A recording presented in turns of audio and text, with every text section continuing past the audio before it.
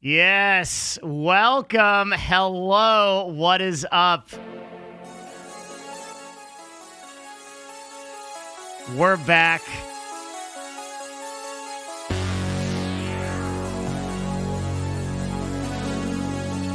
Is this Ludwig's dad? I might be your dad. Z Cubic, 10 gifted subs. Oh my god, we haven't even begun. We haven't even began. Thank you. What a nice young man.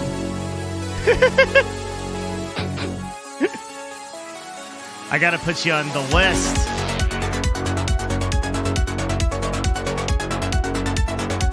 First stream of yours I'm watching. It's not too late. You can still leave. You're not stuck here yet.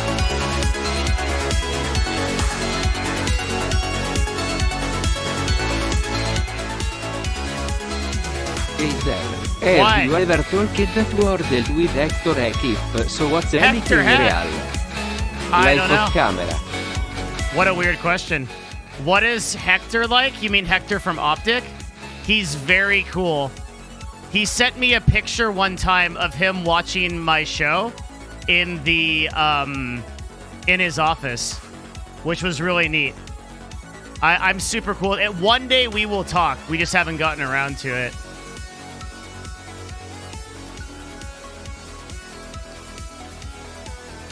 Did your videos end up getting remonetized? No, my lord. Our YouTube channel is in disfavor. Scream rejects. Sleep with my mom again and I'll donate. She misses you. All right.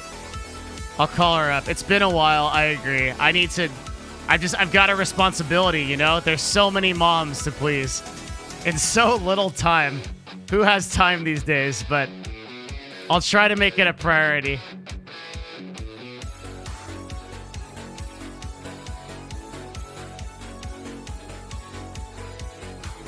There's so many. Hey, so we have a really good show today. There's a lot of stuff to talk about. Check it out. So I'm going to jump in a couple of minutes onto a InvenGlobal podcast, which is like we're just going to get right into the deep stuff. And then we'll have a regular show after that. Tonight, we are having a very special Scuff podcast.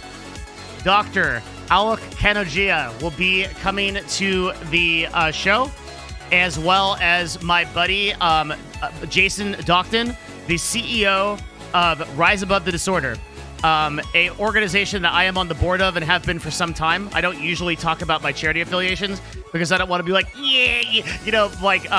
but this is one I believe in a lot. So we got them on the Scuff podcast. What they do is they help gamers get in contact with therapists that if the gamers can't afford to do so. And their interest is mental health for all. So that is the charity that we are raising for today on the Scuff podcast. It is completely a charity event. Please come out for it. Give a little bit of money, $5, whatever, and help a good cause. I can speak particularly as if you know me, right?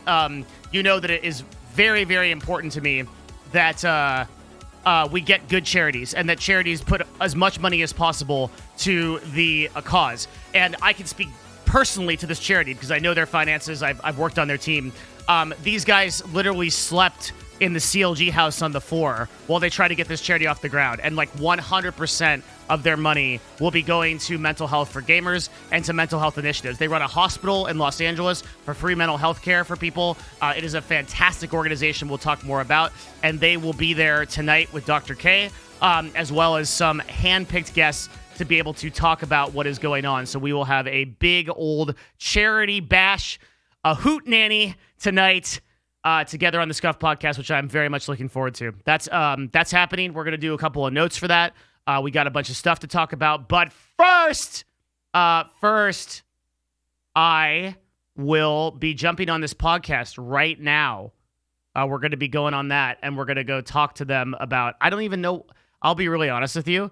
I didn't do any prep for this podcast because I'm Devin Nash. We don't need to do any prep for this podcast. We are the podcast. Okay? So I'm just going to jump in and be like, let's provide some value. How about that? That's how it's going to go.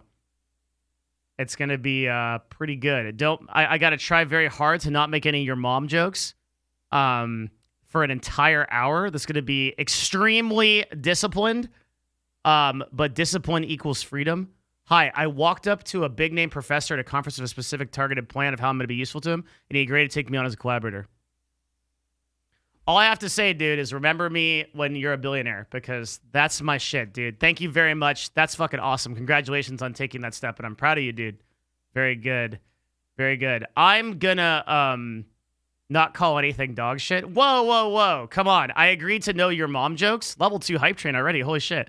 But I don't know about not calling something dog shit. I like this. That's a lot of work.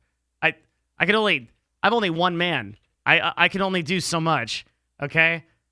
If it's dog shit, we gotta call it like we see it. Okay, I'm gonna go find this call, somehow, and then we're gonna jump on this call, and it's gonna be very cool.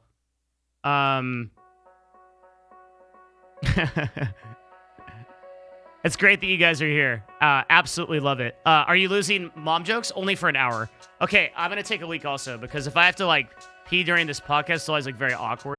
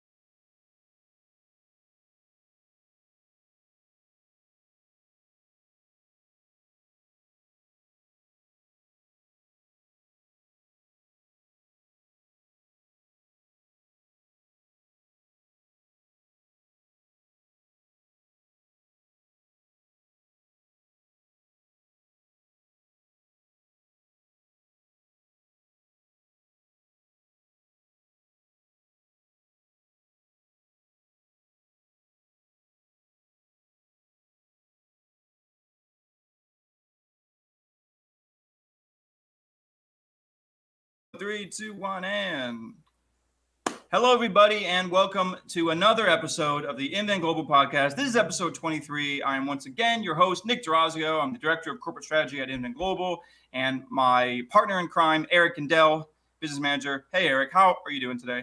I'm doing great, Nick. How are you doing? You know why you're doing great? Because we got a special guest. We do. Today, our special guest is none other than Devin Nash. He was just on one of the panels of our InvenGlobal esports conference. He absolutely lit up the panel, which we loved. He took no prisoners, said whatever the hell he wanted, and I was happy for it. So, Devin, we're very, very pleased to have you on this podcast. Hey. Yeah, there it is, Devin Nash. So, Devin, I guess to those who don't know you, can you introduce yourself to our listeners? What is Devin Nash? I'm a very old man that yells about the gaming industry. Old man yells at cloud. Yes. Clouds, notepads. Yeah. Yeah. I don't know. Man, it's like such a long journey. I don't even know where to. I guess I started as a streamer, actually. Kind of like. I mean, I was doing stuff before that, but I was a broadcaster in 2011, and I ran a stream on the actual most positive game that has ever been made, and that's League of Legends.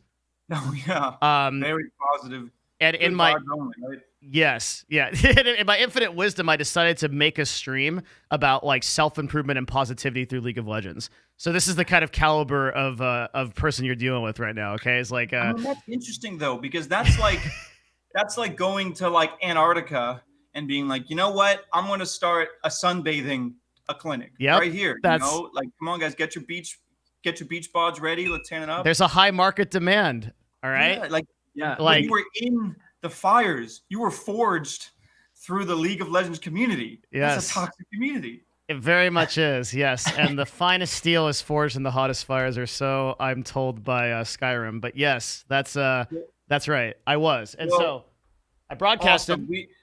We're happy to have you here then, man. We really are. So what we do when we start this podcast, we first just start with talking about what games we've all been playing. I'll start. I've been playing Super Smash Brothers Melee because there's this new thing that came out called Slippy, and it's rollback a netcode for Super Smash Bros. Melee. And if you don't know what that is, think about you can finally play Melee online without any lag. So I know all of the esports guys are going crazy about it. I love it.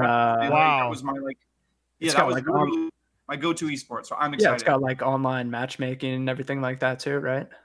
It's just so crazy to think, like Nintendo is not even close to capitalizing off of the huge Melee fandom. But once again, through the work of the community, and trust me, we're going to talk about the fighting game community and the Smash Bros. Community later. But I have been very excited to play Melee. Eric, what have you been playing, man? I'm just kind of rolling off of the Steam sale. I picked up a bunch of shit. So much shit. Just stuff that was like $1. Anything that was $1, I was picking up. But like besides that, you purposely playing shitty games? They're not shitty games. They're just like older games that are like $1 for whatever reason. Bunch of fucking casuals in this phone call, dude. Oh my god. What are you talking about? Listen, casuals. Listen, okay. Let me tell you the only 2 games I'm playing, and the only 2 games that are worth playing, and the only 2 games I ever play. All right, EVE Online and Path of Exile, hardcore. Oh, dude, that's it. Okay, those are the only games I play. Players, they have like that. That is a level of hardcore that I think you're right. I'm not there, and I don't think I'll ever be there. Why do you play that game on the hardest difficulty? What, some extreme mode? Is that like when you die, you're dead? When you die, you're dead. Listen, man, like you got to have stakes, okay? I can't play a game without stakes. I got to have the hardcore experience. If I like on Path of Exile, like people think Path of Exile as a game, even in of itself, is like a gate-kept game. But like within Path of Exile, there's good players and bad players. And the way we separate these players is we put them into leagues. So the bad players go into a league called softcore, and the good players go into a league called hardcore, okay? And this is well understood by the entire community how this works. And but yes, like hardcore is I mean, in all seriousness, I've played EVE since 2004. I absolutely love the game, and it has a lot in common with Path of Exile in that it is I need a game that, first of all, you're discovering new things about every day. I hate the meta of gaming now, how it's all like everybody just min maxes it and then just literally poop socks it to oblivion, and everything is solved, everything's figured out. The thing about Path of Exile and Eve is I probably have 10,000 hours in Eve or more, and I have like on Steam alone I have 2,500 in Path of Exile. I'm still asking questions every day. I love it. Right? Wow. So is that because these games are updated or patched all the time, or is it one of those things maybe like the original StarCraft where people are still figuring out ways in which you can min max and things like that? Eve is a persistent world that exists on one server, and it's just an ongoing adventure, mostly crafted by the players. Path of Exile is like they've got a bunch of game developers chained to their desks in like in an ore boat or something in somewhere in Scandinavia or some shit, and they are making brand new expansions for the game every 3 months. Legit. Wow. Yeah, it's amazing. I jumped into your stream on Tuesday, and you were talking about EVE Online. You were trying to like recruit like a charter from your chat or something, like anyone that could help you out. No. I don't even tell them who I fly with on because Eve is like so serious of a game that like they can come in and like ruin my game if they knew who I flew. Awesome. Yeah, and they would, right? Oh, 100%. Yeah, they would do it immediately. Mm-hmm. Yeah, wow. So I have 6 accounts. I'm in. Like I'm like locked in. Like this is my deal. Yeah.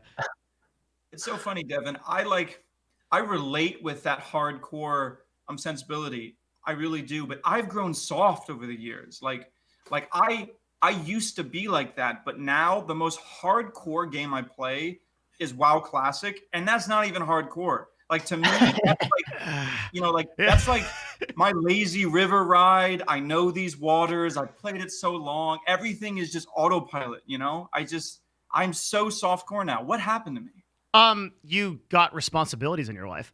Yeah. You actually became an adult human being. Like this is the progression of gamers, right? It's totally understandable. So I have just like, even though I'm really old, I've like scrubbed all responsibility, like no pet dog, no cat, no nothing. Like when I come home, it's just whirl my chair around, potato. And like I've structured my entire life for like a sort of Zen mastery to this straight arrow direction, right? The energy that I feel right now is have a girlfriend. You have a girlfriend though, right? Is she also a gamer? Or? Yeah, she's global elite in CS:GO, and she's #1 mage in WoW Classic on her server. So she's very man. Yeah, it's like simpatico. You guys are on like some whole other thing. Because Eric, do you really think that Devin could date a casual? No, I was just gonna say, like, I guess it only works if both of you are so hardcore that you can just kind of go in, like do your own thing and just make it work that way. Yeah, I think at some point, like here's the thing, right? As much as I meme about it, I actually really don't judge like other people's gaming experience, because the beautiful thing about gaming is like we can all like someone can play Breath of the Wild for 200 hours and it might take them 6 months, and it's just an amazing like Odyssean playthrough. And that's as legit as anything that I do on Eve or whatever. Like what I play games for is I want to be a living part of the story that makes the game. And there's only a few games left in the world. It used to be back in my day. And you like I'm an EverQuest 1 guy, right? Like I went so hard on EverQuest 1 that my mom had to put quesadillas under my door so that I would eat, because it was the only food that was flat enough to fit under it. Like that's my shit, right? Like being a part of a living and evolving world to me is amazing. To other people, they may want to play a game for a couple of hours and have a great time and then go back to the responsibilities they have. It's all good. I'm definitely that kind of player. I get a ton of joy just by jumping from game to game to game. Like I have these lists that I make where it's like I chronicle exactly, like when I start a game, when I finish a game, I rate it. Like on librarian. It's insane. The joy he gets out of games is so different than how I play games. But I love making lists. I love making like top 10 lists from like consoles to years to like everything, and that's where I get most of my joy out of gaming. So it's cool. Yeah, it's a whole spectrum for sure. It is. Yeah.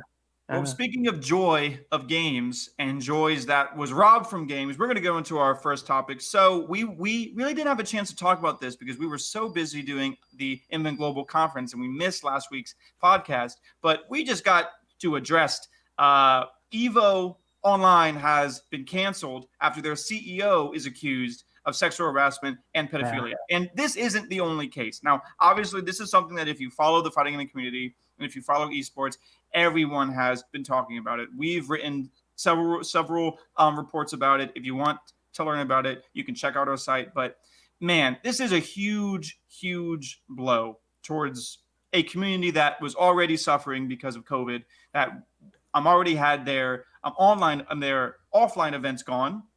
And now once more, we're seeing that the leadership within the fighting gaming community was, I don't know if they were corrupted by the power they got, or I don't know if it was always this way, but things have been rough. So Devin, I'm curious, what is your experience with fighting games? Have you ever been a fighting game guy? Have you ever gone to tournaments? Because this is my bread and butter. This is where I live and breathe. I mean, I ran a Smash team, my man. At CLG, we had FGC players all over the place. I know all kinds of things about the fighting game community. Yeah. Okay, so what do you think about all this? Do you think this was a long time coming? Do you think this purging of these tournament organizers, of these players? I mean, obviously, I think it's a step in the right direction, but I'm very curious to hear your thoughts on this, especially as someone who's been in the industry for as long as you have. Man, the industry is completely and utterly crangled. All right, crangled's a good word for it. It is. We are seeing an event horizon in gaming that is going to define the industry, I think, for 12 to 24 months going forward. And I don't think most of it is good, because the thing that people aren't taking away from everything from the sexual misconduct to the allegations to Evo shutting down, which is probably one of the most significant things, not just in FGC, but the fact that a major tournament is shutting down as a result of this, is the brand impact. And what's going to happen when these brands start to see the space as radioactive and go, we don't want to touch that for a while. Our advertising dollars are going somewhere else. The implications of that, I think, are so macro that nobody completely understands how big it's going to be. Yeah. And, it's the same thing that's happening too with the influencers. So a lot of the biggest influencers within the Smash Brothers scene and the fighting game scene, they prided themselves on this sense of community. And in fact, that community is how they were able to leverage a lot of these sponsorship deals, or get a lot of the fledgling support that they were able to get from Nintendo and that they get from Capcom is really in question. That, I think, too, is 100%. Another huge thing, because why would you then take a risk on this, and I'm going to put in quotes, community that turned out to be a bunch of I don't want to be too heavy on this, but it seemed like there was huge abuses of power. It was this community was based around a lot of people who had absolute power, and people couldn't really say much because, they were worried about being indefinitely banned from tournaments, or they were worried about what it would do to the scene. Well, the scene has already been affected now. All the leaders, all of the big casters, this happening is a domino effect. And honestly, even from the time that we even made these show notes, there have been more influencers and casters and players who have been accused. So yeah, I completely agree. I don't think that people are going to see the full effect of this until much later on. These type of Me Too movements, they happen in waves. And I think that the fighting game community is having theirs. I will say one, and Eric, I'd be interested to hear what you think on this. Sure. Do you think this is just a fighting game thing? Or do you think that this is happening in all sorts of other competitive landscapes of video game communities, and we're going to see more of this? No, I definitely think it's, it's an everywhere thing. I will say it was nice to see the response time on this. Basically, the news came out. All of the video game publishers, put out statements saying that they were pulling their games, and then the conference was canceled within 24 hours. That was a good sign. That was a good response time for sure. What else can they do, really? Yeah. So yeah, I don't know. It's interesting. Yeah, I think you have to keep in mind the ecosystem of FGC. Okay, so This exists as a bunch of kids that are 18 sometimes to 25 living in houses together, sometimes Yeah. up to 24 people per house, right? Just absolutely insane circumstances. And coming from a person like I lived in gaming houses for 4 years. I lived in Team Dignitas houses. I lived in CLG houses. I am 100% convinced at this point it is impossible to have a streamer or gamer house that is not a shit show. It's just not going to happen. And so, like, I think that the entire FGC community was built on the foundation of like, this is the raw experience. Like you can go to like an LCS tournament, you can go to a CS:GO tournament, and like you're sitting in the crowd with like your hot dog and everyone's cheering, and it's pretty cool. But when you go to FGC, you're in a chair 5 feet away from the people playing. Everybody gets up, they get pumped up, right? Like, but that same foundation was its Achilles heel. It was that like direct contact that created these personal relationships and outcomes that produce these results.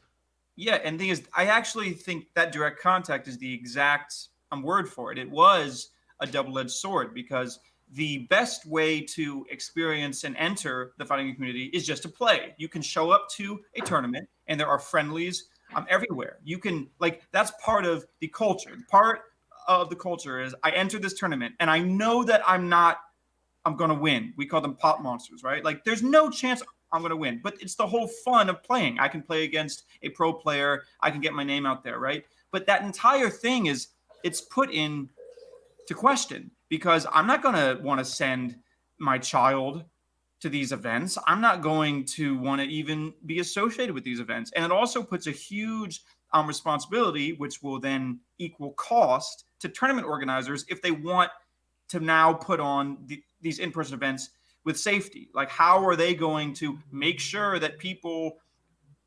under 18 are there safe? Are we going to not let people under 18 compete? What are the type of structural things that these tournament organizers now have a responsibility to? It's very hard to see the future in all this, but I will say that the future looks grim. We've already had kind of a lot of in-person event organizers realize that, like, hey, we're saving a lot of money by having these things online, right? Like, we're saving tons of money on, we don't have to do hotels or so-and-so. I think we may see a huge drop-off of in-person events, even if for some reason the coronavirus just goes away tomorrow, right? I think it just solves so many problems. Is that by having things online? Maybe the fact that, sorry, this is kind of like my first hot take of the day, but I'm still getting warmed up. Like, maybe the fact that this is solving so many problems is indicative that these big giant events and conventions are not such a good idea anyway. Yeah. Like, I mean, I'm sorry to say it, but playing the convention game in 2015 to 16 when I was running CLG, I ran anywhere between 40 to about like 35 to 40 conventions every single year. So I was doing about every other week I was on the road, and I'm fucking, that's everything between PAX to South by Southwest to CES to everything. Dude, like, I get it. Like, I get the meta, and it's mainly an excuse for people to have a bunch of drinks and go talk about being productive and not actually do it. The party culture is rampant. It's parties. It's just, and by the way, my man Eric here, just in the kitchen, dude. This guy is hardcore. Like, this guy's just rocking through, like, the fucking oven's on. Like, this guy's got it going. Yeah, sorry about that. Respect. No, I love it, man. Like, it's home life. This is what it's all about, right? This is it, dude. This is the new era. But yeah, like, it also works on the company side. I'm talking to so many executives at like a lot of big companies that are just like, both Microsoft and Amazon have told me that like their workforce is so much more efficient because they don't have to commute, because they're able to structure their own hours. Their KPIs are easier. Like, I think, like, there's that meme of nothing of value was lost. Like, it's like, do we really have to have another TwitchCon? Like, I don't like, and a bunch of streamers are gonna be like, wow, like, yeah, really? Like, are you like, you can look at every broadcaster that's ever gone anywhere. Not a single one is gonna be like, well, yeah, it was TwitchCon that got me. Like, it's not gonna be that, right? So I don't know. Like, I mean, it's a shame because like Evo would have been a great showcase to see, how this whole like emphasis on rollback netcode, the games that they were highlighting, like had that implemented. There was them fighting herds and all those games with great reputations in the community. Just kind of seeing how that went. The format that they had, it was like going to go on for like Yeah, 7 days or like 3 weeks or something like that. It was doing the same thing that gosh, what was it? Is it PAX that's doing it? It's like that, like, yeah, a Yeah. PAX having that extremely long event, right? Isn't it? It's Yeah. like, Only like PAX West is 4 days. 24 Everything else is 3 days. which I think, you know what, we were having this very similar conversation to kind of agree with your point, Devin. The Nintendo Treehouse E3 events have been like a cost efficient, safe. They've been immune to blunders. They've been immune to gaffes. And like for the longest time, people have been saying that like Nintendo was very smart by pulling out of E3 in this huge way, you know, like that they did, not having these in-person conferences. And I honestly think, I agree. I don't see myself going back to E3 now that these virtual events and these virtual conferences, I mean, the Sony reveal online was way more hype than anything I could have experienced sitting down in a chair at E3. And I saved a bunch of time. It ended up just cutting out a lot of the fluff that you would see, you know, like developers have to like walk up on stage. They're going to do like this whole demo thing. They've got a whole bit that they want to like run through and everything. And, you know, people shouldn't be on stage. They don't want to. But everyone, they switched all this shit to online. Like the fucking PS5 reveal had record numbers on Twitch, 1.6 million people. Like, so it's like, these are not like, they're not failing when they transfer over to these other platforms, right? Like the numbers are incredible. The response is incredible. And like, I'm not saying like we need to like categorically execute every single convention, but I think we do need to put some like, as an industry, we need to put some thought into like, do we really need like the 7th PAX of the year? Like, are we, you know, like, we're probably good. Like, like, and I just, at least for me personally, right? Like you're not going to catch me at another convention. I don't think until there's a vaccine for COVID. Definitely. I'm definitely not going. And then after that, like you have to really, like my business partner's gonna have to like put me in the back of a car, like black bag, like like get over here, like, but you know, I'll tell you this though, if we do go to an event, we are 100% sponsoring a no alcohol, safe ride like party where people can network with no fucking music. That's like Matt and I already talked about it. Like we are 100%. Our agency is sponsoring that shit. That's awesome. Yeah, like because like if you look at all the shit that went down at these conventions and everything, fucking alcohol is always involved. And don't even get me started on the Sky House. That can be a whole separate episode. But in conclusion, I've been there a few times. Wrap this up, I'm good on Evo for canceling. It sucks for them fighting herds, and it sucks for some of those games that were really, really looking forward for the chance to show off their online features. But I do agree that we're not going to miss most of these in-person events. For clarification, the PAX Online is going to go on for 9 days straight, 24-hour streams. So I just to be like really clear on that, I'm actually really sad that Evo itself was canceled outright. I would love it to be an online event. Because I think that Evo being canceled is just really bad for the whole gaming industry, not just FGC.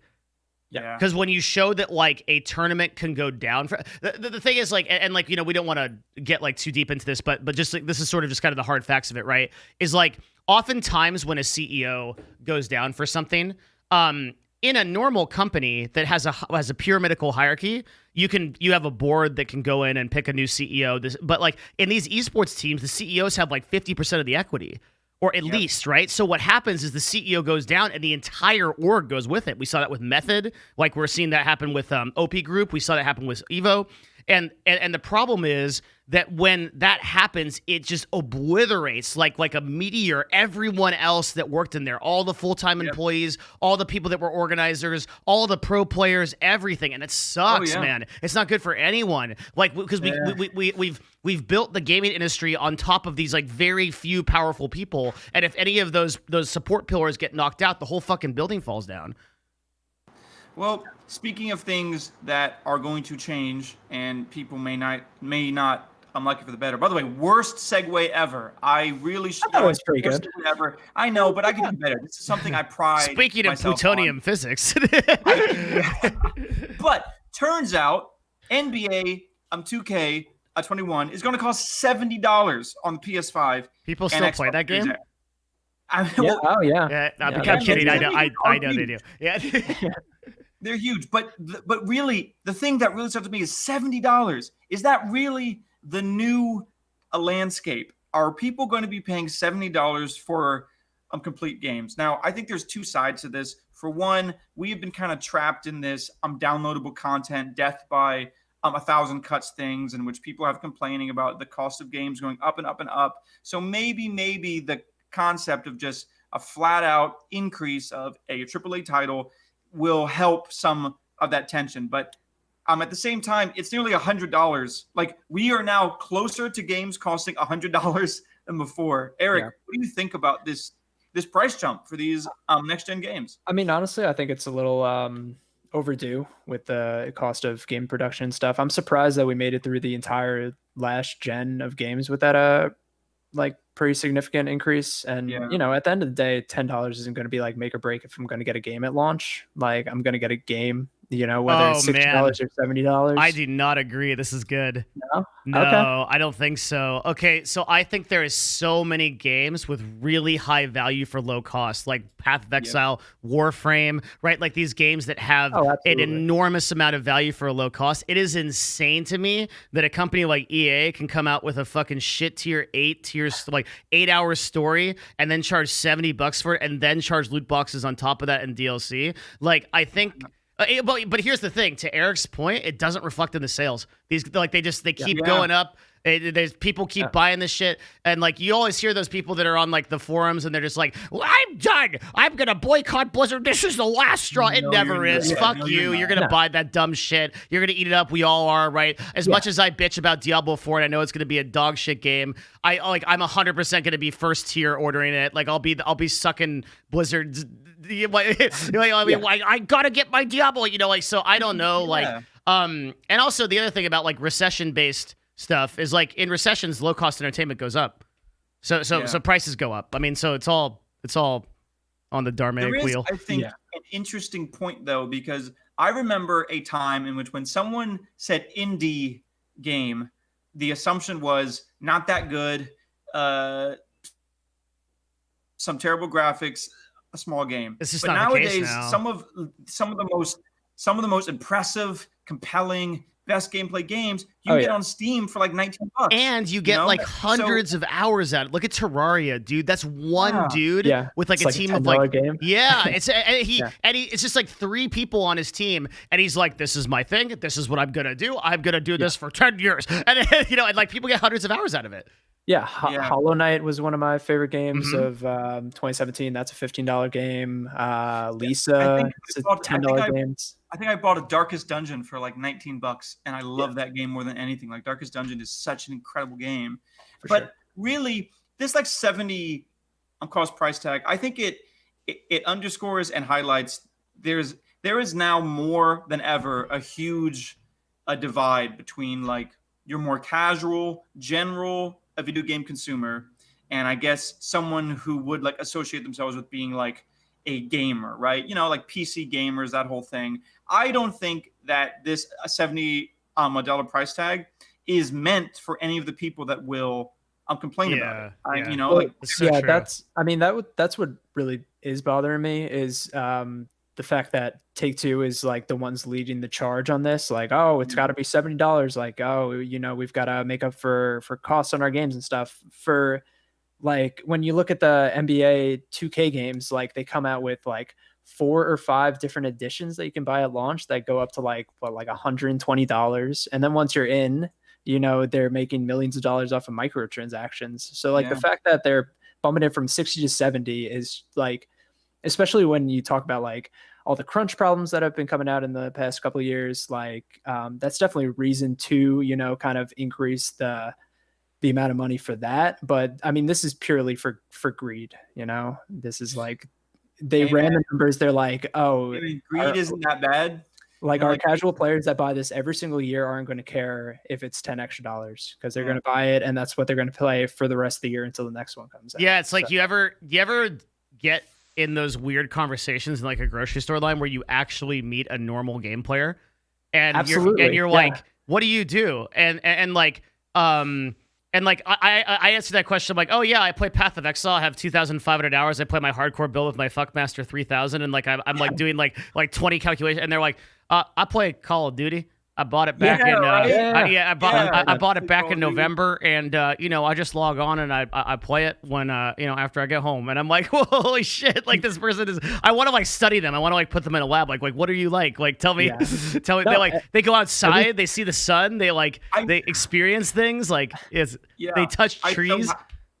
I so often have to, remind myself that I am in this like esports bubble, right? I am in this like competitive gamer PC bubble, and I remember I once wrote a story about how Star Wars Battlefront was the most downvoted Reddit thread of all time when they like announced a pricing model, right? But it didn't affect the sales at all. Like not at all. Like that game is still practically printing money, and I really do think it's because there are more just of your simple Andy type gamers who's like, oh, cool, new Star Wars game. Oh, cool, new Battlefield game. Yeah. So I think really, if I start getting like Nintendo games, because I still really, really love Nintendo games. I personally really hope that like Nintendo games don't start getting $70. I don't think I'm going to pay $70 for. Well, yeah, that's kind of something that I wanted to bring up too. Is like since we're in the middle of this like Switch kind of generation. If PlayStation 5 and the new Xbox games are going to be $70, is Nintendo going to be content with, being the $60 like cheaper alternative to like the next gen consoles, or, are they gonna, because they kind of have a history of that, especially with their handhelds consoles, they're the family console. The DS and 3DS games were always like $30-$40 or something like that. But yeah, I don't know. I feel like they can't like switch up their pricing at this point, like 3 years into the Switch's lifespan. So no, I definitely wouldn't either. I feel as if like Nintendo's on another thing. Well, anyways, this topic is what like greed is this. It's EA. What can we expect? EA is kind of like the evil, the evil villain of all pricing models ever. So I guess they found a way to make more money off of their IPs. Yeah, remember when they sent their robot to the European Congress and that whole talk like. And they all like we want gamers to have an experience of sense of accomplishment and like value. It's insane. I think the only company I'm more worried about in terms of like making the game industry bad other than EA is Amazon. Now I was wrong when I predicted that Amazon's game Crucible. I thought that the Crucible would be this terrifying thing that is helped being sold through Amazon Echo and all of these casuals. Like I thought that this game would be forced down the throat of every single Amazon Prime user and be sold as this thing. And my point was, it didn't matter that the game was shitty. Like the fact that Amazon is pushing it out, but man, that didn't happen at all. So I have a huge take on this. Please, okay. I would love to hear it. Please. I don't think that AGS, Amazon Game Studios, I don't think they're hurting the industry at all because they literally just produce a game, no one cares, and it just falls off the cliff into oblivion. The real people that are hurting the gaming industry is Activision. Activision is doing more damage to the gaming industry right now than anybody. They're overinflating on OWL and esports. They're overinflating on CDL. There's no ROI from anything there. They're releasing shitty remake games like Warcraft 3 Reforged that everyone hates. They're completely destroying hardcore gaming and everything it stood for. They ruined StarCraft. They ruined Heroes of the Storm. They ruined everything that they touch. Activision is fucking up the gaming industry more than anyone else, including EA. They're literally the supervillains here, and Bobby Kotick is sitting in his golden mansion literally just collecting paychecks from everything when there's no ROI for esports teams, there's no ROI for sponsors, and there's no money for players. Thank you for coming to my TED Talk. It's true. And meanwhile, all of the authentic leadership at Blizzard is gone. Like literally all of them have just left. All of the people for this reason. Who have made all of this esports ecosystem, they're all gone, man. I, for one, I don't think I've been disappointed in a game more than Warcraft 3 and Reforged. Like Warcraft 3 was like my first esport, the first esport I competed in. It was like my game. I used to cast Warcraft 3. I was so excited. And then my God, it was like a huge shit they took on our chest. Bro, why would they do that? I never refund games. I never refund games. I've refunded 2 games, okay? One was Camelot Unchained Kickstarter. because they literally made a mobile game instead of making my game. And then number 2 was Warcraft 3 Reforged. I refunded that game, and not only like if they had not accepted that refund, I would have like gone on a hunger strike at Anaheim. Like I would have got up a crew, and we would have sat outside the Blizzard office until I got my fucking $30 back. It's not about the $30; it's about the principle, right? Like I've never been so insulted as a gamer. I was personally insulted by a company.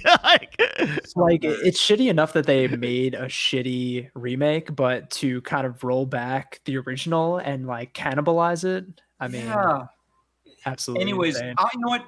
We should have a whole separate podcast on how shitty Blizzard has become. I think that would be probably the most fun hour ever. But we got one more topic. I get my PhD in that, dude. Like, yeah. Like we got one more topic, and you know what? We're scraping the bottom of the barrel for topics. So what about Hyperscape, right? Scrape, not too good. That was worse than the other. Yeah, that was bad too. But you know what? We're just gonna run with it. That was a bad story. But Hyperscape is the newest big game that is trying to be the new like MOBA. Well, not MOBA. What's it called?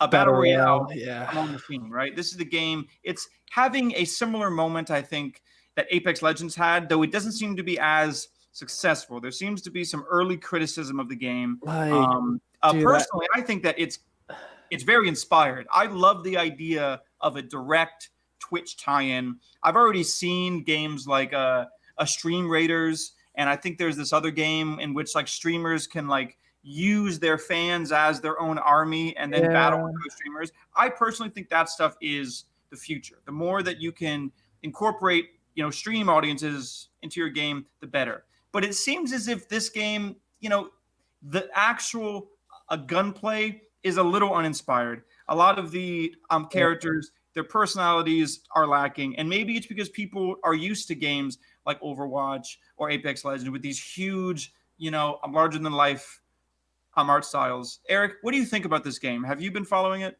Well, automatically when I hear Battle Royale and innovative are like paired up, I think they're completely contradictory at this point.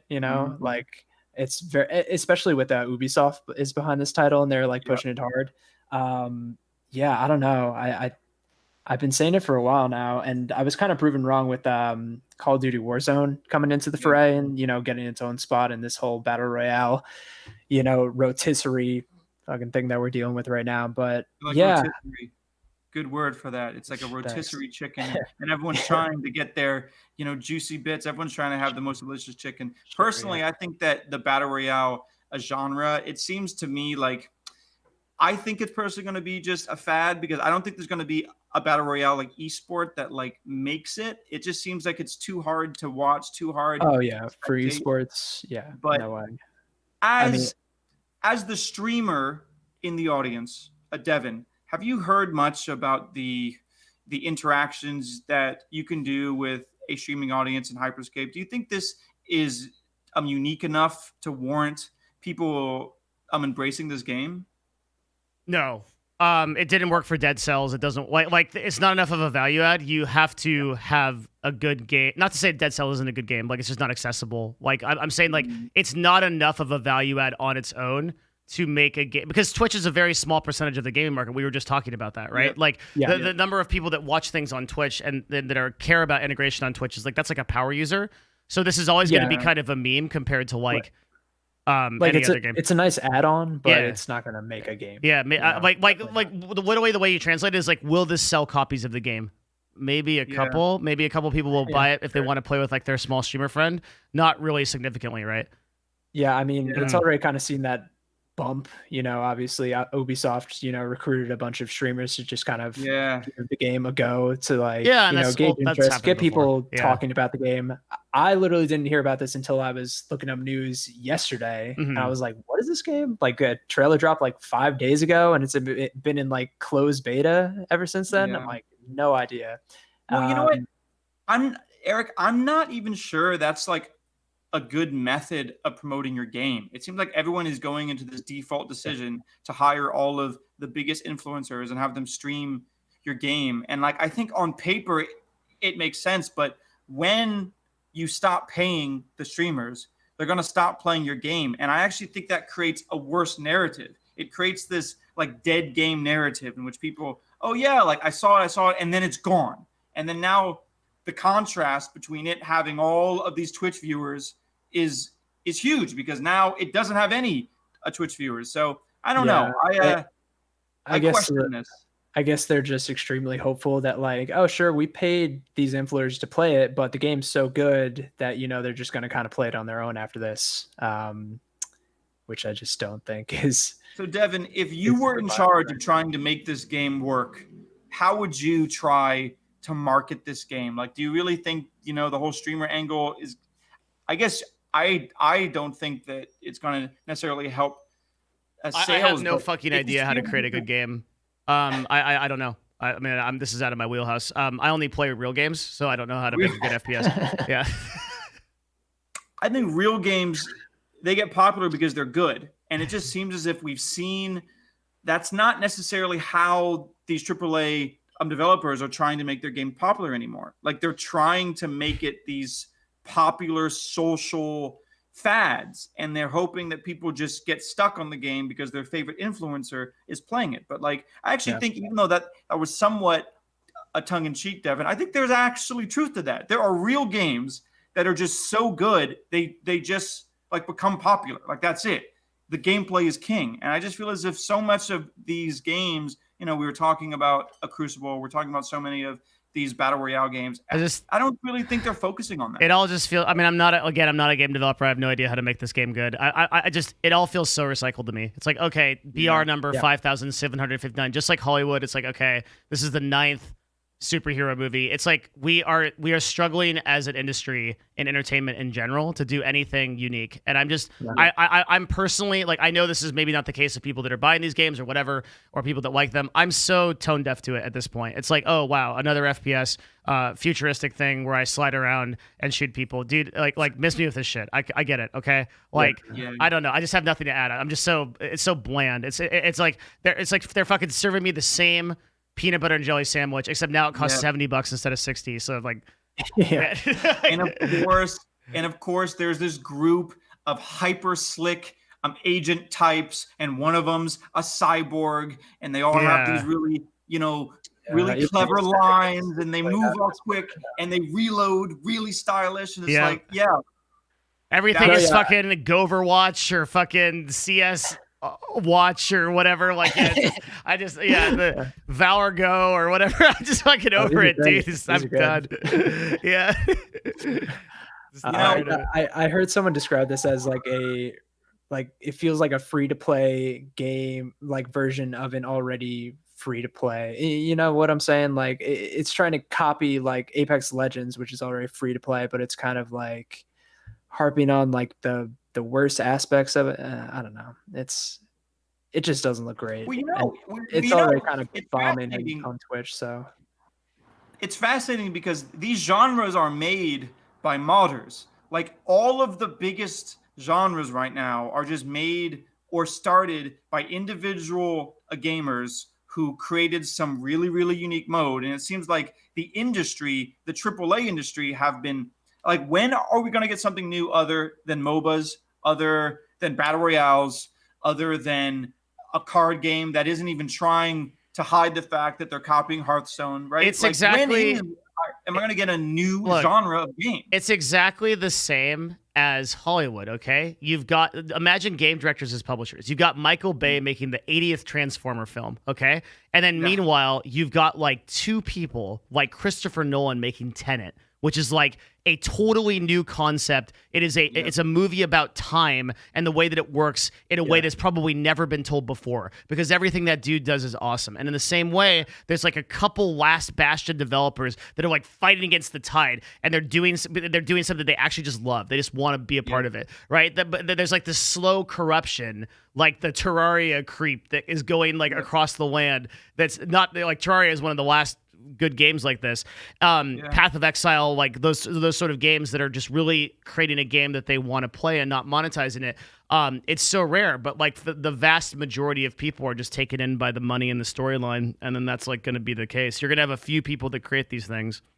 You know, have you heard of a Bonfire Studios? They're that studio that's all of those ex-Blizzard designers and all Yeah, of they those made like people Torchlight. Those.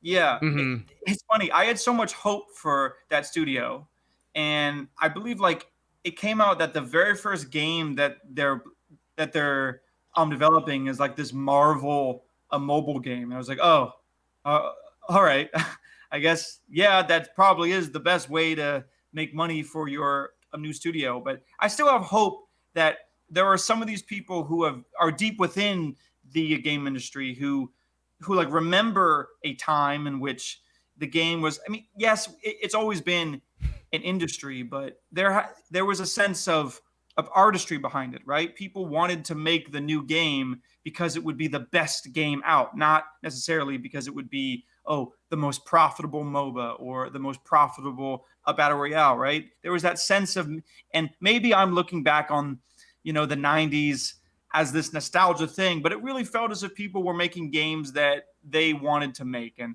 I do miss those. I do miss those games. How can you ready for this? I literally think Eric's like he just knows it's coming. He's like smiling. Yeah, Blizzard is never going to make another good game. That's it. Like you asked the question, when is the next like AAA great game? Unless it's CG Projekt Red.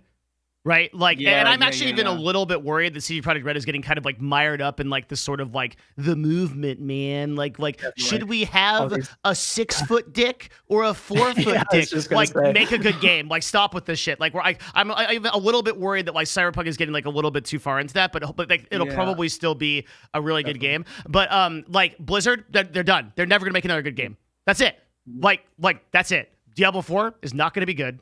Overwatch 2 is like not going to be good. Like, it's just. When we started Overwatch 2, what even is Overwatch 2 other than like a bunch of new skins? I mean, it's Overwatch 1 that you pay more for. It's like the characters look different. Yeah. That's your biggest selling point?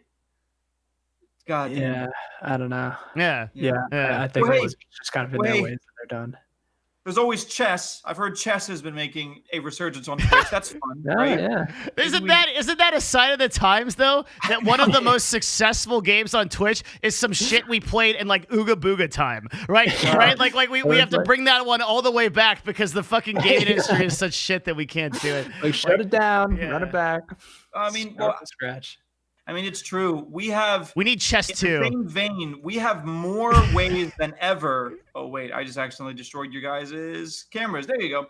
We have more ways than ever to stream video games, to like market video games. We have more of an audience than ever. And yet less creativity.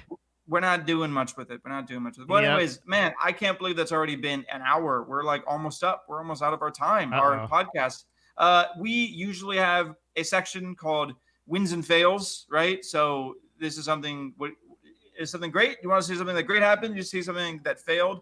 I'm actually going to give a shout out to one of our writers. You can find her at Pash Lol, but she wrote a incredible article that I think pretty much sets the entire tone and mood for how the game industry and the esports industry needs to like recover from all of these sexual harassment cases, from all of these sexual assault cases. So that's going to be my win for the week. I think she did a fantastic job, and it's going crazy on social media, which I'm really happy to see, right? I'm really happy to see that so many people are reading it and like taking it seriously. There's been a lot of talk about, I am so deeply troubled by this and this, but like no one's really been putting forth like solutions. No one's really been trying to like say, this is the problem, this is what needs to start. So I actually think that was really hard for her to do, and I think it's extremely prescient. So shout outs to Pash for that.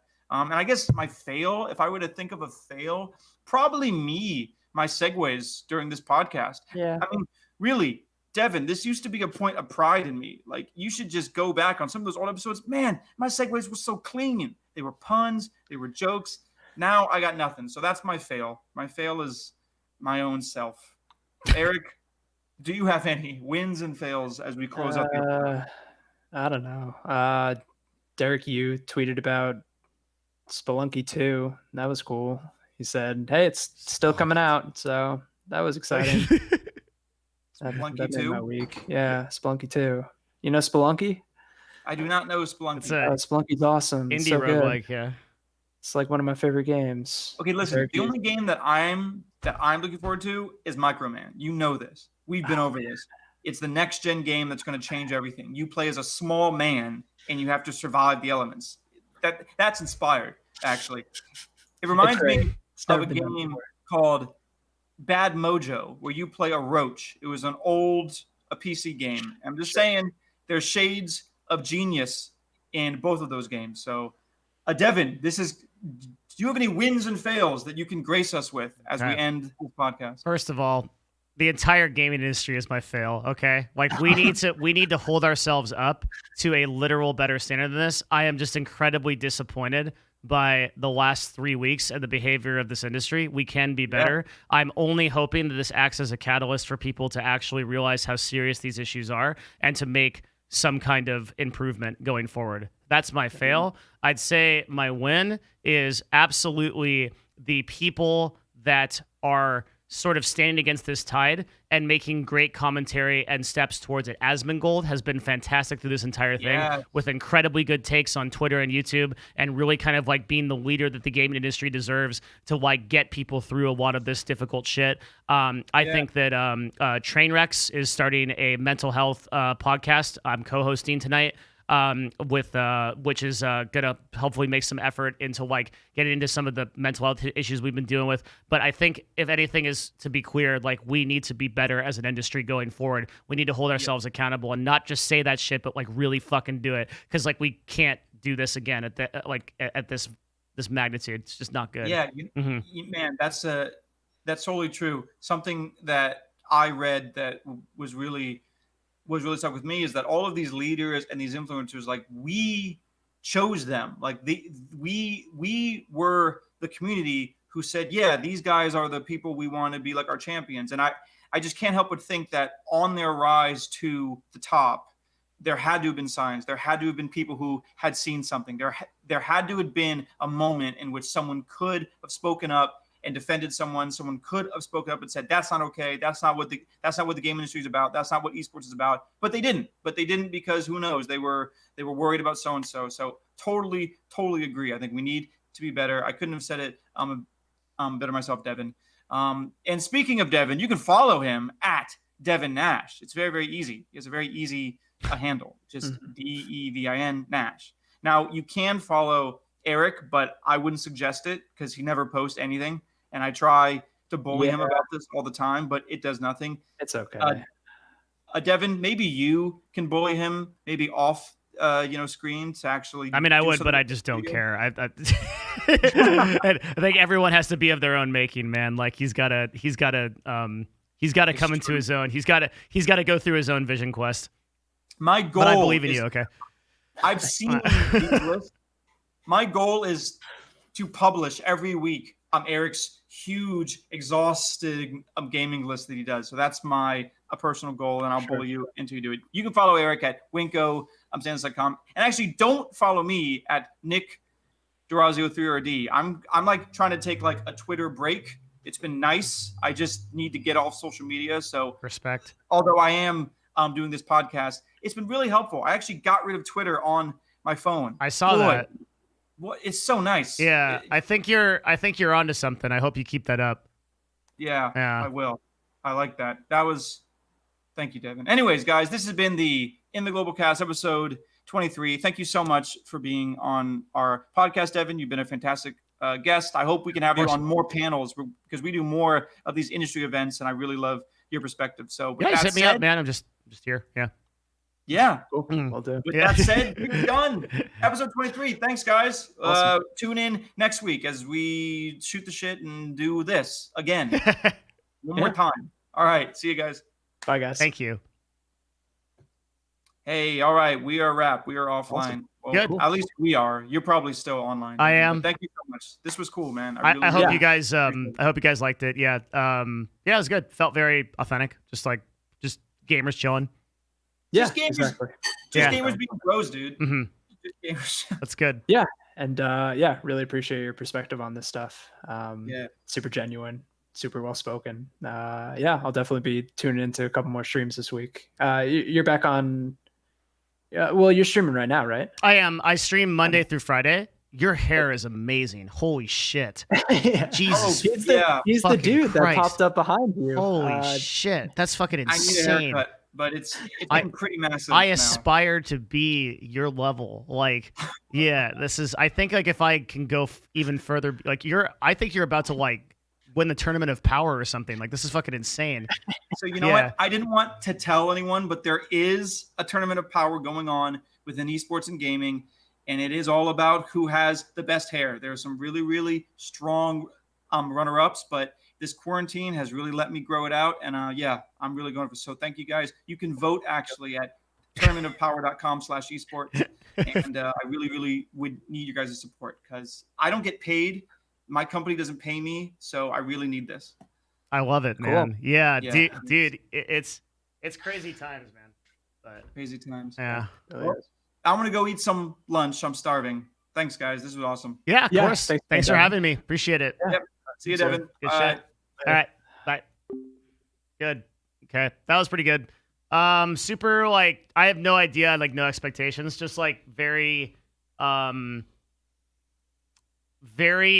casual gaming show. Very nice because we didn't have, like, a whole hog of, like, I didn't have to go, like, super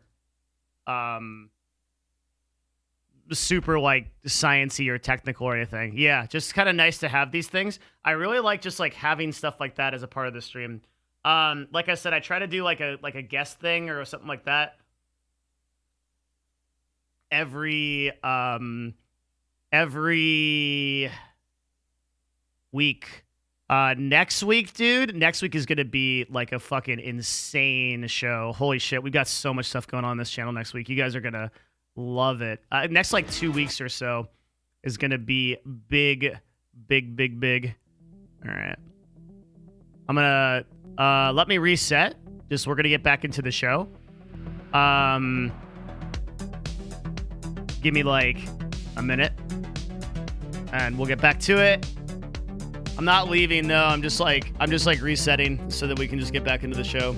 No, not stream end. It's not over. Fuck you. No, we're just beginning. We haven't even begun. Just give me like a second.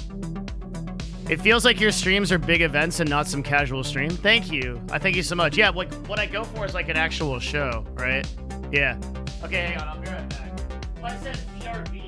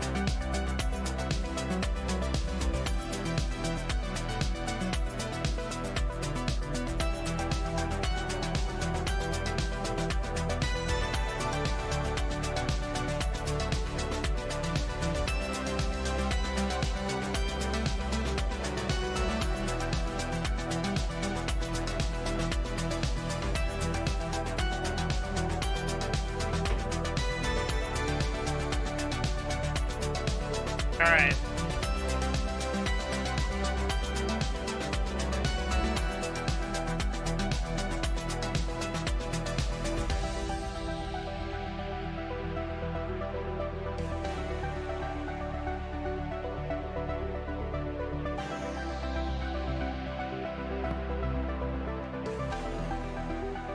When you talked about Activision and Blizzard, I was totally lost.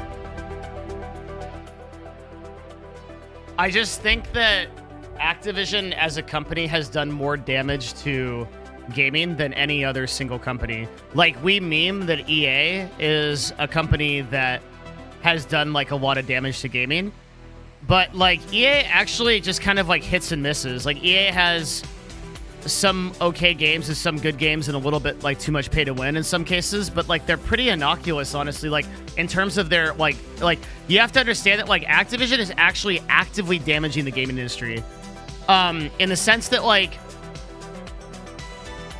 when you take a franchise and you make like a worse game, you gate like a lot of like people out of it, and like also, but like the most amount of damage, the most obvious place they're doing it is esports, right?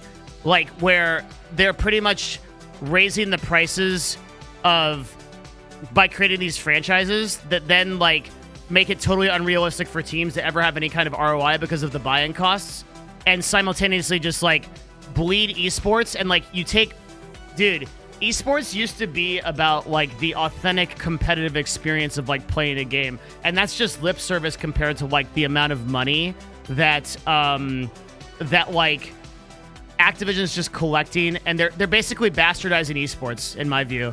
They're making esports into a thing that's just a portal to make money for their franchises, instead of actually like creating something that matters, and like making it about the competition.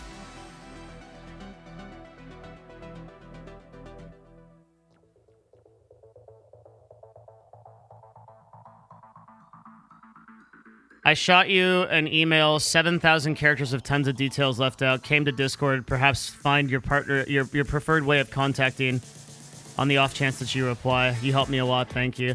Bro, I'm going to be like super straight with you. The reason I didn't reply is probably because it's like a 7K characters. I get so, like, you have to understand, I'm getting over 200 emails a week, over 100 DMs a day. I do not have time to read through a like a 5-page dissertation about your life. It's not that I don't care. No, it is that I don't care. I'm sorry. It just is. Like, I do not have time. If you can't put like what you need into like 3 bullet points, I'm just not going to answer your email. That's just how it is. Like, I can't do it. Like the number of like 8-page emails I get about like someone's fucking life story, like where they started off at like 5 years old and like they found their journey to becoming a man. Like I just CBA, dude. Like I get too much of it. Like you gotta think like every single person that emails me and contacts me wants something from me. Like whether it be like personal advice, they almost always want it for free. And I just yeah, you can ask questions on my stream, but I'm like really not interested in like engaging with people one-on-one at this point. I generally very rarely answer DMs and emails at this point. It's just too much shit, man. Like bullet point like 3 things that you want to talk about. Make it as short as possible. And remember the whole Mark Twain quote that's, I apologize for writing you a long letter because I didn't have time to write you a short one.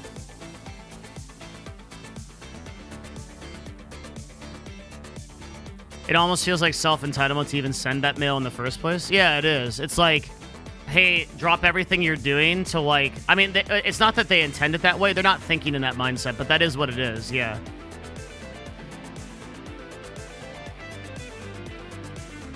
Mizkif killed my dog and stole my wife and burned my house down. Should I still be friends? Nope. Give your sub to Devin Nash. That's what you should do. Novo, if you want to email me about anything, just send me an email. I'll fucking answer it. That's like, yeah, it's whatever. Don't be afraid to send me emails. But that's you in particular. Because you've supported the stream to an enormous amount with no expectation.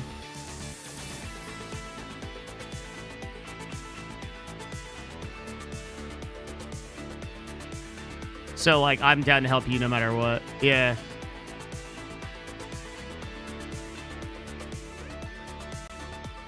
Your streams aren't really helpful anymore. It's mostly just your YouTube channel. Okay. All right. I mean, sorry you feel that way, my dude.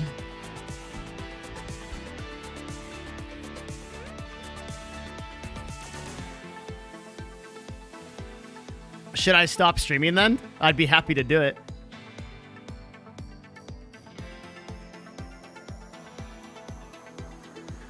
I absolutely can. Don't test me, dude. I will pull that trigger so fast.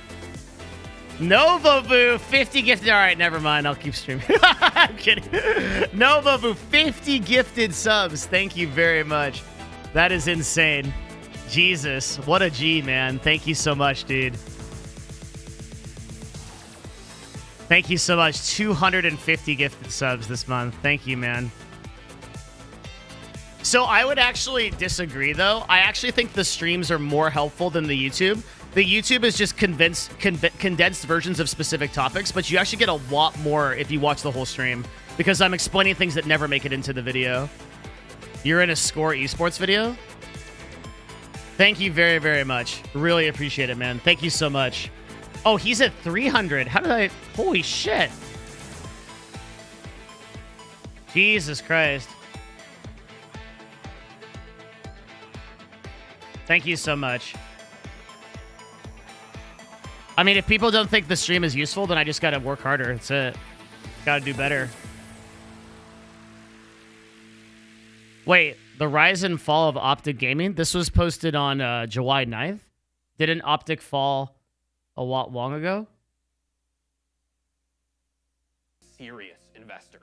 I would assume Texas Esports would wish to sell to Immortals Gaming Club because of the track record of those investors versus if selling back to Hacker, which is just a dude, right? Their option. This is a Nostradamus moment. This ended up happening exactly as this was. They can sell back to a dude. I love how it says courtesy Devin Nash. I never gave them this courtesy. They just took it. Or they can sell to IGC and have the club selling it and exiting to a company, which VCs care a lot about. That has like AEG and like. Pi Faye, thank you very, very much for the tier 1. I appreciate you. Thank you so much. Lionsgate behind them. They're obviously going to sell with IGC, even if Hector offers more. And in June 2019, Immortals won the Optic sweepstakes, beating out Hex.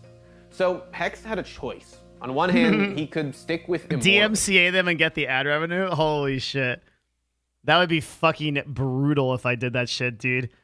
The score would be absolutely crangled. No, I'm not that kind of guy. I'm much more of like the Asmongold philosophy, which is like, oh, cool. Like they featured me in a video and I'm kind of like honored for that. I'm honored to be content. That's cool. Because I don't have like really like a vested interest. If people want to use my stuff for shit like that, that's fucking fantastic. That's good shit. Yeah, I mean, like, I don't think anybody's gonna... So exposure is like a weird thing, right? Like branding is a weird thing. Wait, how are we on a level 4 hype train? What the fuck? What the fuck? Wait. It's Novavoo, right? Holy shit. That's actually insane. God damn. How would you recommend meditating if you can't visualize anything in your mind?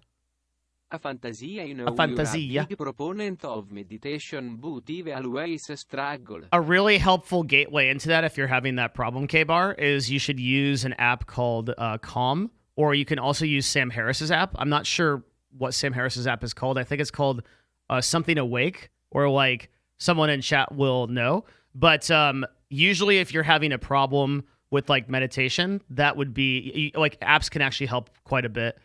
Thank you for your donation. Wake Up is the app. Thank you. Yeah, Wake Up. Waking up or Wake Up. And then also you can use Calm, and it will help you get into that state a lot easier because there's like programs that are designed to do it.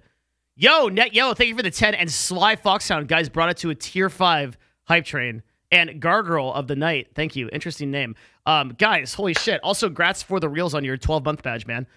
Dude, tons of love. Love it. Thank you so much, guys. You guys rock. Thank you a ton for this support. Holy shit. Let's go. Thank you so much. That is huge, guys. Thank you so much. Net Yellow going absolutely fucking hard. Thank you. Sophia, hello. Thank you for the 5. I appreciate you. That is awesome. Thank you. The other advice I have about meditation from that dono is just, as shitty as this advice sounds, just be very patient with it, right? Keep in mind that some people, it takes years and years and years to get to the point where, like, they have any progress with it, you know? As long as you go in with, like, 0 expectations, I think you're going to have a lot better results. Thank you so much. Yo, Everstone, thank you very much for the tier 1. Black Soul, thank you very much. You're the dude that posts really good videos in the stream video suggestions, right? I really appreciate that shit. I wish more people use the Discord for the stream video suggestions because we get some awesome stuff from there. Yeah, I appreciate that a lot.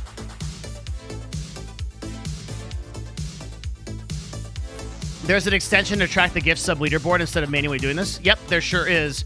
But I would rather do it manually because I like to show people that I appreciate it. Man named Joe, thank you very much for tier 1.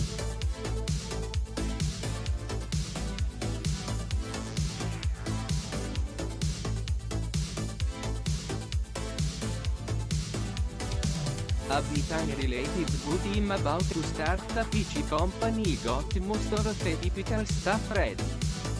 Like store software licenses etc. I'm having quite a bit of problems with the name branding and marketing. Hey, I found your stream a few days ago and I love the content. We're in very different careers, but a lot of your advice and knowledge can be applied everywhere. Thanks, man. Fuck. What an awesome message. I will tell you what, sir. You should join this hype train. And I'm gonna get you on board. Here you go. Thank you very much for that very insightful and kind comment. That's super cool of you. I hope you come back many, many times. Hi, a bit unrelated, but I'm about to start a PC company. Okay. I get most of my typical stuff ready, like store software licenses. I'm having quite a few problems of name branding and marketing. For $3, I mean, I don't know like how to answer you. You're literally asking me like how to build a business. I mean, like, I wish I could give you value because I really, really want to, but I've like, where do I begin? Like, hi, I'm having a problem like building a business. I mean, dude, like you're already in trouble because you're running a PC company. Your margins are going to be shit. It's going to be so hard. I don't know how to help you, man. I'm sorry I can't do more, but it's just like, I don't know. Like, if you have any more, like, specific questions, baby, like, I literally have no value I can provide you straight up. Net Yellow, 4,000 bits. Here's for your dinner tonight. Dude, holy shit, Net Yellow. Thank you so much. Thank you so much. Net Yellow knows that on Thursdays I don't have time to go home and eat, so I have to order, to the, office. So thank you so much, man. That's fucking awesome. That is level 5 hype train and dinner, man. That's a very nice of you. Thank you. Seriously, that's so cool. That's a really nice thing to do. Haven't you ordered every day this week? No. I generally like cook my food. Like I will almost always go home and cook. I don't like spend like a ton of money on food. And if you, dude, how many of you know this? Like if you spend money on DoorDash and Uber Eats, dude, like you rack that shit up really quick. And I try not to do that. But on Thursdays, I don't have a choice because I can't go home, right? I'm doing a show, I'm doing Nerd Fusion, then I'm going directly into the podcast. So I have to order food tonight. But every like Monday through Friday, otherwise, actually Monday through Sunday, like I just cook food. So the Yogo dude that did the $3, maybe like the way I can provide value. Honestly, dude, if you're struggling with like brand and marketing and stuff like that, like it sounds like you've got a long way to go to build a business. Maybe you should think of like doing like an affiliate marketing campaign or doing something kind of like smaller and trying to get a good idea because you sound like pretty confused. I think you should maybe just like chill out and like not have such like an incredibly like big goal.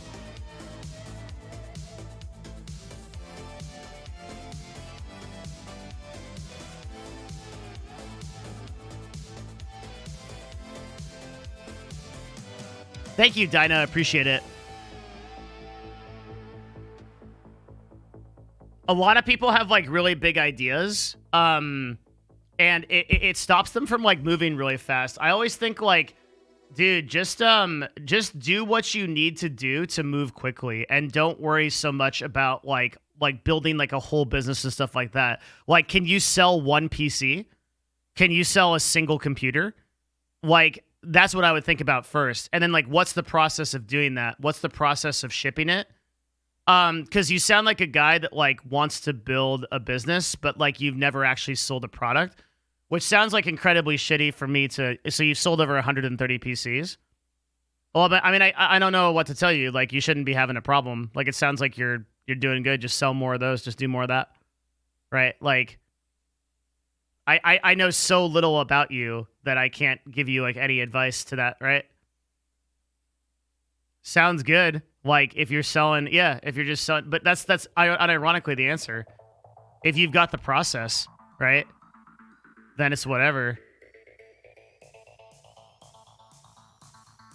I want my company to have its own identity. I mean, hire a branding company then. Hire like an agency to be able to help you ideate that. If that's like what you want to do.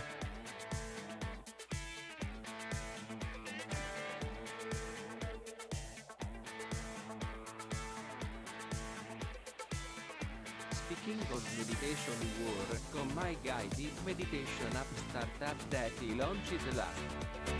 Here we're watching your stream. Thanks for the entertainment and Hey, speaking of meditation, I work on a guided meditation app startup. Awesome. While watching your stream, thank you for the entertainment knowledge. Core 647, thank you very much, man, for the 30. What a fucking cool thing. And thank you for the donation. That's insane. $30 donation, dude. Thank you so much. Holy shit. That's very cool. I think you're adding a lot of good into the world, and I'm like super happy you're doing that. Like a meditation app is a fantastic thing to pursue. Very important. Good shit, man.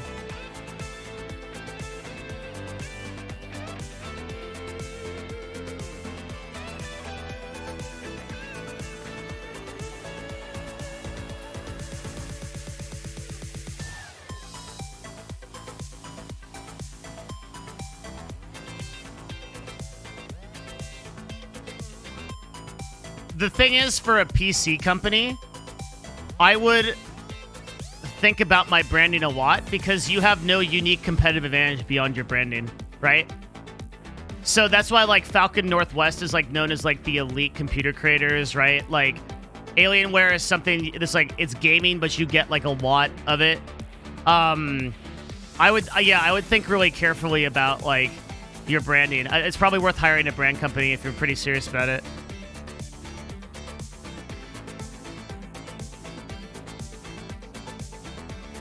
I don't see my view count chronicle. I just hide it. I have no idea how many viewers I have right now.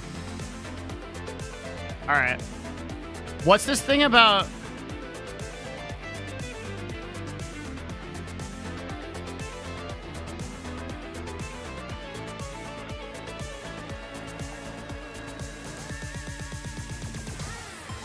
We've introduced new benefits to higher tier subscriptions that will help you reward subscribers and confidently level up viewers without taking away from your time streaming.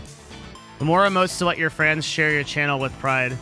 You now get up to 4 emote slots per tier for tier 2 and tier 3 to give your fans, and they want you to let you amplify your brand. Who cares?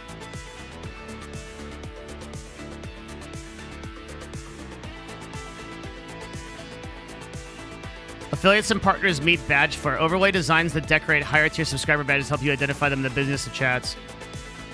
Twitch will provide a star overlay. How do the star overlays for badges actually work?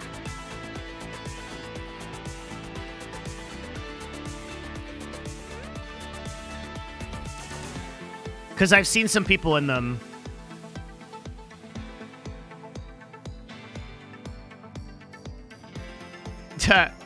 I promise myself when you post something to YouTube, my daily jogging will be at least as long as your video. Yeah, and then I just uploaded the 4-hour Ludwig talk. You're like, fuck this guy. I'm a tier 3? Hell yeah. Novo has the Starflare? How does he have it, though? What is it? What dictates it? Yeah, see, there's Novo's, but I didn't put it on him.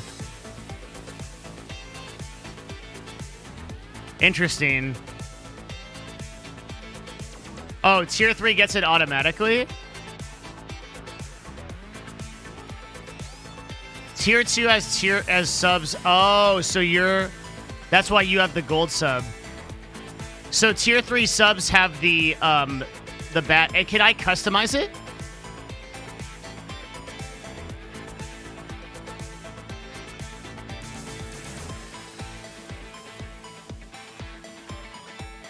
Where can I customize it? Let's go look.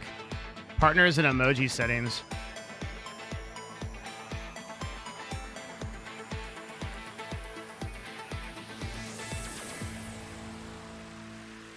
Content preferences, partner. Emotes, maybe?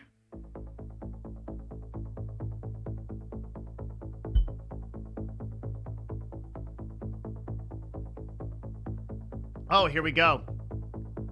So, it looks like we can do Grayscale, horizontal flip, squish, sunglasses, and thinking. Horizontal flip, one emote modifier.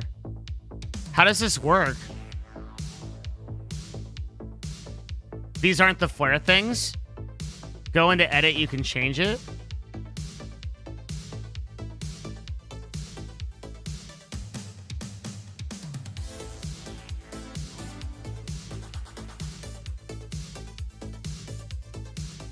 I'm so confused, dude. Oh shit, we get another emote in literally 37 subscribers. We get another emote in 37 subscribers. That's fucking cool. 27? Oh, I can't do math. Okay, yeah. I don't understand how this works at all. Mr. Mathematician, I am here for you. Thank you. Thank you very much. What the fuck?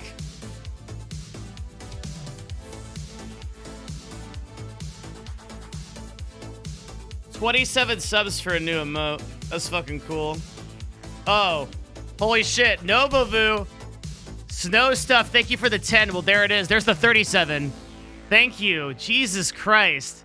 Oh my God. Thank you. Okay, we did it. I wonder if it, like, refreshes. I think the next one we need is, like, 2,000 more. There it is. Awesome. Good job, boys. Very, very good. Holy shit. Thank you. That's fucking awesome. There it is. Another emote. We have so many emote slots. Holy shit. So I don't understand how this works. Like, we take one of these, or maybe we edit it? Like, click the... Oh, wait. There's, like, a little... God, fucking Twitch UI is so... Add modifier.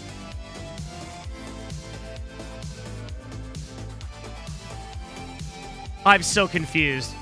People are saying that, like, Moon put, like, a golden border on some of his emotes, which are, like, fucking awesome. I'm so confused.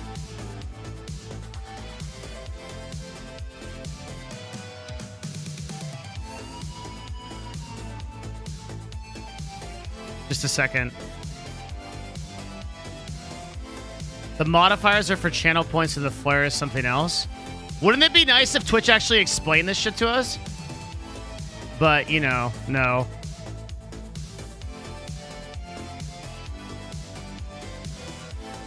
Scroll down, you'll see tier 1, tier 2, tier 3. Below that, you can change the flare and star things. What? This is all the way scrolled down. So, oh, okay. Wait. No, that doesn't do anything.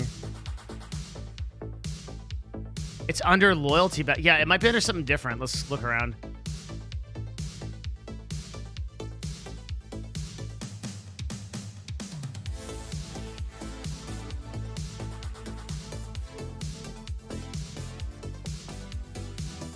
Oh, good shit, PK. Good.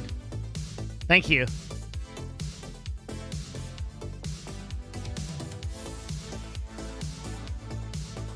Loyalty badges. All right, boys, we might be up. I think we're getting warmer. Hang on. Okay, we're getting warmer. Custom flare. Upload. Oh, shit. Okay. Please upload 3 different types of each of your badge flares. The flares will be overlaid on your existing badges. So, what?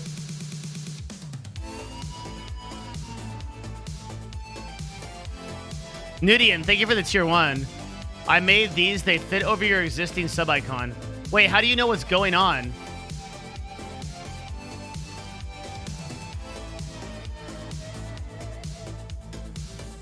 I'm so confused, dude. I'm way too old for this shit.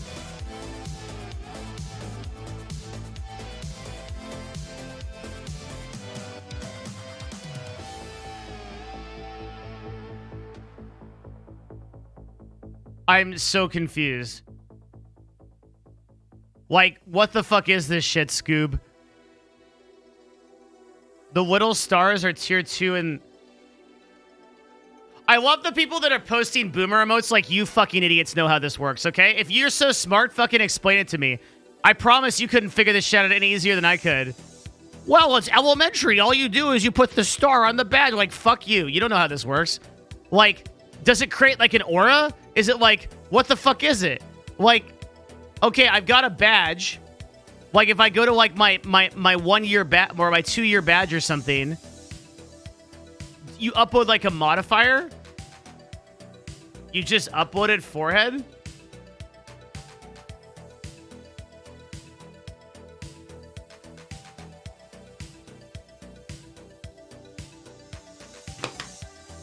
The images you upload are overlaid over your sub badges. In Moon's case, the images he used are literally just the frames themselves. Okay, that does help. Yeah. If you upload the gold one, it would look like this. Oh, that's pretty pog. So if you're a tier 2 sub, you get like a benefit. Okay, Captain Turtle, can you make it less scuffed than this? This looks like it's like in a in like a rice container or something.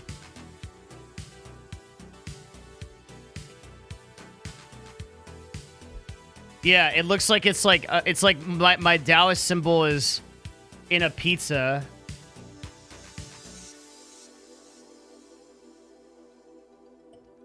So tier 2 equals gold aura and tier 3 equals... Okay. I see.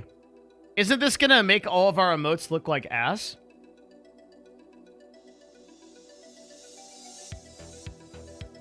I'm so confused. I do think it's actually... I do think it's actually a value add. Like, to get tier... So, okay. This is something that I've talked about quite a bit. Tier 2 and Tier 3 subscribers are really important to streamers because it's a significant amount of monthly income that they can rely on. So Tier 2 and Tier 3 subscribers, anything you can do to incentivize those people is like super pog.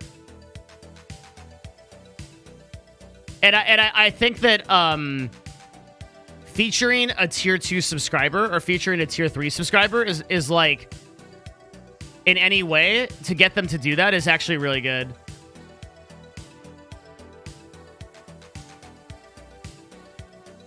Do you just want a base color?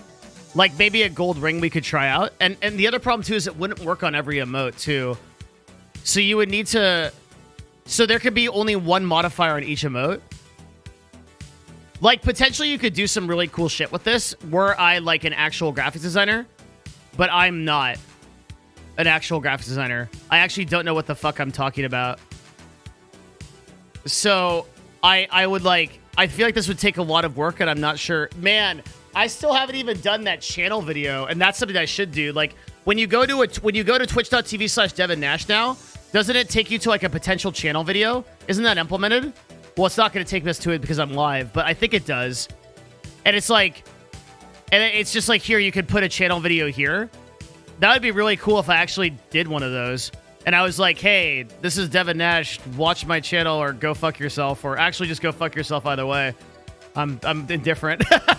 Either is okay. Either is acceptable. But something of that level. You know what we don't have in the lab is like a really good graphics designer who can just make cool shit that we can just pay them for. That would be really cool. Maybe we should get one of those. But oh man, it would be such a... It would be a lot of work. Like Captain Turtle? No, I said a good graphics designer.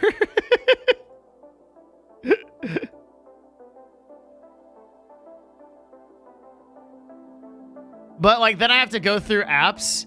And dude, I'm so... Oh, dude, I'm gonna get like hundreds of apps and like it's gonna be someone that's like... I'm a graphics designer, right? I made a stick figure in paint. It's Devin Nash. He's wearing sunglasses, like... And it's just gonna be like a picture of like...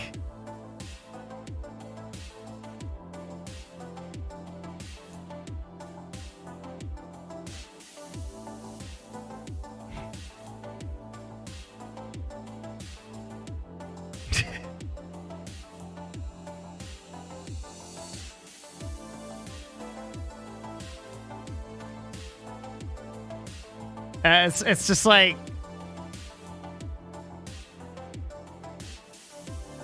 It's going to be so much work, and I'm already hiring 3 people right now. Oh, wait, this is not realistic. Hang on.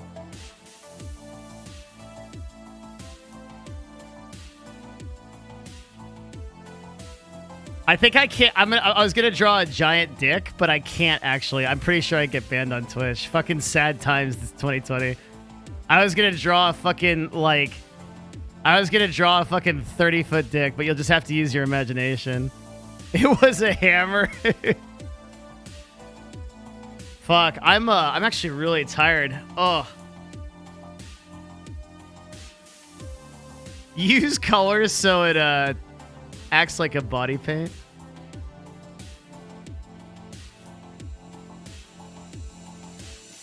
Dude, if I got banned off Twitch for drawing a dick on MS Paint, that'd be fucking great.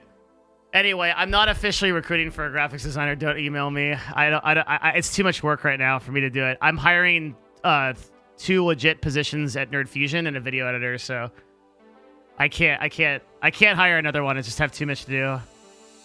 I really wish I could. I really wish I could, but I can't. Oh yeah, there you go. This is more along the idea of like what I was thinking. This is pretty cool.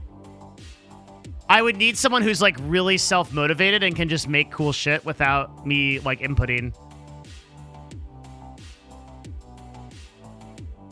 Hire a person to hire people?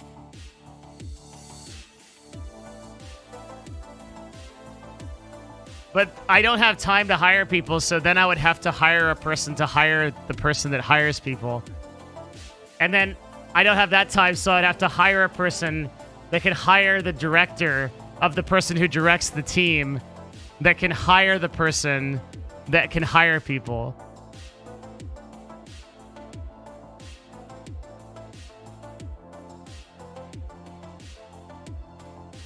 You know what I mean?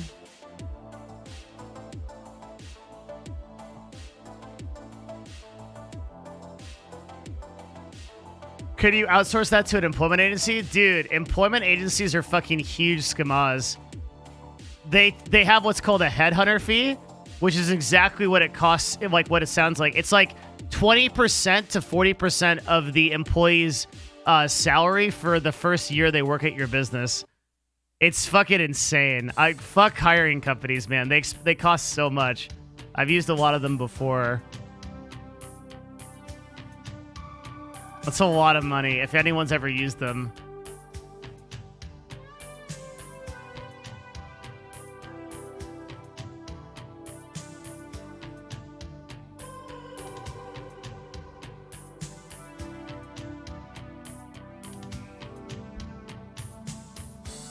Sorry, I'm dragging ass a little bit today. I just kind of noticed it. My energy's about 30 or 40% lower than it should be. I think just the week is catching up with me right now. I'll probably break through it in a little bit. We should probably like watch a video or something so I can kind of get a breather.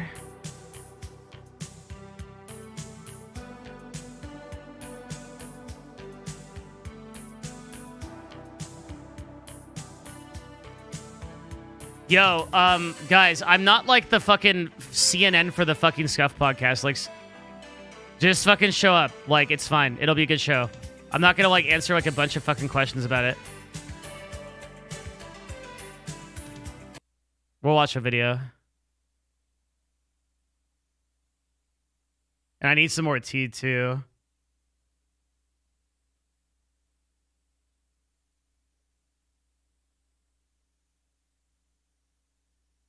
Fucking 5,500 questions about, like, the Scuff podcast. Like, it's fine. Just chill.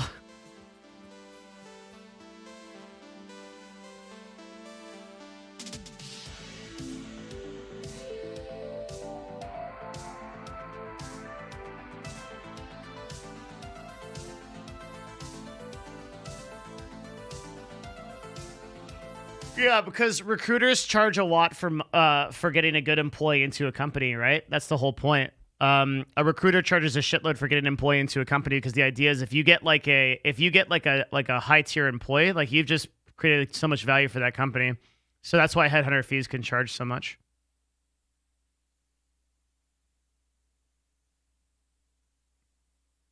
All right. I am going to get some more tea because I am fucking fading. I don't know why. And it'll take just a second. Then we'll just like kind of chill for a bit, watch a video, then we'll get into the show. I don't know what's going on with me right now. Like, a little bit out of it.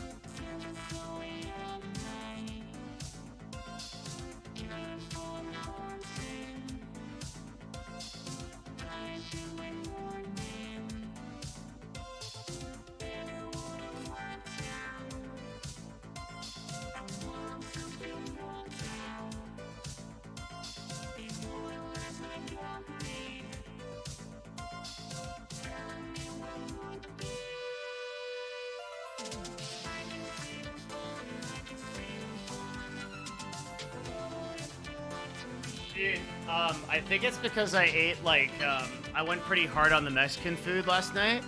And I just have, like, I just ate, like, a shitload of carbs. So, when you get old, it sucks, dude. Like, when you get old, if you eat a shit ton of carbs, you sort of fade out in the middle of the day. Like, I had, like, a burrito, a steak quesadilla, and, like, 3 chicken tacos. It's just too much, like, flour. So, like, you just, like, around, like, 2 to 4 p.m., you're just, like, and then, like, you'll pick it back up, but it just, like, takes a little bit of time.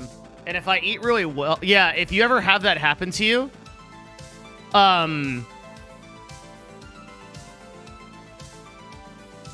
if you ever feel that way, it's because you're eating, like, shit. A lot of people don't realize that, but... Like, you should have consistent energy levels throughout the day. Yeah, so I just kind of, like, I fucked up on my eating yesterday. I kind of intended to fuck it up, but I should have planned better. Because I usually do that on, like, Thanks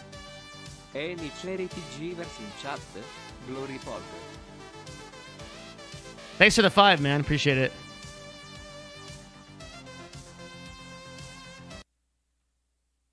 All right, let's do... Add this emote? No, this emote is fucking dog shit. Fuck this emote. I found your stream a week ago. Thanks for the content. Thanks, dude. Yeah, of course.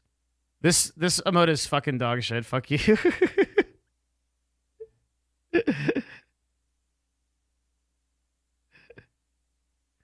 Show it to chat.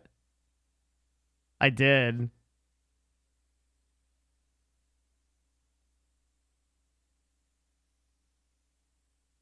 I feel like Mill W already covers it, that we don't need it.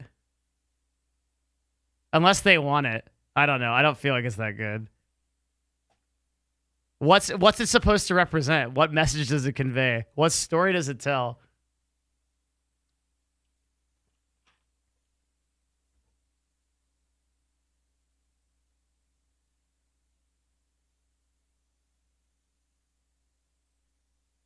All right. So I've talked a lot about a lot of things that you shouldn't put in your videos if you want to stay monetized. So I figured I would just kind of go over step by step all the things that I do and all the things I think about when I go to upload a video, and just a few things you want to consider when uploading so that you don't get demonetized. This is important. So my YouTube channel right now is absolutely fucking crangled, bro. So the holy shit, actually, is this still the I'm gonna be so pissed if this is the case. Let me check. I'll tell you guys a story. Oh, okay. Finally. Nice. It got remonetized. Great. But only after we lost 25,000 views worth of revenue, effectively gating the whole thing. So my recent YouTube video, which is called The Fastest Growing Twitch Streamer, it's about Ludwig, was a 4-hour video that got 15 seconds copyright claimed on it. And the whole video got 100% of the revenue to the copyright claim owner. So I basically got fucked, and that's bad news, but it's even worse than that. They claimed the outro of the video, which means that every single video we made with that outro is now vulnerable to that copyright claim. And basically, if I got copyright claim to that level, it would mean the end of my channel effectively, right? Because they would, if I got that many claims, what would happen is my search on YouTube would be so low that I would never get recommended any videos again. So it's not that big of a deal if it happens to like one video. But if they go back through and they do it to like 70 videos, we're fucked. So right now, thank God for Raxif, he got a team member of his to be going through, and what we're doing is we're muting all of the outros of every one of these videos that is falling into that. But my fucking YouTube channel right now is a shit show. And so I'm thinking a lot about like how monetization works. And I'm watching a lot more videos right now, like on just like how this stuff works to try to like both to understand it so I can explain it with you guys, but also so that I can, like just understand this better, because I think we're getting to the point with this channel where it's big enough that like people are trying to fuck it over. YouTube is an interesting place, right? Like Twitch doesn't have a lot of the things that fuck over things like YouTube does, just by virtue of the fact that like Twitch is so much smaller as a platform. If Twitch ever gets to, like, a lot of people are like, well, like I hope that Twitch gets to like YouTube size, and you have to be really careful what you wish for, because when Twitch is YouTube size, it has YouTube's problems. The copyright system in America is so unbelievably fucked. It's so fucking crangled, dude. It really is. Like, I'm never going to get that revenue back. No, the 20,000 views that went, so this Ludwig video right now has 31,000 views. 25,000. So here's how it's so fucked up about this, okay? We got the notification. We edited and muted it out within 1 hour of the video being up. But YouTube has to reprocess the video. The entire time that the video was reprocessing, it was monetizing towards the claim person who made the bullshit claim on the copyright-free music. They got all the money, which is 25,000 views worth of money, and then the YouTube video took over 24 hours to process. Right? Like fucking nonsense. It's so fucking stupid. It's a system that literally encourages people to abuse it. So it's.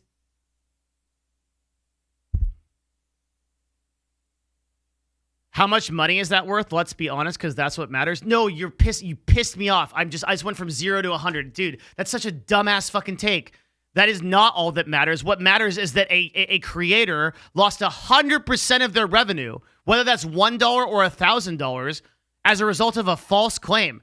Somebody stole you're so fucking dumb. Like, if I walk into your thanks for getting my energy back, by the way. I was fucking feeling a little bit bad, but I could just rely on Twitch chat to say some dumbass shit so that I can get right back into it, because here we fucking go, okay? If I walk into your fucking house and I steal your TV and you're like, well, that was my smaller TV, it doesn't really matter if they didn't steal my fucking 60-inch. Like, what the fuck is that? I walked into your house and I stole your shit. So, like, that's what fucking matters, dude. It's not about the fucking price of the thing. It doesn't matter how much you fucking lost. Like, come on, dude. The fact is that, like, creators are legitimately losing 100% of their revenue to bullshit claims from people that are literally stealing your fucking money. If somebody butt has been detonated, like, yeah, because it's like, it's that kind of thinking. It's like that, like, it's such a fuck situation. I think someone said in chat, it might have been 2 and 2 a little bit earlier, that it's like, why don't they just give the revenue back? Like, why don't they put that money into like a holding bin where then it goes back to the creator after the thing gets like fucking solved. Thanks for the revenue, Devin. Yeah, straight up. Like, he only burned your vacation. They have an escrow system, but it only works if you can contest it. I couldn't contest it. It was not a copyright strike. It was a claim. And it literally just said, go fuck yourself. This video is now monetized on behalf of this douchebag. And there's nothing you can do about it. 4-hour video, 15 seconds or less, entire video monetized by that company. How in any world is that defensible? There should be no person in chat that's like, that sounds like a good idea. Like, that's horseshit by every hippity hoppity. Your video is now my property. Okay, dude. Jesus Christ. That looks cool as fuck, but it's like you just put a sperm on top of the Dow symbol. But I think like this kind of theme, we could do something with it were it not a sperm. You know what I mean? Like,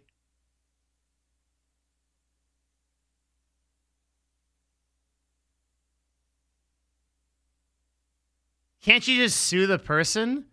What? You guys are gonna kill me, dude. This is gonna be it, man. You know what? I remember that time about 3 or 4 months ago. I had an ingrown hair on my ass, and it felt like a bump that I shouldn't have.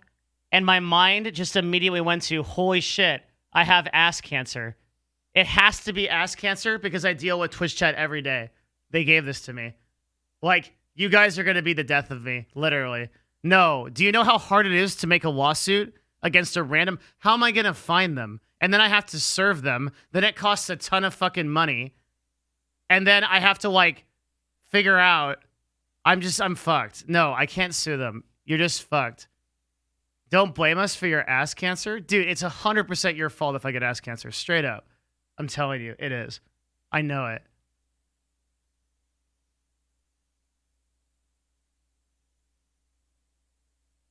The onus is on the creator for not filtering their content of copyright material. You are a 5-month sub? 2-month sub. Okay. Well, how long have you been following this stream? 288 messages. Following since June. Okay. Dude. You can make an entire video. Well, listen to me. Are you ready? All right. If I sing a song, this is my song, and it's my song. Fucking Twitch chat is really, really dumb. Sometimes it drives me fucking up the wall, but then I go offline and I play EVE Online to forget all of these things, and I drown myself in space so that I don't have to deal with it. Pepe D, okay? What happens, that's my song, okay? Then what happens is a company comes in and they say, hey, that's a really cool song. It's mine, by the way. I made it. And you go, no, you didn't. And they go, prove it, motherfucker. And in the process of proving it, it takes like a week to sort out. And during that time, they get all my revenue. So we're literally, it's not, the onus is not on the creator. Even if it's your shit, a person could contest it for any reason. Like, that's the problem here. It's not that, like you're right, like, DMCA, it is on the onus of the creator, but I'm not playing, like, fucking 50 Cent on my fucking shit, right? Like, I'm not doing that. Holy fuck, that's cool as fuck. You fucking, this isn't you. You Googled this. Fuck you. Like, you know what I mean? Like, no, it's not. Yeah. Yeah, like, if I, like, exactly. Yeah, I'm not playing, like, fucking 100 Gex or 39 Beavers or 2 Chains or 50 Wood. I'm not playing those guys. Like, because that would make perfect sense. If I had a YouTube video and I played, like, 39 Beavers or whatever, okay? And then it got copyrighted. Well, that's my fucking fault. I'm playing 39 Beavers. It's 39 Beavers song, whatever. But that's not what's happening. And for that matter, if I have a 10-hour video where I do the entire dissertation of War and Peace, okay? And it's all my custom content, all right? Then there's an intermission where I play 39 beavers. Okay? I play 39 beavers. This is a good ass meme. Post this in the post memes here channel in our Discord, and I'll pin it. I pin the best memes in our channel. Okay? Like, think about that, right? If I make a YouTube video, it's 10 hours long. Okay, it's 10 hours long, and there's a 30-second intermission where I play a 39 Beaver song. Okay? Well, the entire video gets claimed on the 39 Beavers feed, and all 10 hours gets monetized. I just don't know how we're arguing about this. It's just it can't be. It's not right. It's broken. It sucks. I hate it. Like, it's not good. The right answer is to put all that into some equity and then let it sit there. Esther Q, 20 months at tier 3 on a 17-month streak. Guys, that's pretty crazy. 4 more months and that's 2 years with Esther Q. Pretty insane. Make your own music? I just explained to you why that doesn't matter. Are you here? Are you listening? Am I speaking? Are you language? I just explained to you why that doesn't matter. I just did it. Yes, it's broken. Okay, thank you. That's what I need from you, okay? I need your emotional support. All right? Just pat me on the head and be like, "Yes, Devin, everything stinks. You're right." Okay? And then we can move to another world, okay? Where we talk about something else. Just be like, "I get it," okay? Like, yes, Devin, you're always right.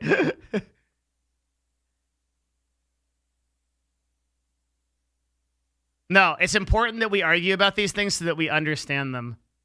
Here we go. We're just going to upload this test file right now. So for those of you who don't know, I actually have a main channel. You know, it's just another generic Reddit story narration channel. And running that channel for most of this year has really gotten me a lot of practice dealing with demonetization. Because for one, I cover a very wide variety of topics, and, you know, I'm reading other people's stories, and, you know, every video is kind of about a different thing, so I'm trying to learn what demonetizes you in all different categories. And then the second thing is... What the fuck just happened? Did something fucking... What the fuck was that? Something just, like, escaped its cage. And, you know, I'm reading other people's stories, and, you know, every video is kind of about a different thing, so I'm trying to learn what demonetizes you in all different categories. Where did it go? Fare thee well. I must leave this mortal plane behind me. Where the fuck did it go? It's... And then the second thing is, it's pretty much daily uploads. It never came back. I've had to deal with the monetization bot almost daily for the last 7 months or so. And yeah, it can get pretty painful. So let's just do like an example kind of thing right here. So there are really 2 different strategies you can go for when uploading and hoping for monetization. Regardless of which way you do it, you're going to want to make sure it's private when you upload. I don't think you should ever just hit public and publish once it's done uploading, because there's a lot of things you want to check before it goes up. Yeah. But the 2 ways to really go about it are the fast way and the safe way. Now, the safe way can take a while to get everything done. Basically, you just want to upload the video, let it finish processing completely before you add any title or any tags or anything, and then wait maybe 10 minutes, and then if it stays green, then you can add a title, and then wait a little while. And then if it stays green, you can add a description, so you just do it in stages so you figure out what demonetizes add some tags, and then add your thumbnail. You know, you're taking it one step at a time. That way, if it does go yellow at one point while you're doing that, it's really easy to narrow down what it was that caused you to get demonetized for that video. But we're going to be doing it the fast way, which is just fill everything out how you would want it, and then if it goes yellow, try to just backtrack, maybe test some... I'm so tushy terrorized that my fucking method video got demonetized, literally because I'm just talking about the sexual misconduct shit in the gaming industry. 80,000 views fucking demonetized. Different things to figure out what was causing it to go yellow. So let's just give this some random title. I found a corpse in the forest. What the fuck? Monka Giga. Oh, look, we've got some recommended tags here. We'll give it a custom thumbnail.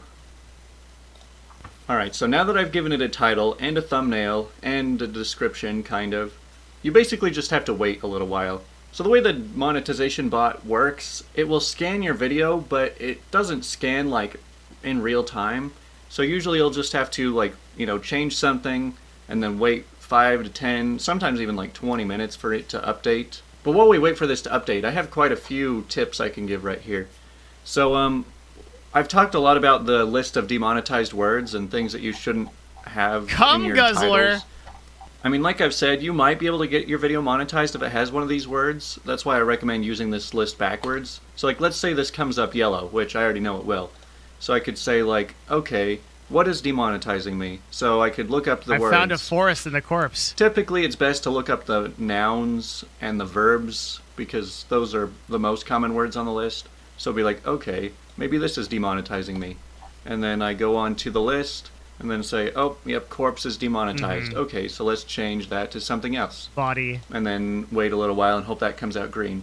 If there is a certain word that you really want to put in your title, but it's just you cannot seem to get it monetized, one thing that sometimes can work is you can put that word in the thumbnail instead. So the bot technically can read text on your thumbnails, but it doesn't seem to be quite as strict as the text that's in your title for some reason. Yeah, it's not as smart. So if you had words that were maybe not too extreme, but they were still on the yellow list, you might still be able to put them on the thumbnail and get away with it. But the pictures on your thumbnail can also get you demonetized. There is actually one website that you can go to. It can, YouTube's thumbnail algorithm can detect Amaranth's butt, and it demonetizes based on her butt, which is fucking very frustrating for her. That you can test thumbnails.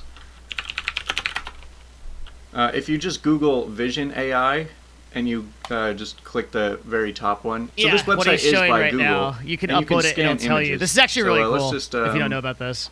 Let's drag that in. Let's drag in our thumbnail into the testing thing. So yeah, you just scroll down a little bit. It'll tell you what's in the picture. But the one thing that you really care about is this over here, safe search. So adult, very unlikely. Actually, I don't even think she fixed this. I think this is still a problem for her. Hey guys, welcome back. I think no, she is fixing it. Okay, so God, she works so hard. It's fucking crazy. So what it was doing, see this one right here. This is an older video. It will detect the butt on this one right here. But notice what she's doing now is when she takes the picture, she's putting text over it. So this is monetizing. This is very, very smart. And then see on this picture, she put a little blue thing over it. Because dude, Amaranth's one of the only people that actually listen to everything we said. Because she's uploading these to the Google AI, the same thing that he's showing right now. And Google AI will tell you this thumbnail right here. Here we can just copy paste this into the thumbnail getter. I just Googled thumbnail getter. Hang on one sec. So we can so Google will not see this as sexualized content, amazingly, right? But it will see this edge right here. So she puts the text right over that, and then as a result, it gets monetized. All of these things are unlikely. This image scanner can be just as bad as the word scanner sometimes, as even very harmless pictures might show up as very likely in any of these. And if your image shows up as very likely in any of these, that might cause the video to get demonetized. So if you think your thumbnail is what's triggering you, just send it through this and check that. It's usually pretty obvious if a thumbnail is going to demonetize you. I've never had a situation on my channel where a thumbnail is going to demonetize you, but it really depends on the kind of content you do. The other thing that you can see is it's not just sexualized content.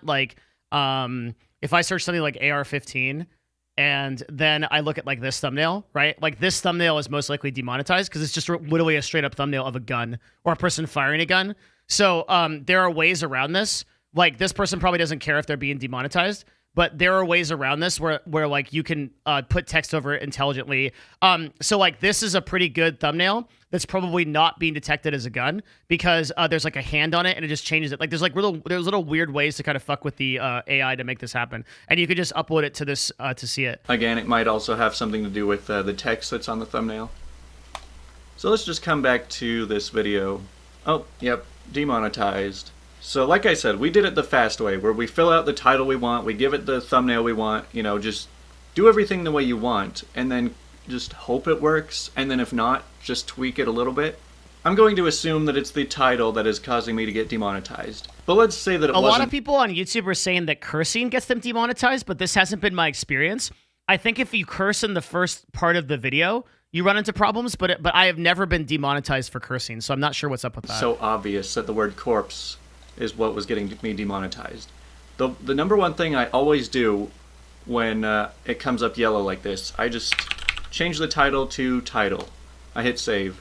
Now this will refresh the bot, and it will scan it again, and then in maybe 5 or 10 minutes, I'll refresh the page, and if it comes up green, then I will know that it was the title that was causing me to get demonetized. Except the Moon Moon video? Okay, well, Moon Moon literally told the viewer to go, what did he say?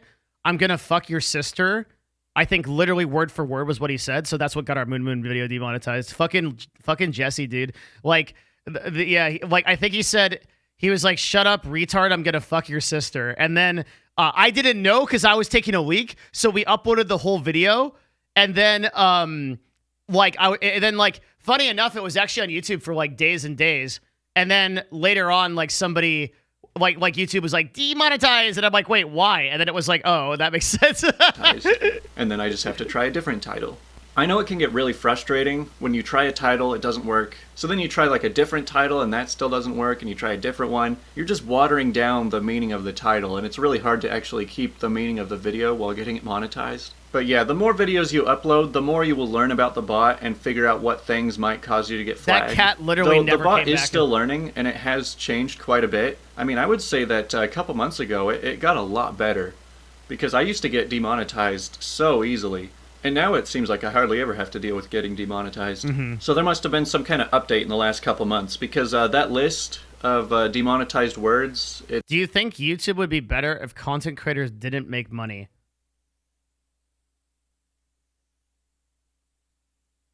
It's something around like 900 words right now.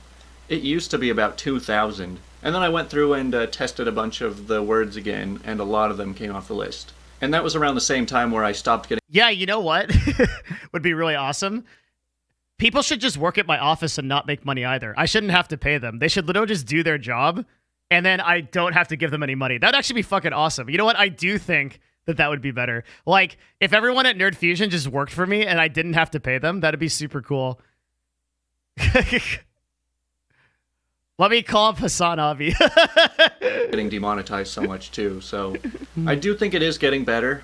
I mean, obviously there are still a lot of really weird things that shouldn't get you demonetized that still do. So let's just recap what it is that I've done by now. So I uploaded the video, you know, I put in all of the title, description, tags, and thumbnail that I want for the video, and then of course it comes up yellow. Get interns, so dude. Interns are the biggest fucking entrepreneur trap ever, dude. Every stream you always learn so much. He can't actually play Diablo because he keep pausing to listen. Thank really? you for Thank all you, the man. great content, my dude. Wow. You are lifting a lot of people in the community up. Thank you, dude. Burroughs Forge, thank you. That's a very nice message, man. That's super cool of you.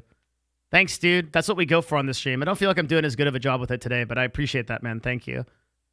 Thank you so much. Like, that is, like, my shit. That's my goal, to know that, like, you got that out of this stream. It's fucking awesome.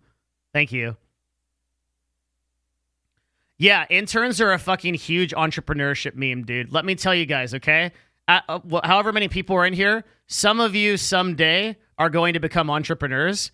And I'm telling you right now, dude, you're going to be like, what if I get a bunch of interns and then I could just have them work for me and do shit? Nope. Those interns are going to be the most papega fucking two-head, like, dude, they're going to be just bumbling around, wandering around your office. And they're just going to be like, what do I do now? And it's like, it's going to take an enormous amount of your time. Like, it's going to be so hard. Like, if you want, I used to be like the bright, bushy-eyed entrepreneur that was like, I will take a child and I will grow him and I will make him into a competent business person and I will forge him in the fires to be able to become a good business person. And now I'm just like so over it, dude. It's like, I want like a Navy SEAL when I hire someone. I want somebody to like bust down my door and be like, yo, and I'll like be like, hi, is this for the interview? And they're like, actually, you already hired me. Actually, I already hired myself. Actually, I already fixed the problem. 10 of the problems that you had already fixed on the way. I contacted that guy. It's already fixed. I'm done. And then I'm already working on this project here. Here's the proposal. Wait, sorry, the proposal's already done. That project's already done. Fuck you. And then they leave my office and I'm like, fuck yeah. And then I look at my chub as a result of it. Like the business chub that I have. Oh God, it's just so good. I want someone like the outbound salesperson that I'm hiring right now. I'm telling a lot of the people that I'm interviewing right now, I'm like, dude, this is going to be a highly, highly, highly self-driven job. Like, you need to find the lead lists, you need to get the contacts, and you get the money for it. Like, I understand that there is a level of compensation that has to come for that. Like, that's the trade, right? If you want that kind of person, you've got to pay more. You've got to pay that person a lot more. So I'm willing to pay a premium, but for that person to leave me alone. I will literally pay people to leave me alone, right? Like, and like, I'll talk to them, like, I'll be their DR and stuff, and I'll meet with them and stuff, but like, they need to be self-motivated. I'm just too, like, I'm at a point now where I don't really want to like grow people. But listen, like, look, don't always listen to me. Like, I'm like old man yells at clouds, like, I'm so angry. Back in my day, I sold 30 companies. God damn it, it's not like it used to be. Like, dude, if you are a person, like, I think one of the hallmarks of a leader, actually, seriously, yeah, let's get real for a second, because I think I'm too cynical sometimes. One of the real hallmarks of a leader is how well you can develop people. And one of the ways that CEOs, especially in tech companies, are evaluated is how do they develop people? Are you a person that when someone comes into your company, they leave a better person than they were before? You should really have it as your mission to grow people into the strongest version of themselves. And if you come at leadership from that perspective, I think it's really good. So in that sense, it can be really good to like take on a few like new people and to grow them. But you really do need some top talent in your business that gets shit done just so you can get revenue off the table. Like, the salesperson I'm hiring is a hard pipe-hitting motherfucker because I want deals.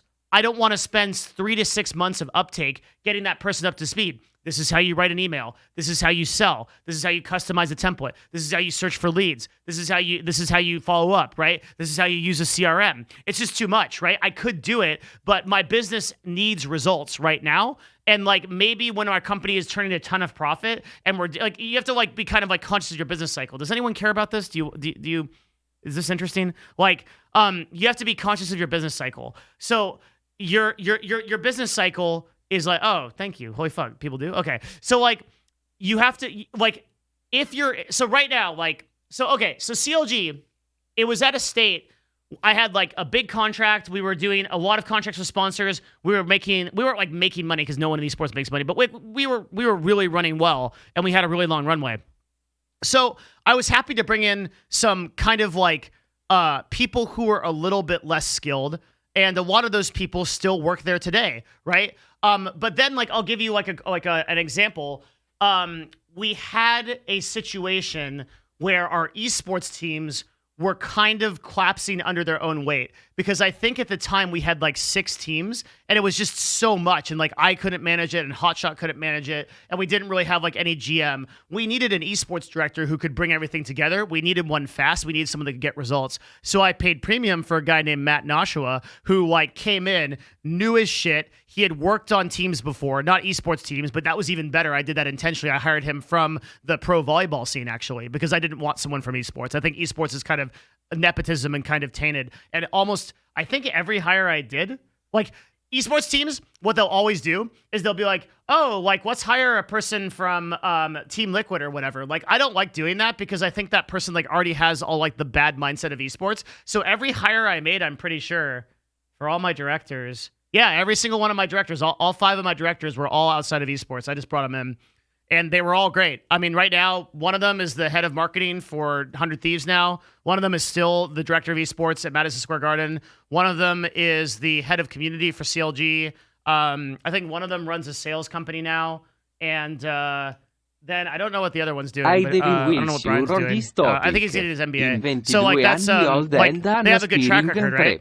But the point is that I hired people from outside of the industry, and I think the story I'm telling here, the reason why it matters is because I hired Matt because we needed a turnkey solution pretty fast, and in that sense, I didn't have time to train interns. But in other fields, right, I needed other people.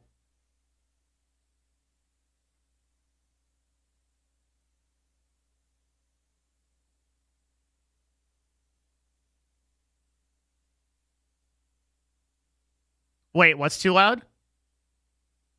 Can you repeat? What's the last thing you heard me say? Sorry, the TTS was too loud, which it usually isn't because I can hear it, but I had my headphones off.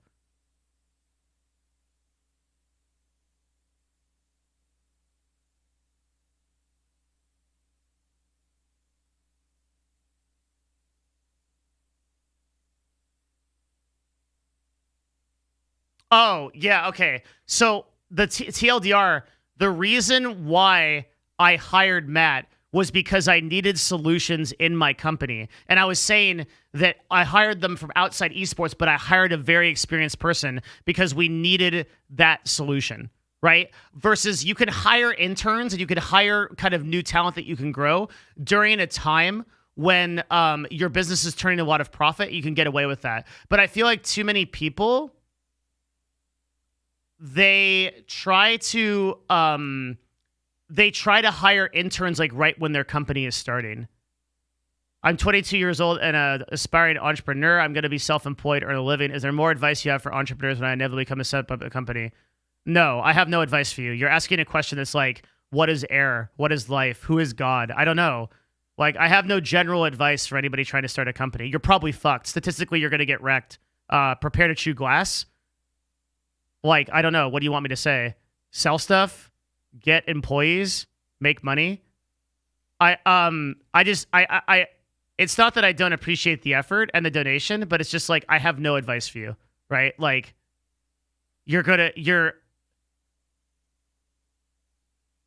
when I was your age, I thought I was going to walk into a business and I was going to be dropping fat G's on a stack, dude, and making tons of money. French Toast, thank you for the tier 1. Little did I know. I don't know. Be ready for a lot of suck.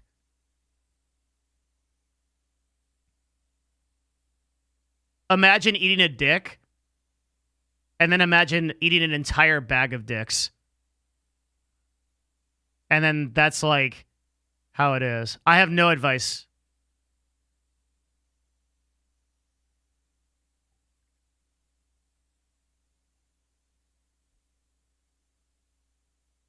What would be something you say to new entrepreneurs? Top mistake you made as an example? I don't know. I fucking hate this question. I hate it. It's such a pedantic question. Like, the reason I became an entrepreneur is because it's the only gear I have. I can't work for anyone else. I just can't. As soon as the minute that I get some dumb bureaucracy or some dumb shit, I'll just rant and instantaneously get fired. It's the only choice I have to be an entrepreneur. I can't do anything else. So I have no advice for people that want to be an entrepreneur because I just had to figure out how to do it. Like learn skills like marketing, like go, like, I don't know. I really don't know. Like it's because if you really wanted it, you wouldn't be asking me this question. You'd be doing it. And you'd be asking me special questions about, like, you'd be asking me, like, so the guys that I know are real entrepreneurs, they're coming in here and being like this, okay?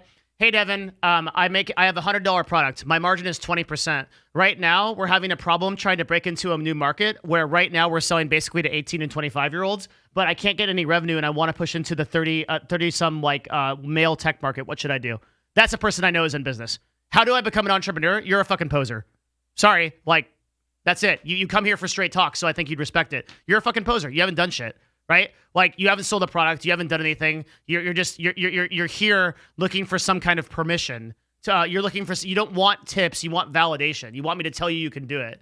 So you can, like, right? Like any of you can. But it takes that hard work going in to figure that out that nobody's going to do the legwork for. You have to figure that out. That's the journey. That's why it's hard. That's why nobody starts a successful business, is because people have to actually do that work from the ground up, and no one's going to do it for you. No one has any tips. There's no magic unicorn. There's no secret I'm hiding behind the camera that's making me millions of dollars. It's hard work. It's figuring out what products work. It's testing. It's selling.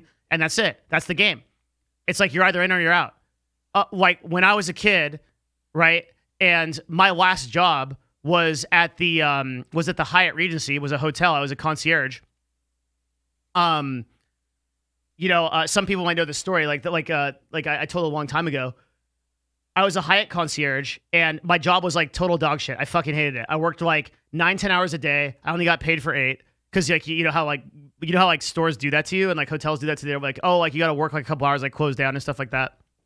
Like, I got asked stupid, dumb questions by tourists who didn't give a shit. Like, I worked in Lake Tahoe, and they're like, where's the lake? And shit like that, just asking dumbass questions. When are the whale watching tours? It's a fucking freshwater lake. Just fucking dumbass shit. Dealing with stupid issues, cleaning up other people's messes, stuff like that. I fucking hate my job every day. And then, finally, my fucking 91-year-old grandma comes up to Lake Tahoe. It's the last time she can ever fly on a plane. She calls me up at work, and she's like, Devin, I would love to have lunch with you. I just want to sit with you and just have lunch with you. And I'm like, I'll be there. So I go to my fucking boss, and I'm like, hey, can I take lunch off to go see my grandmother? And she goes, no, we're too busy. And I said, no, you don't understand. Like, this is a once-in-a-lifetime thing. Like, I'm probably not going to be able to see my grandma. She means the world to me. Let me go. Like, let me go to see it. And we weren't that busy. This bullshit anyway. And she had this like grudge against me. My manager did because she was like threatened, like, or whatever. It was like I was kind of an asshole too. Like, I'm not gonna just say it's like not all my fault. And I told her, I'm like. And then she's like, no, like we're busy. You can't leave. Like, that's it. Like, you're not going to do that. If you leave, like, that's the end of your job. And I said, like, all right, like, I'm walking off my shift. Fuck you. And she's like, if you walk off your shift, you'll be blacklisted from every Hyatt ever. Like, every Hyatt Regency and every hotel chain, you'll never be able to stay there, and you'll never be able to do anything, which I think was bullshit. That was probably like fucking some jerk off shit, because I've stayed at Hyatt since then. I've never like been pulled up on a list. She had me feel like I was gonna be some fucking like I was gonna go on like the no fly list, like I was gonna be some like fucking terrorist, like I fucking bombed a hotel or something. Like it was such fucking dumb shit. So I never figured out if that was bullshit or if I'm on some blacklist or whatever. But fuck them, I don't care. And I literally like freaked out at her, and I was like, you know what your problem is? Like, you're fucking threatened by me. Like, that's what's actually happening. Like, I'm a young person. I'm fucking smarter than you. You're fucking 55. You're still working a shit job at a hotel, and you don't know what to do with your life. And you're fucking mad at me and taking out on me, so I can't see people that are important to me. Fuck you. Fuck this job, and I'm fucking done with it. She got so mad she called security. Security came, and she was like, get to this motherfucker. She was throwing cups at me. She was like throwing cups at me, screaming. He was so mad. And I was like, eventually, like they fucking, like, I got off the fucking premises, whatever. I went to see my grandma. I told my grandma that story, and she actually, holy shit, my grandma, I didn't anticipate this, or I wouldn't have told her, but she actually felt so bad. She's like, I can't believe that, like, I caused you to lose your job. And I said, no. Like, you don't understand, Grandma. From this day on, I'm not working for another person ever again. And like, I'm like, in a few years, I will come back to you. And I will tell you that this was like the best move of my life, and I'm never going to work for anyone again. And then some years later, pretty much on her deathbed, I haven't told this story before. A few months before she died, she was a home in Orange County. Now I was in Pasadena for CLG. I drove to Orange County to see her, and I said, Grandma, I started a business. I sold it. I started 2 companies. I sold it. It was because of you. That day that I made that decision, these are the gears that I'm going to turn, and that's what I'm going to do. And you made that possible for me. And I hope she got the message. Like she wasn't all there, but I hope that she knows how important it was. So when I say that I'm like an entrepreneur, it's not because it's cool. It's not because Ty Lopez told me to do it on YouTube. It's because I can't work for someone else. I can't stand it, right? Now, it doesn't mean that working for someone else is bad. The number 2 person at Facebook is infinitely richer, more powerful than I am, right? And will always be. The number 17 person at Facebook is that, right? So you don't, like, I tell you that story because I want you to know that it is built into me. That I did this because this is what because I had something to prove to myself. And that's the best advice I have for any entrepreneur, anybody that wants to do something in life. That you do it because it's your challenge and your journey, right? It's your ring to take to Mordor. Not because you thought it was cool on YouTube or because you thought it was like some kind of like thing that somebody else told you to do. You're never going to make it. As soon as it gets tough, you're going to fail. I have no other option. Either I do this shit or I'm fucking out on the street. That's it, right?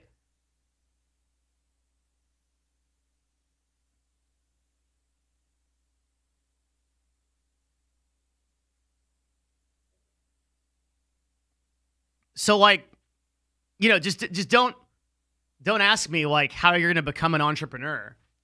You know, I don't have any advice for you. You're going to do some self-reflection and you're going to find out what you're passionate about. And then you're going to pursue it or not, right? And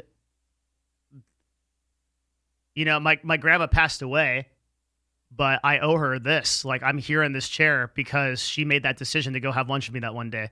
And I made that decision to be like, you know what? We're going to fucking do this. It's my dad's mom. I told my dad that story. And like, yeah, it's powerful, man.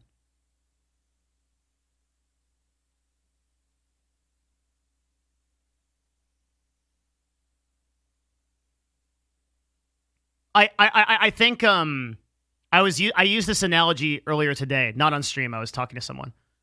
I think life is like Kenjutsu in the sense that if you ever watch like an old, you guys watch anime. So like if you watch an anime, right? And you see that like cool samurai guy, right? He draws his sword like Rurouni Kenshin and he slays his enemy in one strike. And there's a lot of messaging in that if you're going to go through your life, a master goes through life by taking as much thought and analysis and detail and bullshit out of the equation and just acting. And to the extent that a person can just execute a move and execute an action, that's mastery, right? So like in my life, I try to distill down as much as possible. And I fail a lot and I fuck up and it's a learning progress. But like as much as possible, I want to get down to like the brass tacks of the real action. Here I am, like I'm doing business. I'm not spending time like in bullshit phone calls. I'm not telling people, I'm trying not to tell people like how fucking awesome X, Y, and Z that I'm working on. It's like get results, go, just do it. And just live authentically to yourself as much as possible and whatever you want to do, whether you're being an entrepreneur or anything else. I think that's how I think of it. There's so many fucking bullshitters. There's so many bullshitters. And like, if you just, if you actually want it, like you will get there and you'll work on it.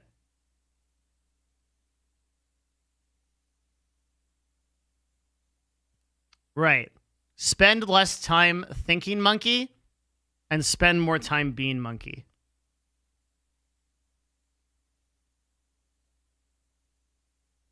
Exactly.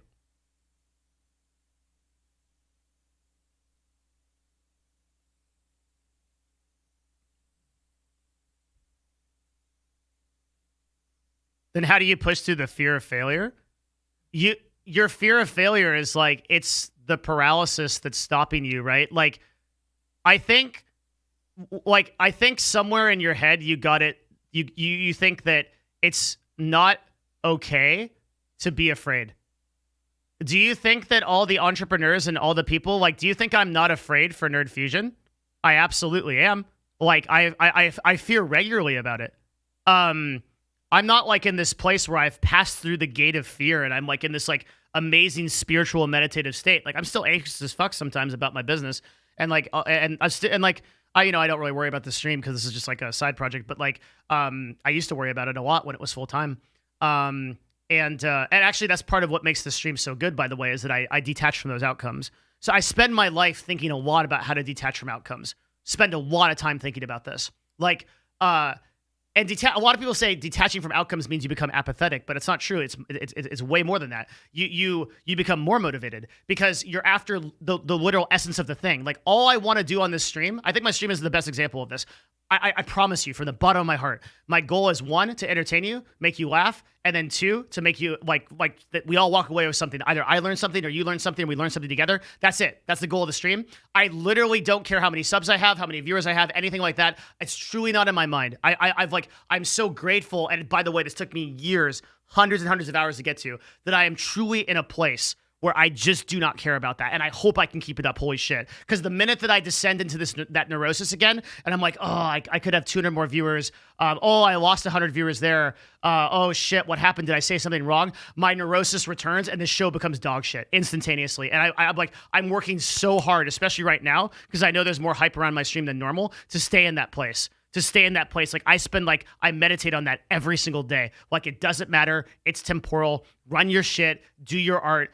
Like draw your sword and like slay your enemy in one single action. Don't overthink it. Don't worry about it. Just go. And that is like the best advice I have. I don't have to live in fear because I'm not attached to the outcome. I'm just attached to the journey that I'm doing. The outcome for me is I want to try my very best to provide educational value and entertainment value on this show. I will fail some days. It's just going to happen. I will succeed some days, and that'll be fucking awesome.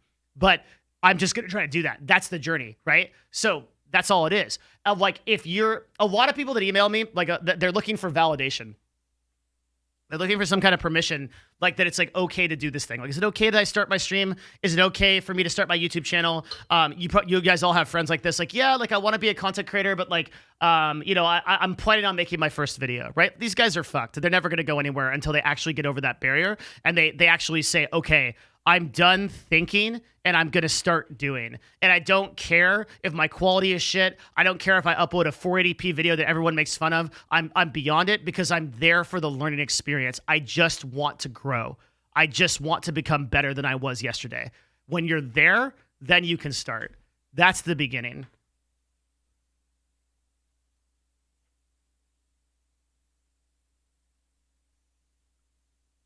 And then everything else is secondary.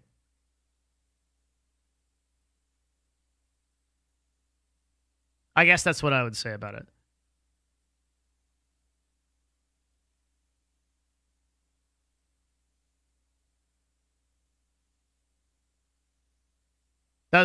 So thank you for the $5.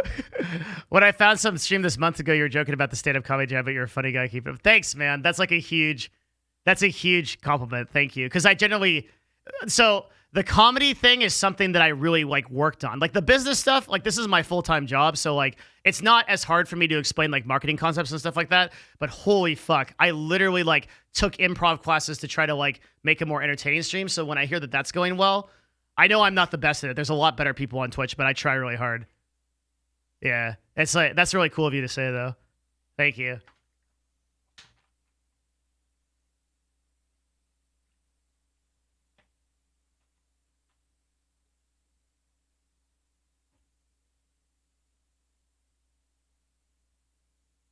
Is there a minimum hardware requirement that people should consider before they start streaming, like having X graphics card or X memory?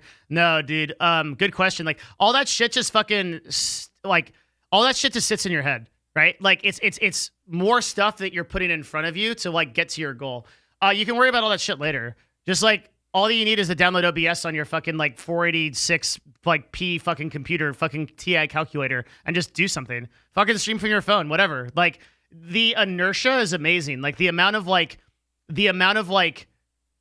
things that people can, you need to go no further than just to go to our Twitch to find, every single day there's some fucking, this is the inertia capital of live streaming, right? Like it's just a bunch of like really irrelevant shit. What graphics should I have? Green screen lighting suggestions.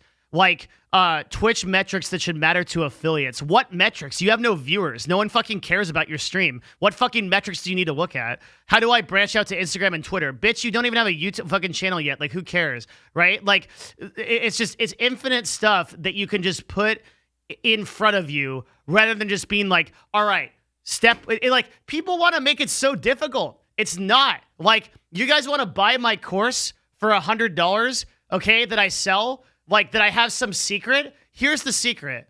Sit down, start your stream, and then say, how the fuck do I create the best, most unique content I can?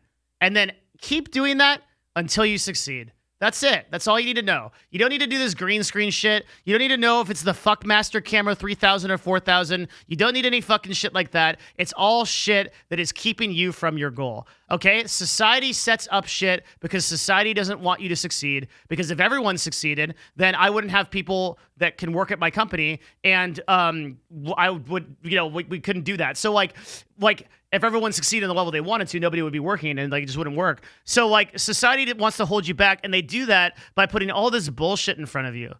They put all this shit in front of you that you have to worry about. Just don't worry about it. Just fucking go. Fucking dude, there's tops like Tyler 1 fucking screams into a $30 microphone. He's one of the most popular League of Legends people of all time because his content is unique and good. Right? Like, stop thinking. You gotta get this thought out of your head.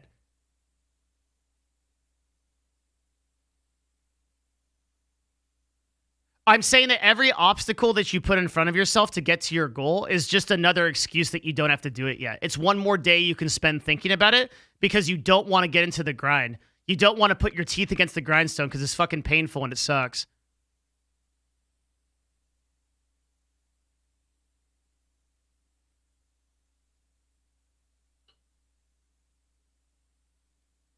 How many people do you know that, like, have you guys ever been to one of those streams with, like, 20 viewers? And, dude, like, the production quality would put me to fucking shame. Still lead to some interesting chat. Thanks for all the useful videos found from YouTube. Chat. The fear of regret should drive you more. I feel like you didn't get the message, but yes, thank you for your donation. I appreciate it. Hopefully it's helpful. Dude, like, unironically, I gave you so much fucking value for that. Like, that if you didn't get anything from that, I don't know what to tell you. I think you're in trouble. Probably shouldn't start a business. Yeah, dude, like Villy said, nobody wants to do the grind, but most people don't realize that once they start grinding, it's where the real stuff comes from. Yeah, for sure.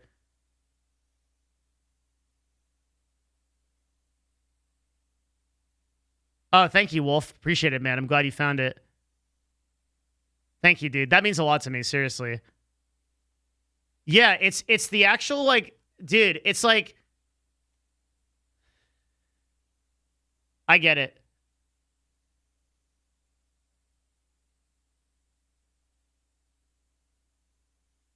Because it's really, really hard to put yourself out there and do something. It's just the action is tough, man.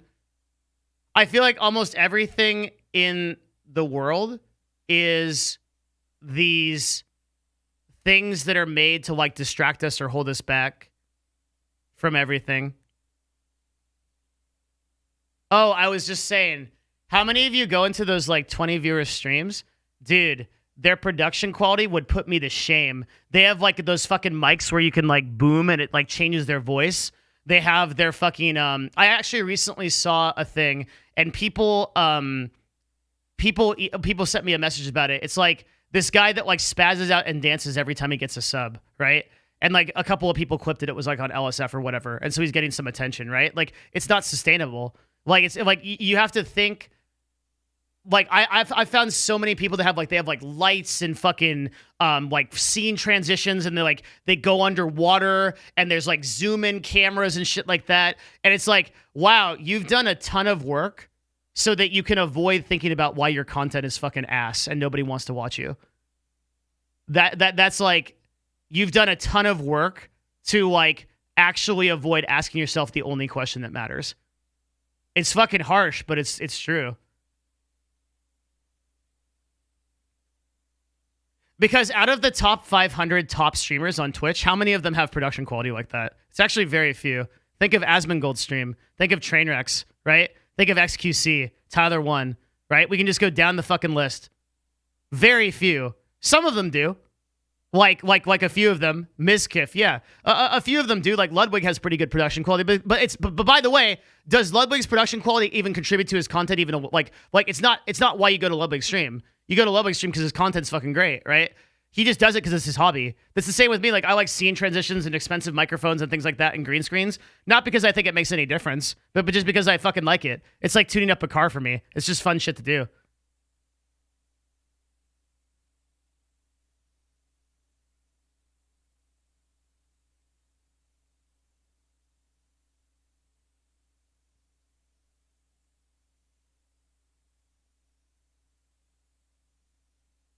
So close to home. Oh, thanks, Displex. Thanks for the 10, man. Of course, man. Yeah, happy to help. I'm just ranting, dude. I don't know if it's helpful. But thank you, man. Slightly off-topic question. How do you wake up your inner Dave? I've been grinding for a year now and made significant traction in my markets, but I feel like my personal Dave is... I think motivation is just an issue of like... I think motivation is just a matter of like pulling habits into effect that then create those results. So I think like there's no like inner motivational spirit. You just get your habits, you get disciplined. Too much production quality, I think, sometimes scares people away. Yeah, I don't have any stats on that, but I'm pretty sure that's right. I do think that's like probably pretty true. I gotta get some more tea. Hold up. Let's take a break real quick.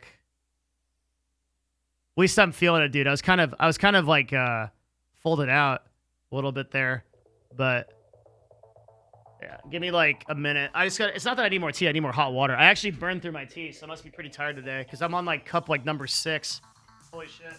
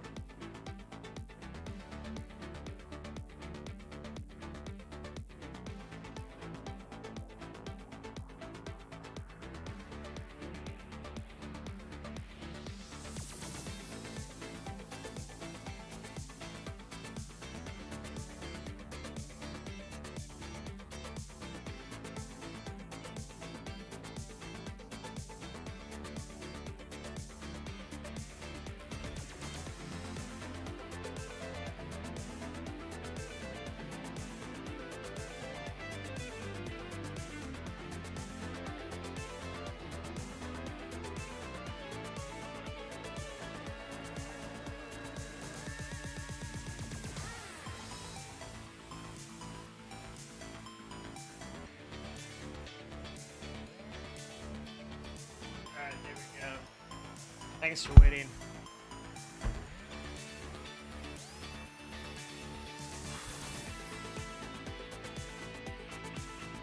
Also, yo, guys, I just wanted to say, like, thank you for being here, and thank you for the good vibes, seriously. I really, really appreciate it.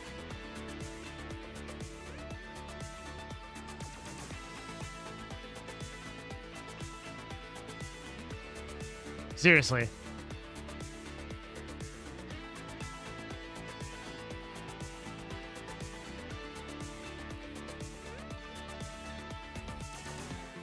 Good ass stream today right now.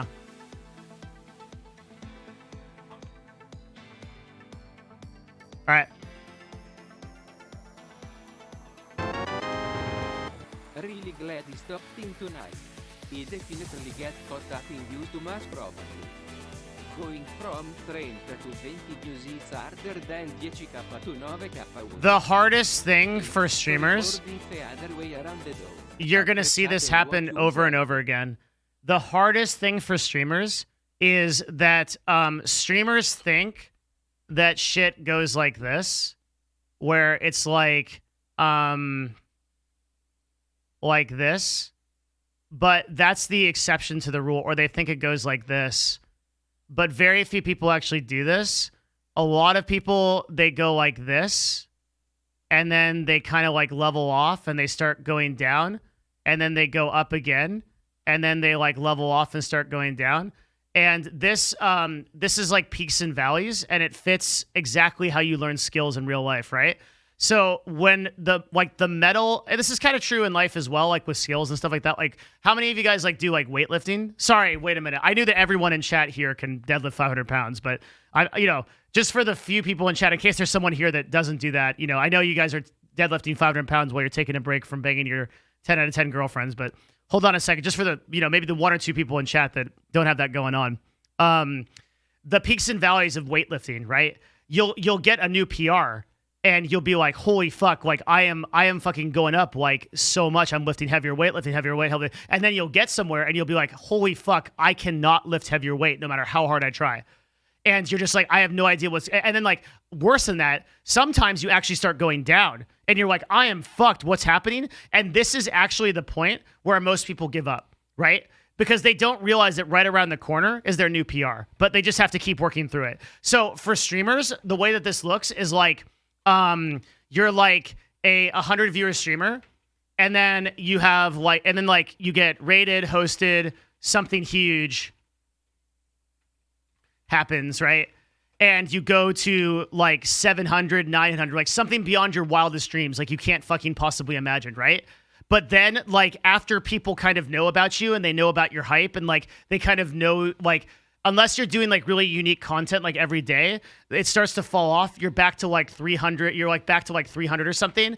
And at this point, this is when most streamers lose their fucking mind. They have a neurotic breakdown. They're like, holy fucking shit, what am I doing? And they go crazy. And like all of you guys probably know somebody like this.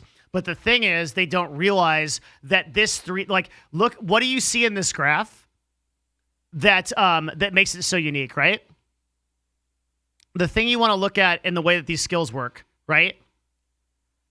The valleys are never as low as your bottom.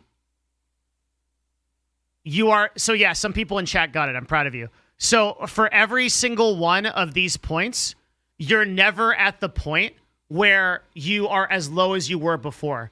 But the human mind is a bitch, dude. And what the human mind does is it goes, hey, you were making $15 an hour. You're making $30 an hour now. That's pretty good. But you could be making $50 an hour, loser. Fucking sucks, you shitter. You fucking shitter. And then you're like, oh shit, what the fuck? And it's like, the truth is, you may have doubled your income. You may have like you went from $15 to $30, you doubled your income, which is amazing, right? But your mind moves the goalpost. So you have to like shove that back into perspective. I actually had to have like a mental training exercise when after the mixer shit and all of the sexual misallegations we were doing like a lot of stuff on Twitch. I had to be like, dude, like this stream as it exists right now is the most successful that it has ever been by a huge margin, right? So it's like maybe I had like a higher view count XYZ time ago. It doesn't matter, right? Relative to where I'm at, I am nowhere close to the valleys that I once started, okay? So there's no means of concern. And so you have to remember that this floor is always rising and you're always getting better. And you just have to, like, you have to just fucking rein yourself in and realize that those goalposts are bullshit. Your mind is just setting you, you're never going to be happy on that chase, right? Your mind is just setting the next goalpost. You're never, ever going to be more successful. And you'll see, even really large streamers are stuck in this. Like InvenGlobal, right? InvenGlobal, infinitely more smart person than me. He is a super, super smart dude. Fucking 50,000 viewers, right?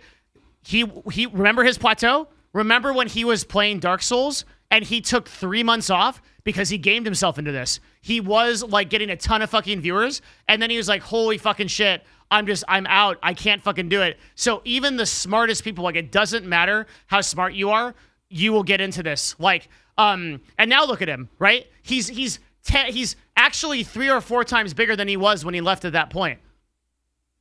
So like that climb was around the corner, but his floor never became as low as when he started. It's hard though. You just, like, in the moment, that's when you get gamed. And you will see this happen to people. It's hard. It's hard. But it happens.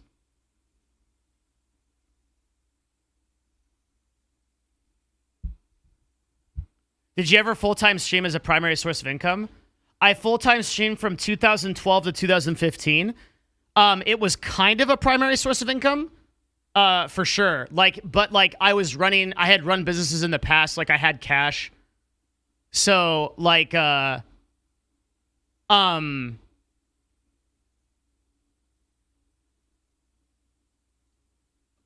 as close as I could get to it. Yeah, this concept isn't just limited to streaming. Yeah, for sure. COD Father, thanks for the 5 gifted subs. Thank you very much, man. COD Father. Appreciate it.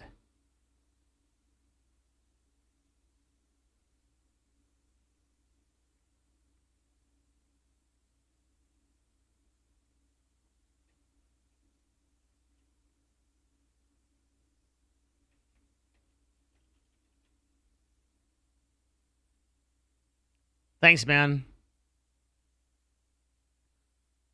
Why does Pokey keep getting bigger? She's just closed to 4,000 followers an hour and is only streaming 20 hours a week.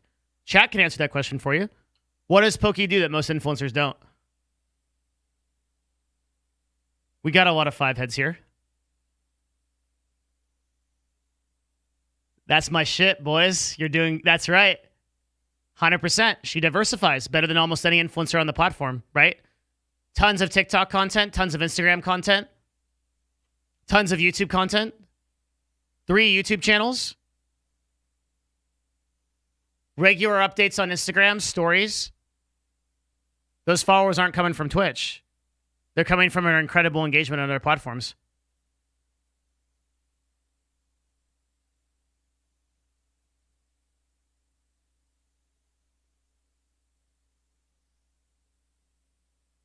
All right, I'm brewing more tea. Let's keep watching the demonetization video.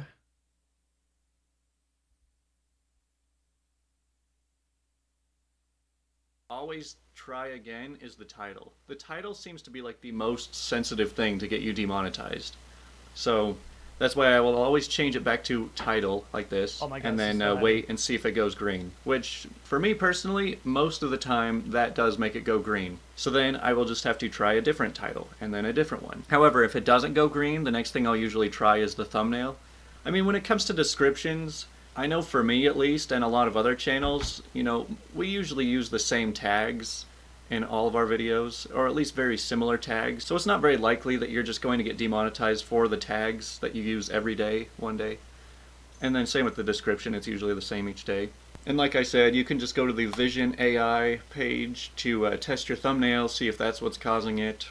I mentioned before that it's really good to always keep it private. You want to make sure that it is green before you publish it, if possible. So yeah, once you've got it done processing and you're waiting for it to get monetized, that's when you can come and put in your ads, put in your end screen, your info cards, all this stuff. I honestly think it's really good if you make your video before you actually plan on publishing it, because if you can schedule it ahead of time, then you have plenty of time to does work anyone with it fully and try and get it monetized. I never even thought that was a possibility. Does anyone actually fucking upload a video straight to YouTube without privating it first? That's fucking insane. Before it actually goes up. Usually if I've been trying to mess with it for up to about 2 hours, that's when I just give up and leave it to manual review and then schedule it. Jesus Christ. I know that it says that they will only review it if you have 1,000 views on it. I've had some that have reviewed like way before 1,000 and some that don't review until like 10,000 views. I think it all just comes down to how many videos they have in their queue. And so if there are a lot more videos that are being requested at the time... My method video got demonetized 4 days after it was up. And now I think, you know, the other thing about demonetization on YouTube, what really kills you is it fucking takes you out of the search results. Dude, this video fucking died. It was at 81K 2 days ago. It just doesn't get served anymore. God, that's so brutal because it got demonetized. So it got demonetized and it's just, yeah, like this video has sat at 81K while all my other videos are growing. Why did the method one get taken down? Because I loosely mentioned some stuff about sexual misconduct on behalf of like which was what was going on, right? And it took it as offensive, and then that was it. Whole video got demonetized because I was talking about the sexual misconduct on the CEO. So that was it. Could you upload with that part muted? I don't know what part was. No, it's a waste of time. It's like once your video is demonetized, you're fucked. It's whatever.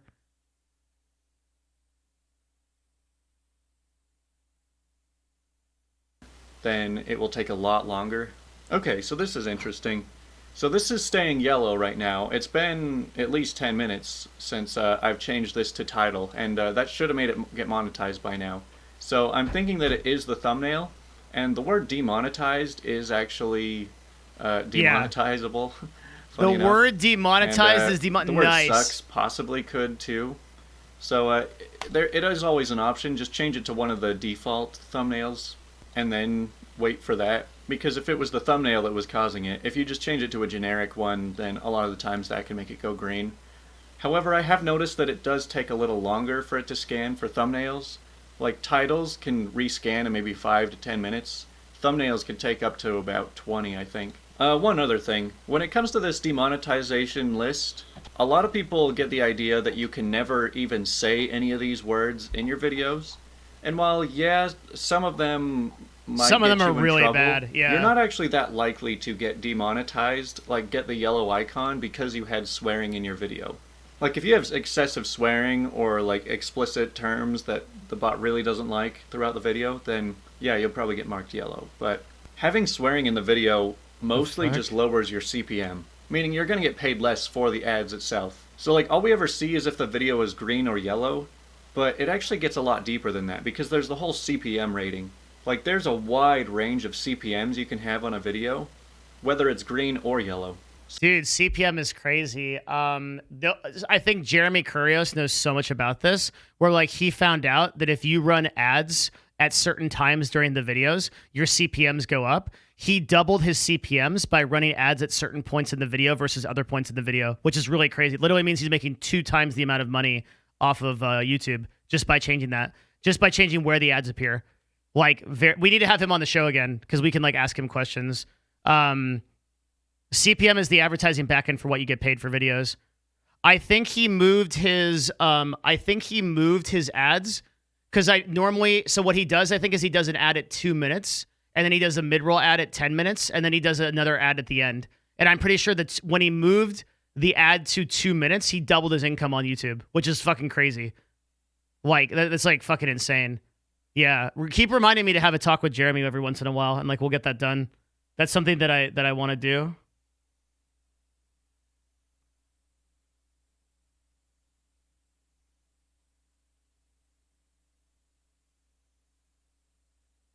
Javmatic, bro, I'm going to TO you because you've asked that question 5 times. I am not like the fucking podcast secretary, my man. The podcast is the same every night on Thursday. Just like, it's not a good use of my time to just continuously answer questions about the podcast on my channel. So I know you're like trying to be respectful, but it's just very annoying to deal with because consider you're one of hundreds of people that are asking questions about it. It's literally the same thing. You can always go to my Discord to get information about what we're doing. It's very, very easy. Holy shit. A quote from my grandpa's journal, I've found that a change in attitude is the keystone of success. That discipline is Abel, the amazing. source Thank of you, man. lasting motivation, and that the greatest obstacle on the path live in our means. Thanks for the great Spamming content. questions does get attention. Sure, it gets you timed out, and I didn't answer his question. So go ahead and spam if you like that. Yeah, that's the kind of if that's the kind of attention you want.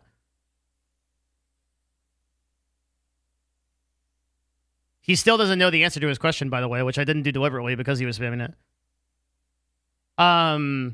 You found that the change in attitude is a keystone to success. The discipline is the lone source of velocity and motivation, a great ass obstacle in the peace of our minds. Thank you, man.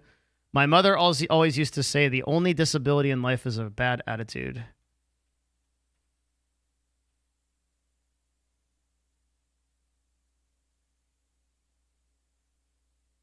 Omnia, thank you very much. In before your mom joke.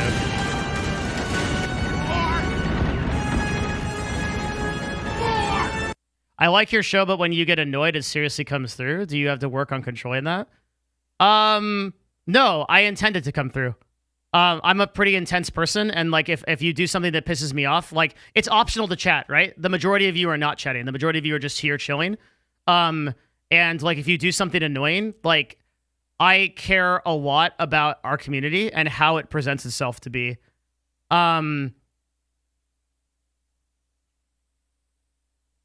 Okay, like you want to know how many people are actually here?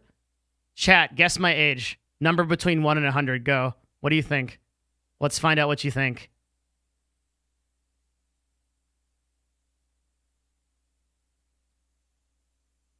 $54 is... Oh, dude, a lot of people know my age.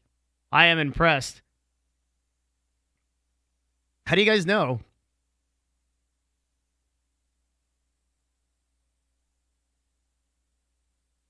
Holy fuck. I definitely have been enjoying How do you guys know? your streams and videos, but the other day might have commented that he was bad. As to test if you would This is donation, dude. I've been enjoying your streams and videos, but the other day I commented that Eve was bad as a test to see if you would really ban me. I now really regret it. Could you sort that out? I mean, your test succeeded, my dude. That's fucking great. Yep. Yeah, I got you. Hang on.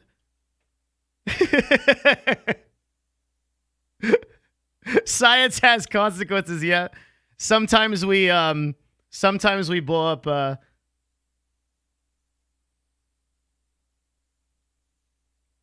like sometimes we discover the next like nuclear physics, and sometimes we Icarus flies too close to the sun and burns his wax wings. Totally get it.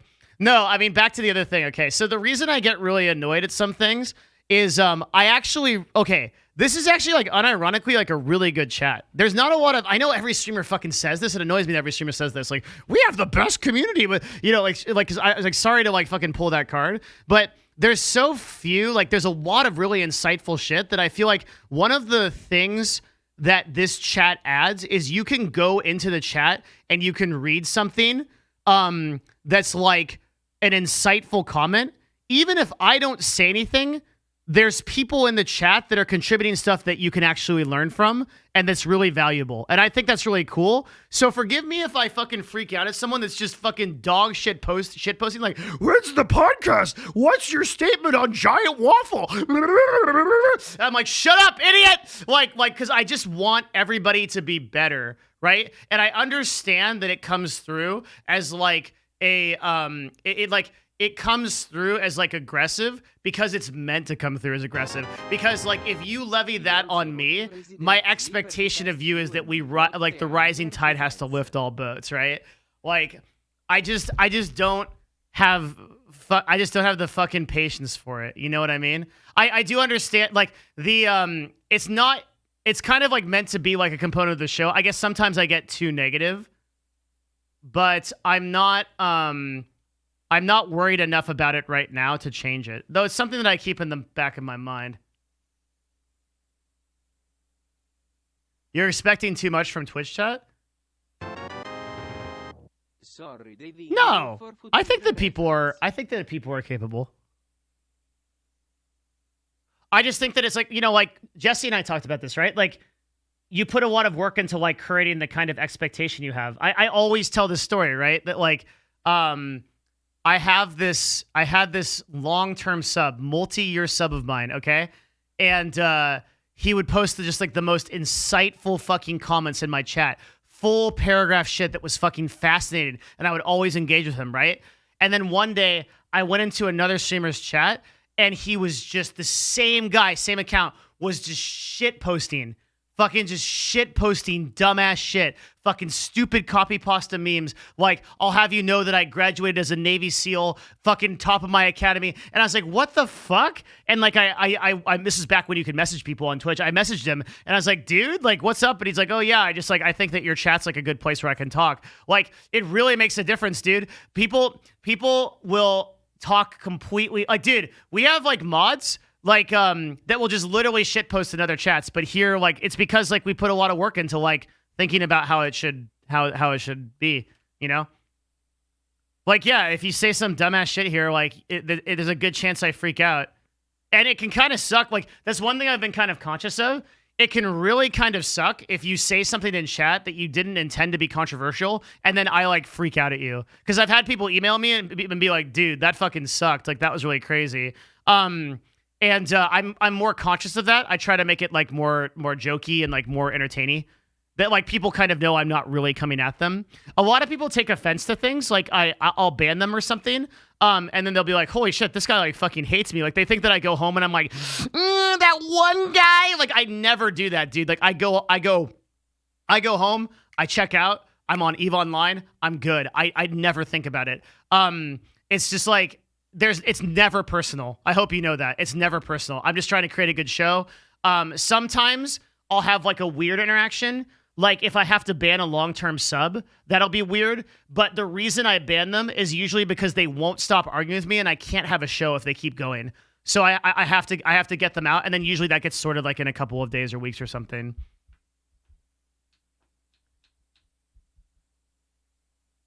But it's not personal.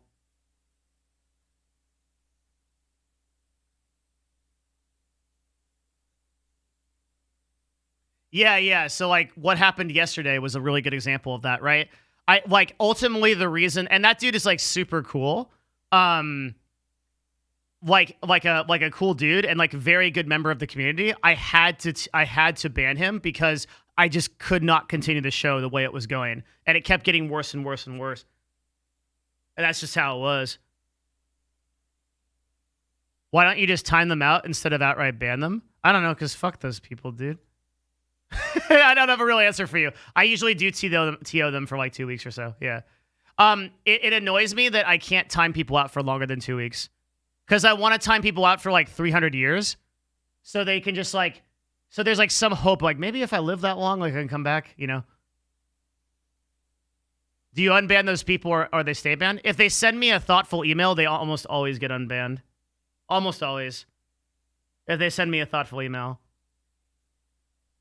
Sometimes I don't if they like, I don't know. Do you check Twitter DMs? No. I get too many.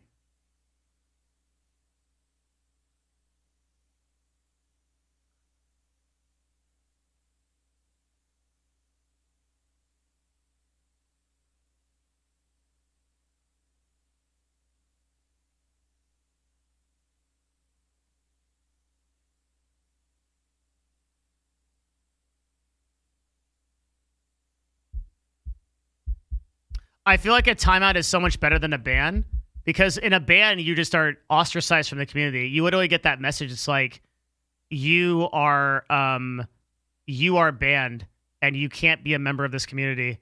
And that's like, I would rather time someone out for 300 years so they can read the chat, but they can never chat in it. Do you check your email regularly? I ignore the vast majority. Guys, I guarantee whatever reason you think you have to personally email me, it's not important. Like, just forget about it. It's whatever. It's not important. Feels bad. Yeah, if you're timed out, you can read chat, but you can't type. But if you are banned, like you're actually in like Dormammu's Shadow Realm, you get this. I think you get like a message when you try to load the chat that says you've been banned from this community. Like, go fuck yourself. And it's a pretty brutal message. Yeah, like.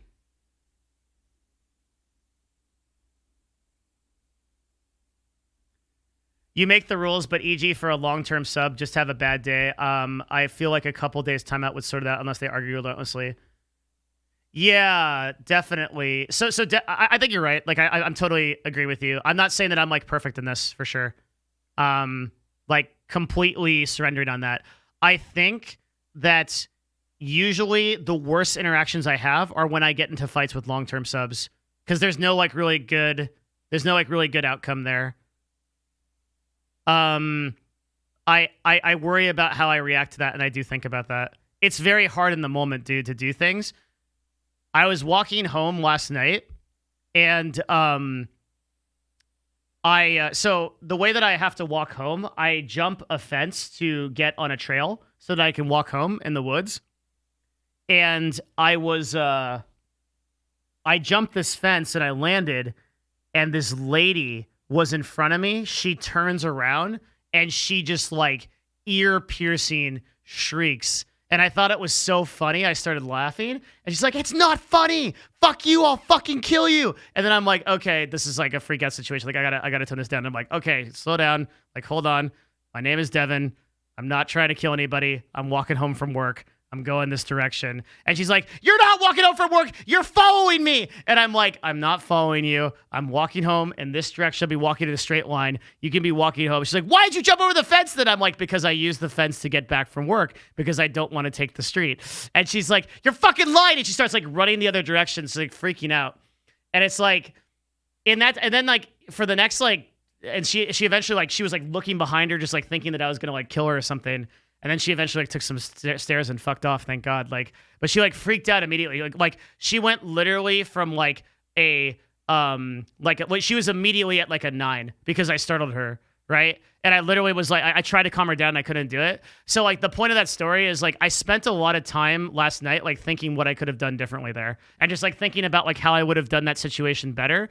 And like maybe I could have been like, "Yo, I'm really sorry I startled you. Like that was like really, really bad to do." I shouldn't have started laughing in the beginning, but I just thought her response was so ridiculous. Sometimes I just laugh at like people being stupid. Like, and I thought her response, it was like this ear piercing scream for like a minute. It was so dumb. Like I was like, I just like laughed at her, and like that obviously like exacerbated the situation. So I thought a lot about how I could like improve it.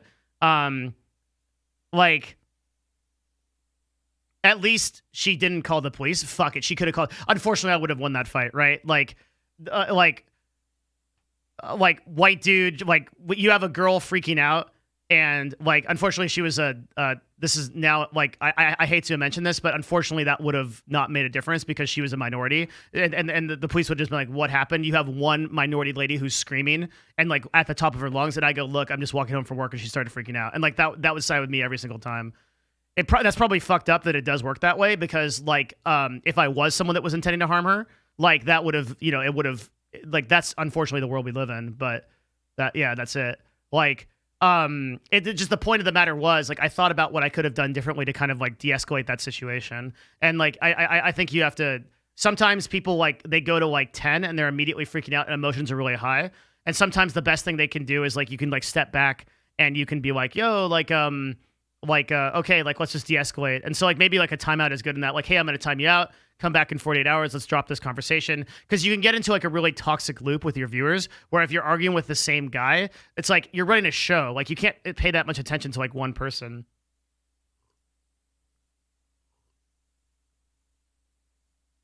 Assume every officer is racist is fucked up, dude. So like this is a good example, right? I think the best way to engage with this guy is probably to ban him. But like maybe he's having a bad day and like he just misunderstood me. So we'll try something different. I'll time him out for 24 hours. This is not my take, right? So the unfortunate reality of the world we live in is that I'm going to have more credibility in the vast majority of conversations with a police officer when I'm being compared to a minority woman. Okay, that's just the reality we live in. It doesn't mean that cops are racist. It just happens to be, or that the particular officer that I engage with will be racist. But even in the case of like emotion, if I'm talking with this tone and I'm speaking this way, and you have another person's like, this guy's fucking following me, he's gonna kill me. I was like they're gonna believe me over them because I'm like, look, like I'm really sorry, this is a huge misunderstanding. Like this person is fucking freaking the fuck out. I was walking home, she misunderstood that I was actually following her. I have no fucking idea what this is about. Here's my ID, here's my full name. I'm really sorry, and like that's how it's gonna be. Okay, so in no universe did I suggest that. You're projecting and putting those words on me. That's not what's happening.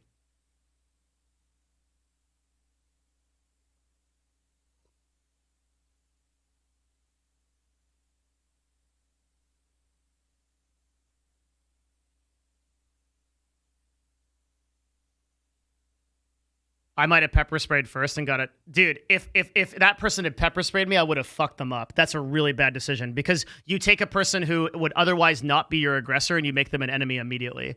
Like that's not a good idea either. I like can't we like the best thing to do is like you just talk. Like just like de-escalate, speak, step back. Okay, we're chill. Yeah. All good.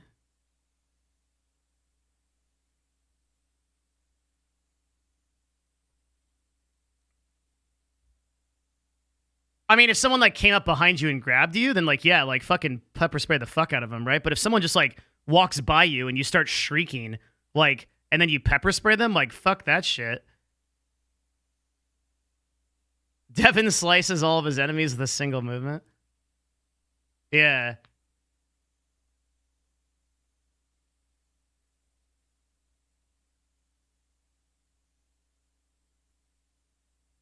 Also, we communicate through writing, which means most of our communication gets lost. Yeah, because the person holding the mic is like the person that has the...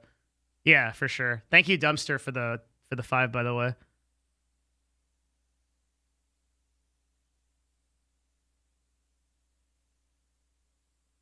I would be able to run a fight pretty well. I used to train police in San Diego. I used to train jiu-jitsu and aikido and judo. Like basically submission techniques for police in San Diego as a volunteer. As a part of like our dojo, my high school had like a volunteer thing we had to do. We had to do a certain amount of hours. And so I volunteered at a police station teaching because I'd been in martial arts all my life. Part of that training program, I got pepper sprayed. It was pretty bad, but I'm pretty confident I could fight through it. I got tased. No fucking way. If I got tased, you're fucked. Holy shit, that hurts so fucking much. Your muscles like lock up, like completely, and you just like you freeze and you just like fucking fall over. Like you get tased, you are immediately fucked. Holy shit. It's so fucking bad. Like there is no way that I could conduct a fight in any kind of way if I got tased. It's so bad. It's like a physical, visceral response. You shit yourself? I don't think you shit yourself. I didn't shit myself. I don't think so. Yeah, like there was absolutely no way I was going to get around that tase. I can't imagine any kind of like mental fortitude that I could have that I would be able to do. Devin is weak to lightning attacks. You shit yourself if you get hit in a specific muscle? Well, who the fuck is tasing you in the ass? What the fuck do you mean? What? What the fuck? Like, if I shoot it, like, I got tased right here above this fucking left nipple. Like, this too, it hit me right here. And I got fucked, man. Holy shit. I fell over. I was like, ah! It's like fucking free. It hurts so bad. And then what's really weird is once they turn off the electrical current, like, you're good. Like, there's a little bit of residual, but it's not that bad. Pepper spray is the opposite. Pepper spray fucks with you for hours. When I got pepper sprayed, I was done for the day. It was bad. And I still felt like that really dull, like that pain you get, like if you haven't slept a lot, you get like this, like dull, like pulsating pain. It was like that, but worse. Did you get pepper spray in the mouth? No, I got hit like in the center of my face. I didn't really feel it in my mouth. I felt it in the I felt it in like the most place that I felt it was, first of all, my nose clogged up like fucking crazy, and it was like, by who? By the police. And then my eyes, like this circle around my eyes. I just like, it was like really, really bad. It was like this painful fucking pulsing, and like my nose and my sinuses were super fucking fucked. Why did you get tased and pepper sprayed? We were doing it as part of a martial arts demonstration at the police academy in San Diego. It's not an exciting story. It was just a training thing. We were just training. So like we just like, part of the training was just like, if you wanted to volunteer to get hit by a tase or a pepper spray, you would figure out like what happened. Like you just learn what happened. I volunteered for it because I'm a fucking idiot. Like,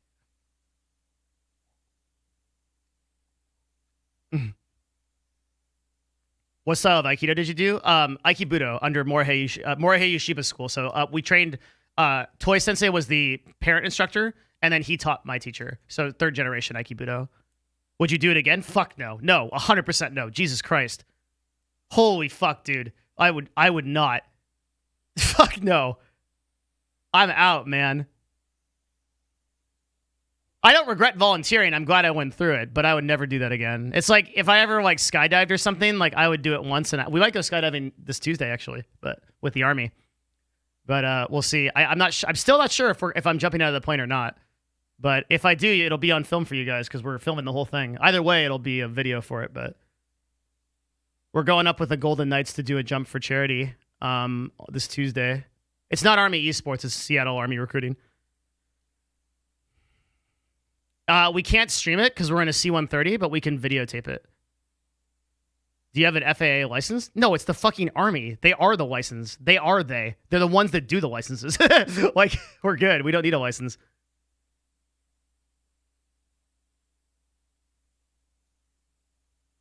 Yeah, like we can't. So the logistics of fucking filming in a C-130 are very advanced. So we're giving a GoPro to the Army, and then we're also filming like takeoff, landing, and like interviews and stuff. And then we're just gonna make a fun little video. Assisted skydiving? Yeah, I would jump with like a Golden Knight.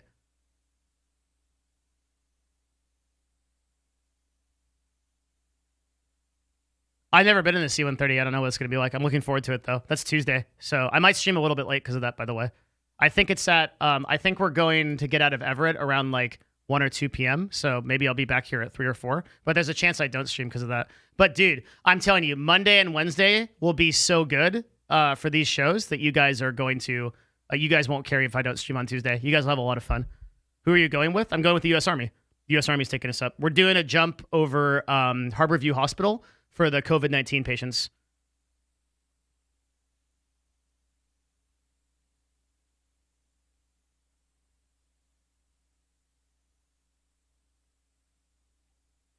So it should be cool.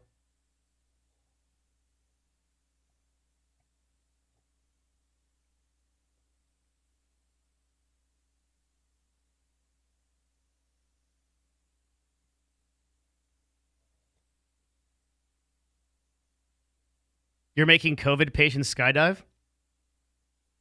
So like, I worry about Twitch chat. Just because it's yellow doesn't mean you'll I really have do. ads. Like you can still make a little bit of money, and YouTube's actually talked about how they're trying to increase the amount of money you can make for demonetized videos.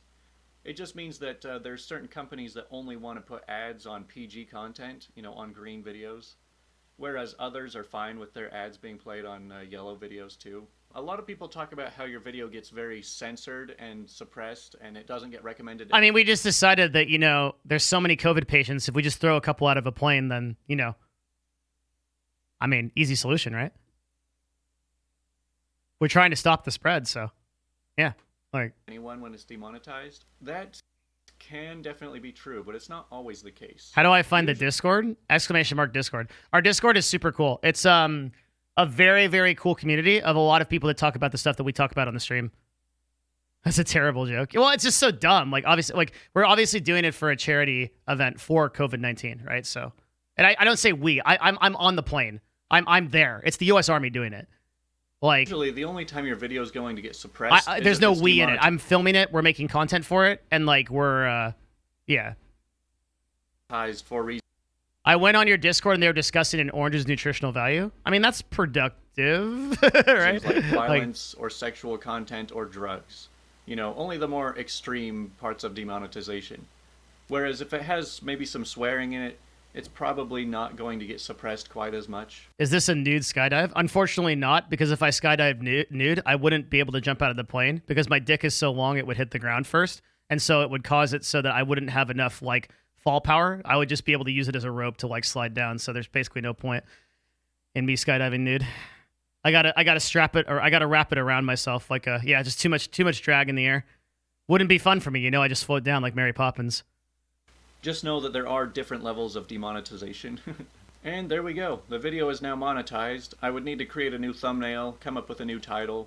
Yeah, that's why doing it the fast way can make it a little bit more time consuming in the end, because sometimes you just don't know what was causing the monetization problem. But in this case, I would just try a few different titles until you could get it green and the way you want. I mean, I've even had times where I could get a video green, but not in a way that I actually liked the title or the thumbnail that I gave it. So then I would just revert all the way back to the way I wanted it, see that it goes yellow, and then just give up and request a review. Because sometimes it's better to just have the high click-through rate title and thumbnail than it is to have it green if it's not going to be a good click-through rate. But hopefully this video was at least somewhat helpful. I feel like I was just listing off so many different points throughout this whole thing. But let me know if there are any monetization-specific issues that you run into, and I will try and answer any questions that I can. I don't know everything about monetization. The bot can be very inconsistent. Wait, what will I ban him for asking? Which makes it really hard to understand. The one thing that really bothers me the most is when I will have a video that's green, I've let it sit there for like an hour, and it's still green, but it's private. And then I will schedule it for the next morning. And then it goes yellow. It'll stay green that whole time, and then once it gets published, then it goes yellow. That's what really bothers me. It's like it's refusing to scan it until it's public. And that is something I have no idea. Yeah, that's what happened to me with the method video. But thanks to everybody who's been watching. Also, thanks a ton to everyone who's signed up for the Patreon. I've raised enough money from that I can actually put a decent amount of time into doing all these tests and stuff. And especially to Dr. Mike. He's actually funding... Man, I wonder if I did a Patreon and then I just did my YouTube videos and I stopped streaming. That would be kind of poggers. NGL, but fuck, as much as I hate some of Twitch chat, I really can't leave you guys. I can't. I want to, but I can't. I can't. I love you too much. That's the truth of it. Oh, it would be super cool to talk to this dude on the show. I'm sure he'd be down. If we found some way to contact him. He probably has a Twitter or some shit.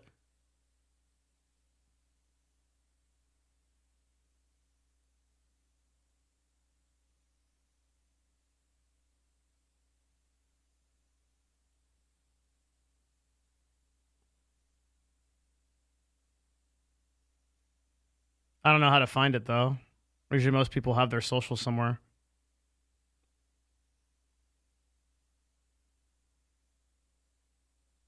$50 a month.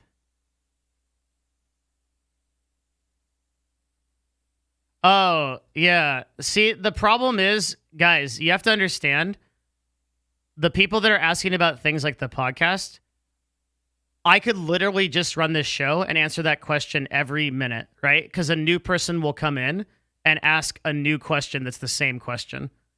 And so, like, there's no solution for me. I just don't want to keep answering the same question over and over again. So it gets so annoying, I time it out. I don't really have a better solution. Hey, Devin, do you do any paid consultation? Yes? Question mark? Ashton WC, thank you for the $30. Holy shit, what a donation. The solution is making a bot command? You're right. Let's do that. Thank you for the $30. That's fucking insane. I do paid consulting. Exclamation mark consulting. With a couple of caveats, which I'll tell you in a minute. Hang on. Not because you want to stream or anything, but it's your way of thinking. It's motivational keep creating. Tie. Just a moment. Yeah, we need a bot command for it too.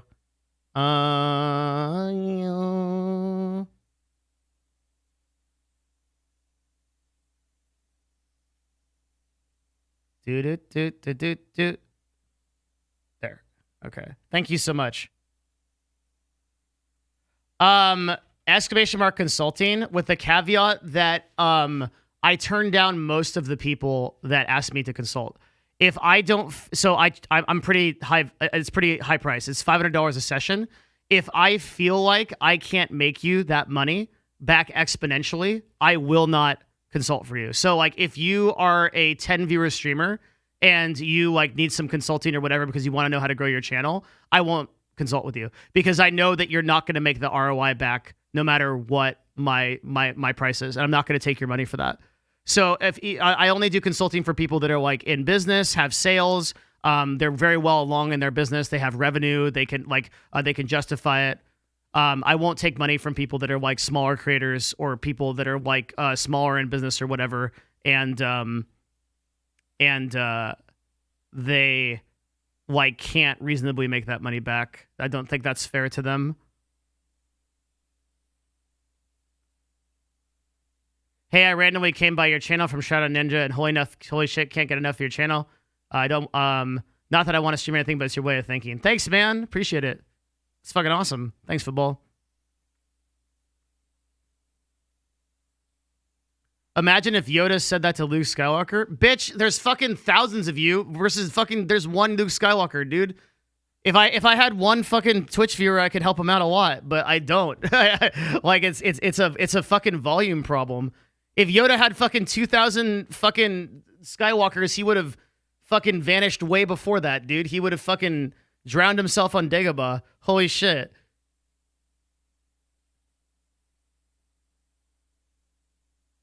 I don't want to take anyone's money unless I provide a lot of value, so it's just not something in my mindset. Okay, let me make this command. Then we actually have some work to do.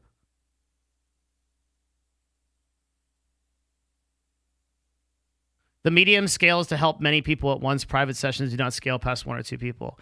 Yeah, it's that, and then it's also just a matter of time, right? Like with two full-time jobs and just like the number of messages that I have to go through and just the number of shows and things I've got to run and just all the shit, dude. Like I just can't do it. Like it's very difficult for me to devote singular time to anything. I wish I could, like, but I can't.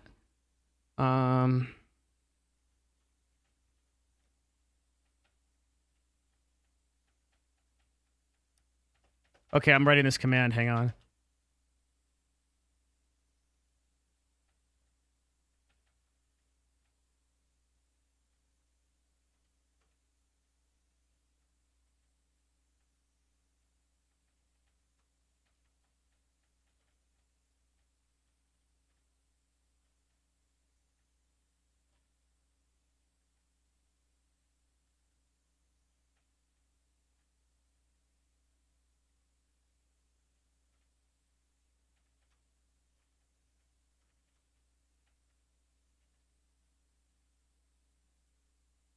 All right. Yeah. Command's up. There we go. Finally. Nerd Fusion, PoE, even than us. Yep. That is the order. Off-topic question. How do you end up getting verified on Twitter? Any juicy Holy fuck, Novo. Jesus Christ, dude. Holy shit. Dude, Novo is actually fucking nuts. Oh my god. Holy shit. It's exclamation mark podcast. Thank you so much. Oh my god. Getting verified on Twitter is literally just a matter of knowing the right person. It's just knowing the person that does verifications. It's an individual AM that can do it. For Twitter gaming, it's a guy named Rishi. And that's it. That's just all it is. If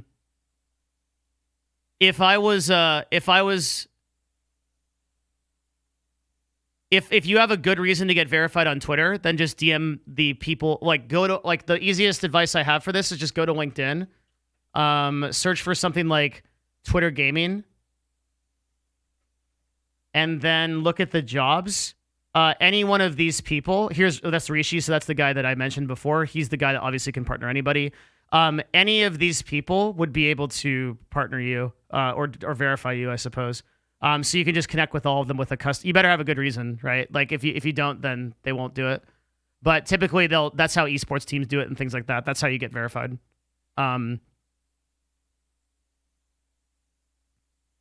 That's actually the answer. I never feel like my answers are worth what Novo asks. Like Novo asks me a question like,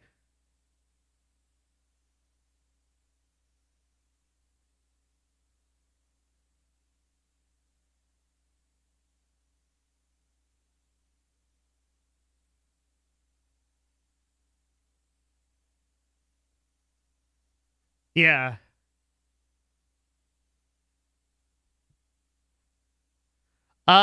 We're not gonna be doing podcast note. I'm gonna do a little bit of it. Maybe you guys can like help us out with it. I'm gonna do a little bit of podcast notes.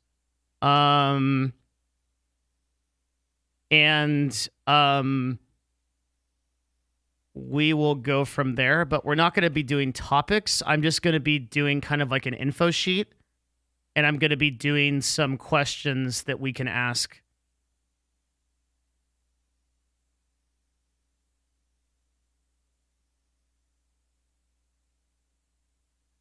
Because I'm bringing on Jason Dockton. He's the CEO of the company that I'm on the board of for this charity.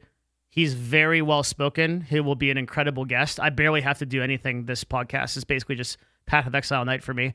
All of the work was in the setup. So these guys are going to, Dr. K is going to be on. It's going to be great. They're going to run the show. We're going to talk about some really important shit with mental health. Maybe I could add in something every once in a while. And then that's going to be that. Should be good.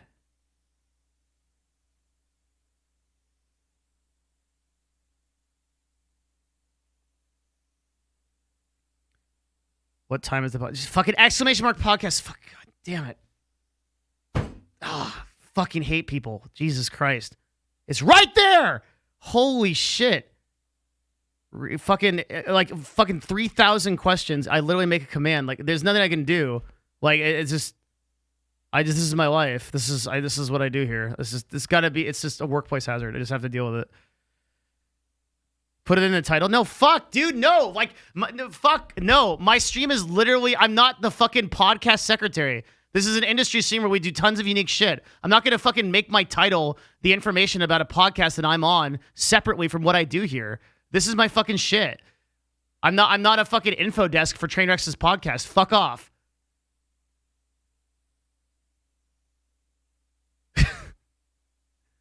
You should add your time zone? It doesn't? I thought I put it in there.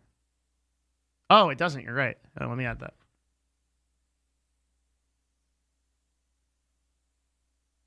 Maybe you should be. Maybe you should slob my dong. PST. Okay, there it is. All right. All right.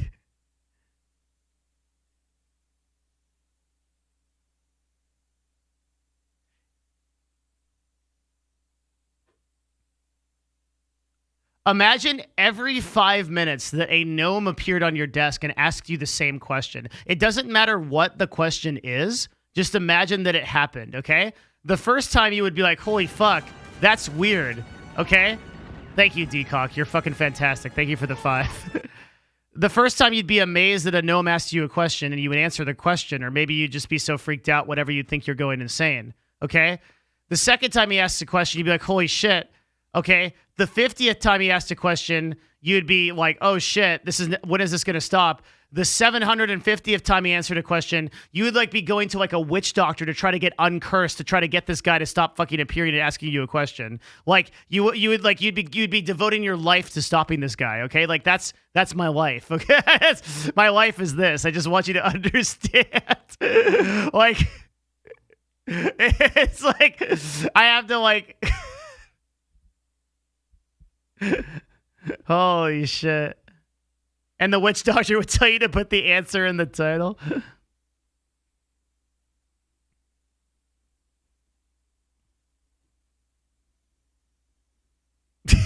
I'm so done, dude. All right. Okay, let's do this thing. Hang on.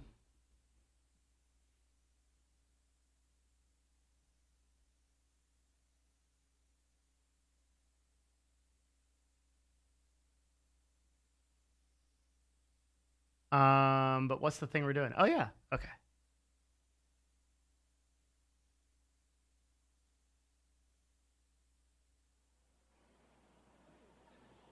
We're going to get a Google Doc, boys.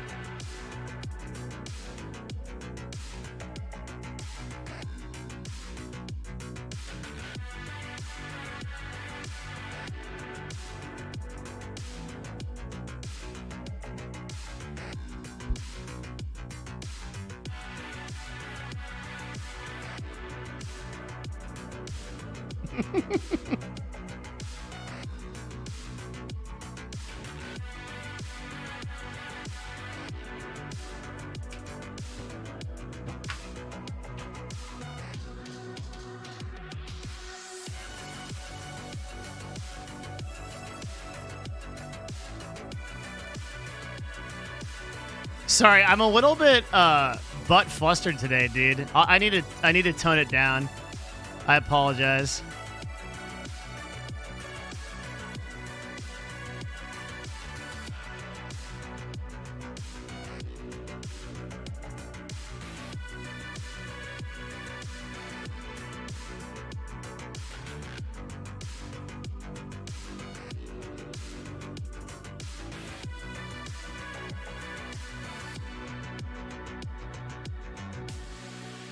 It's still been a really good vibe.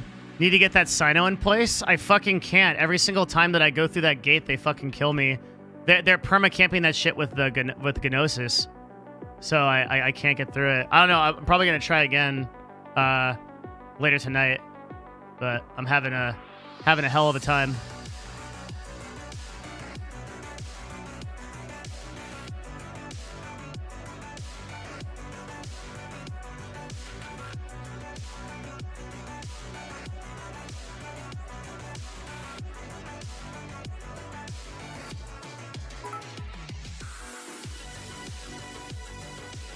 $10,000 bits. Song name. Okay, I mean, well, I can't say no. Here it is. Yeah. Holy shit. Thank you very much. Jesus shit, dude. Holy shit. There you go.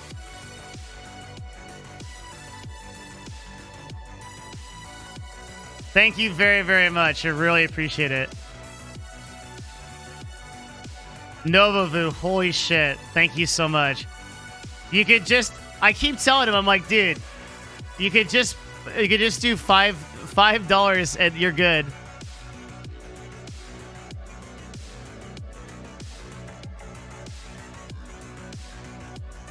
Holy shit. Thank you very much, dude. Like, I really do appreciate that, but oh my God.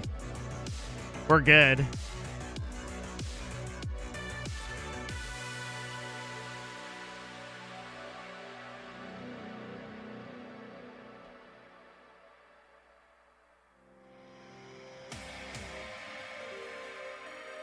Thank you so much. It's unbelievable. I can't even like fathom how much support like that is. Thank you so much. It is a huge, huge difference. Thank you. Can I pet your tiger?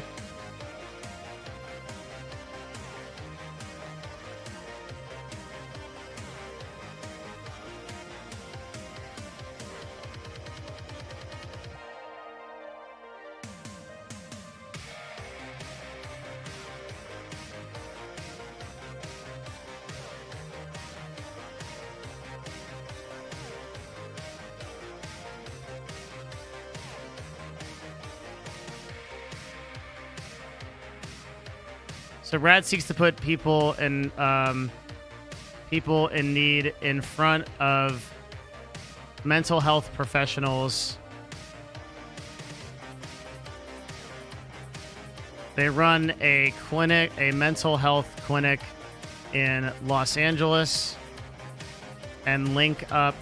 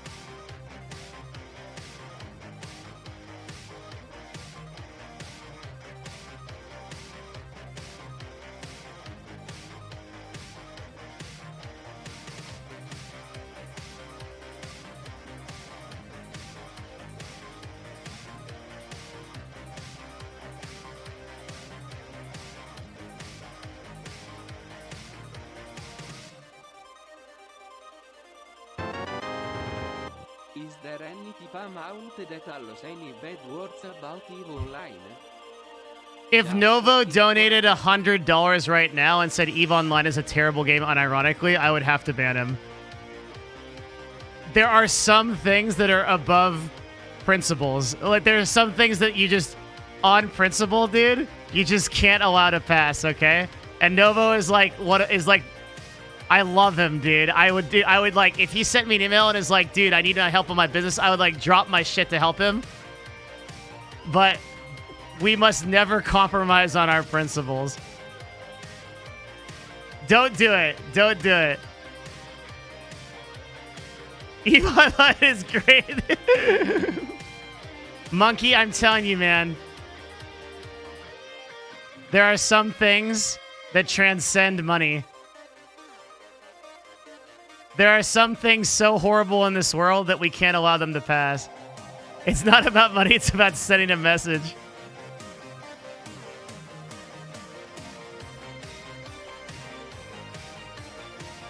Is EVE Online your most favorite game of all time? Probably. It's a toss-up between EVE and EverQuest 1 and Dark Age of Camelot.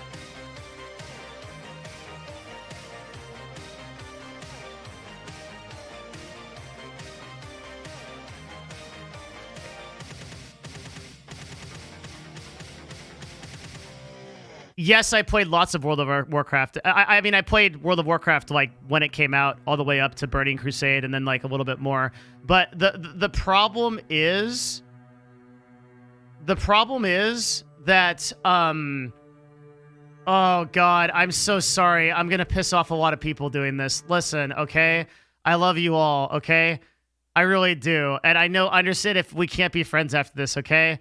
But, dude, World of Warcraft is just a shitty version of EverQuest 1. They literally stole everything on the PvE side from EverQuest 1, and they stole everything on the PvP side from Dark Age of Camelot. They made nothing original. All the boss fights from original Classic all the way up to Realm of the Lich King were just copy and paste of Plane of Time and EverQuest 1. They copied everything. It's just that most people aren't old enough to remember EverQuest 1 because it came out in 1999.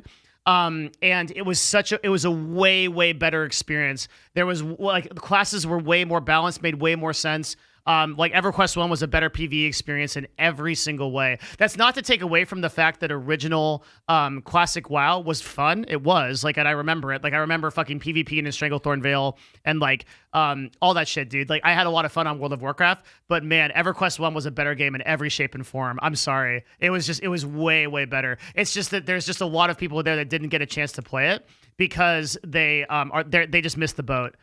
But man, like EQ1, that was the shit for PvE. It was the shit. And Dark Age of Camelot was the best PvP RVR game ever made. I don't even think there will ever be a game made that was as good as Dark Age of Camelot RVR. It was so fucking good.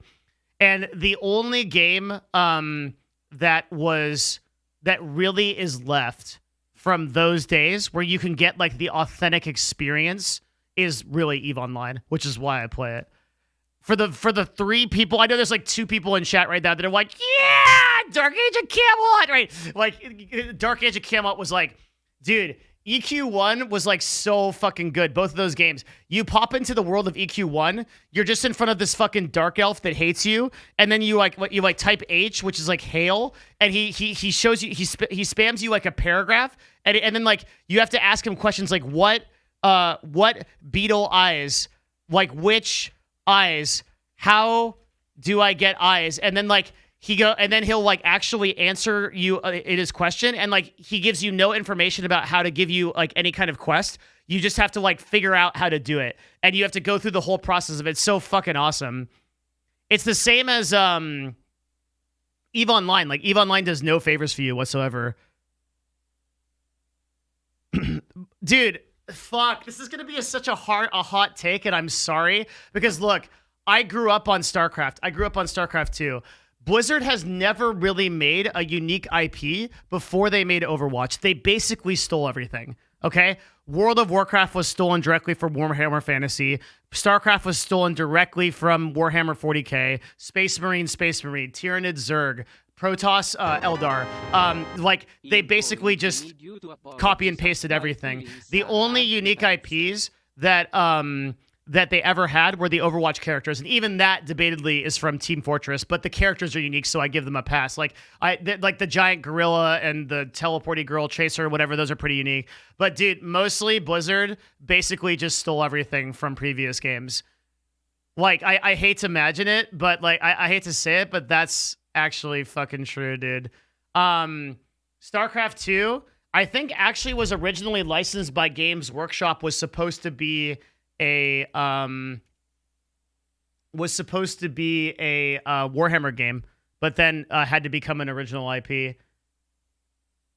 Now, that's not to say that Blizzard didn't used to make good games, dude. They used to make fucking badass as fuck games because it was the gameplay that you came for, right? It was really, really good. I think, was Diablo 1 a unique game? Was there anything before that? I think that Diablo 1 might have actually been, and Diablo 2 might have actually been a completely unique idea. Someone might know better than me. I think we could give it to them. There's like some games that came before it. But yeah, Diablo, I think I give it to you. I think I stand corrected. I think Diablo is a unique IP. Outside of Diablo and Overwatch, everything was pretty much copies. Now look, like if you're a game studio and all you did was you made Diablo, like you're a successful game studio right there. It's pretty fucking impressive.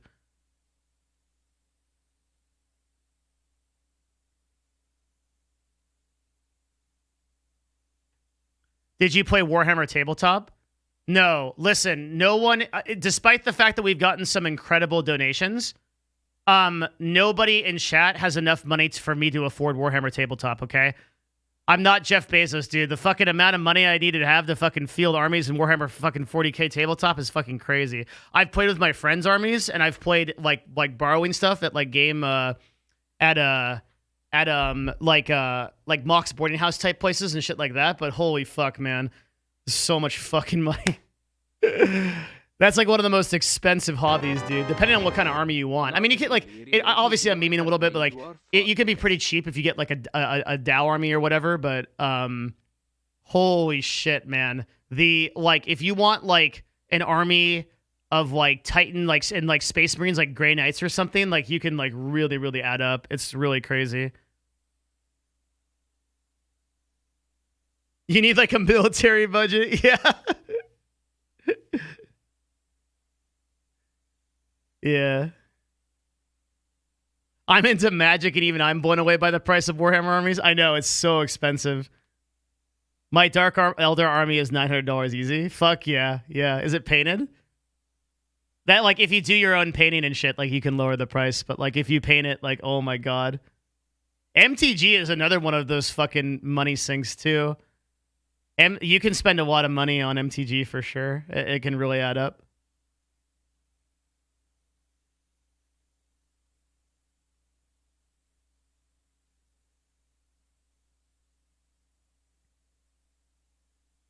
Like vintage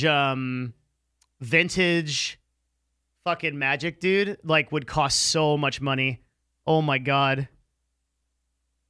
I dropped a few grand on Hearthstone in the first few years. I can see that. Yeah, for sure. I think the most amount of money I've ever spent in games is probably on EVE.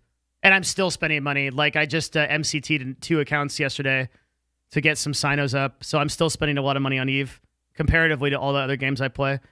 I spend about $60 on Path of Exile every 3 months, and then I don't really spend any other money on anything else. MTG, I was sinking a lot of money into that. You can make IRL money in EVE, though. Yeah, you can, but like nobody really does. Like, because it's technically illegal based on terms of service, but some people do. Oh, thanks, John. Appreciate that, man. Very nice of you to say. Congrats on your 2.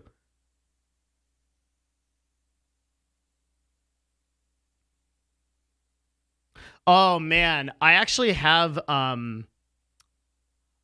boxes of Magic cards.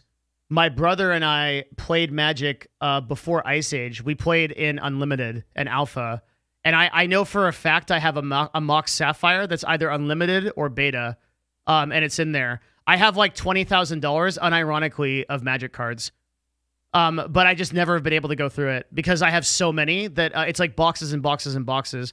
But I know I have a Mox Sapphire. I know I have at least 2 Shivon Dragons that are unlimited. A bunch of cards from Arabian Nights, a bunch of cards from... I think I have a whole set of Arabian Nights, and I think I have a whole set of Ice Age as well.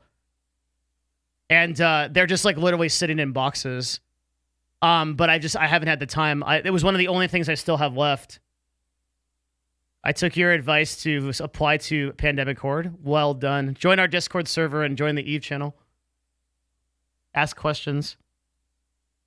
I would need somebody like I could trust to not steal the cards because I don't know what's in there to be able to look through them. So I'd have to I literally have to hire a guy, and then I'd have to hire a guy to watch that guy to make sure that guy didn't do anything. But then I'd have to hire a guy to watch that guy,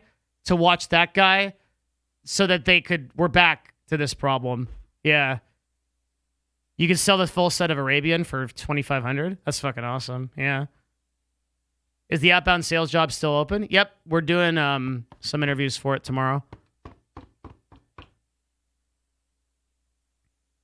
I just don't have time to go through it. It would take hours and hours and hours.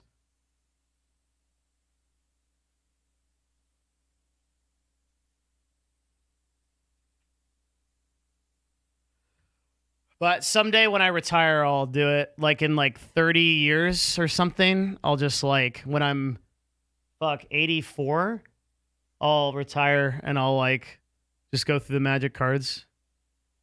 I don't know what else I have in there, dude. I have a fucking ton of shit. I know I have some. The Mox is probably my most valuable thing. The Mox Sapphire. Maybe have DS Cooper look through it. Oh, that's a good idea. Yeah, have one of his people do it and just do a cut. He's a businessman. Give him 10%. It's not too late to apply. No, but I'm doing first round interviews right now, so.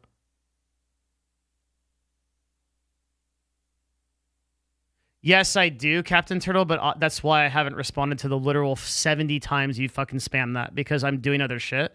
So right now, I don't want to look at emotes right now. I can do it later when I'm on the podcast. Maybe I can look at general chat or sub chat or whatever, and we can take a look through it. Yeah, I never don't see messages. It's just that I don't want to answer them.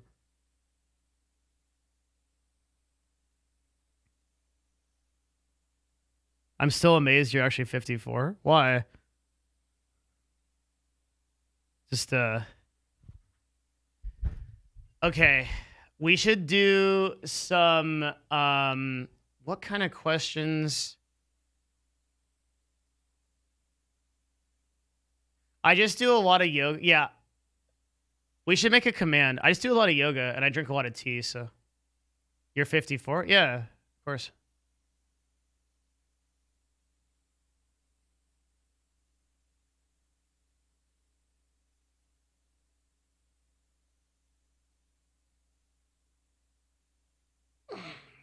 I don't know why it always surprises people. So we need topics. I'm just going to write down issues first. And we can change these later. Issues. No alcohol helps a lot? Yeah, I think so. Alcohol does seem to age you. I thought he was 70 plus. Fuck off. What should people look for as a sign of depression in themselves or others to know when they should consult a therapist? If you have to ask, you should consult a therapist. Don't ask me that question, dude. I'm some dumb shit streamer. I have no idea about mental health. You should be asking somebody qualified for that. Do not trust me for answers of like serious psychological advice. Like I don't know enough about that.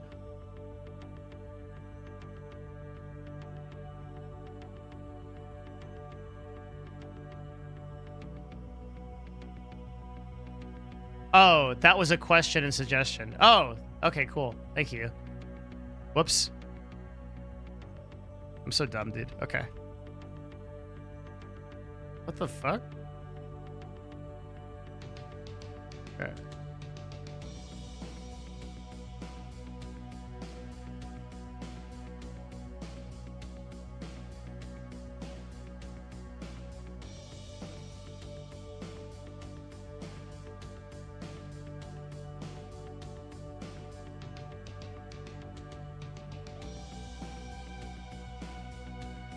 Dr. Case 38.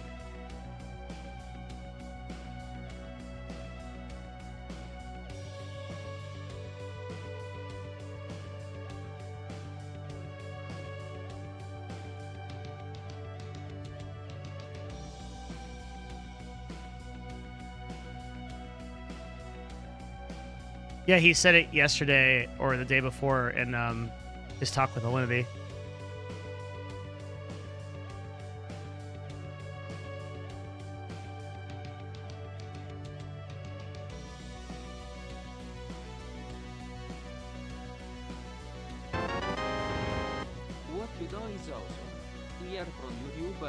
Nice! Thank you, Prince Poet. Appreciate it, man. Very nice of you.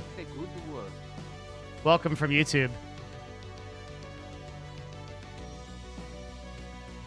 Thank you, man.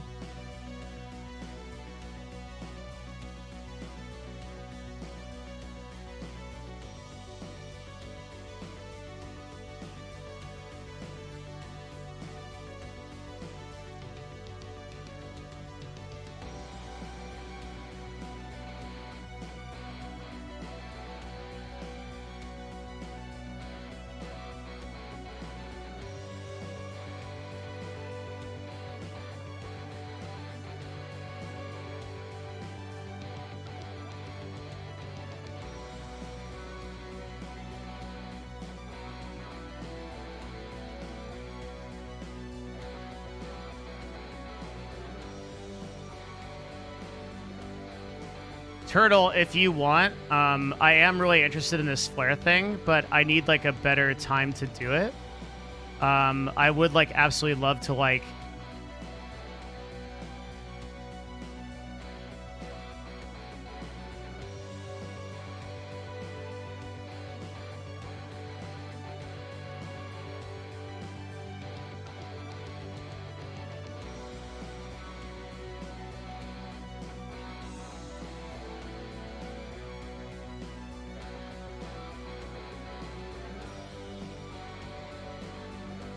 go over it. I just need to finish this stuff.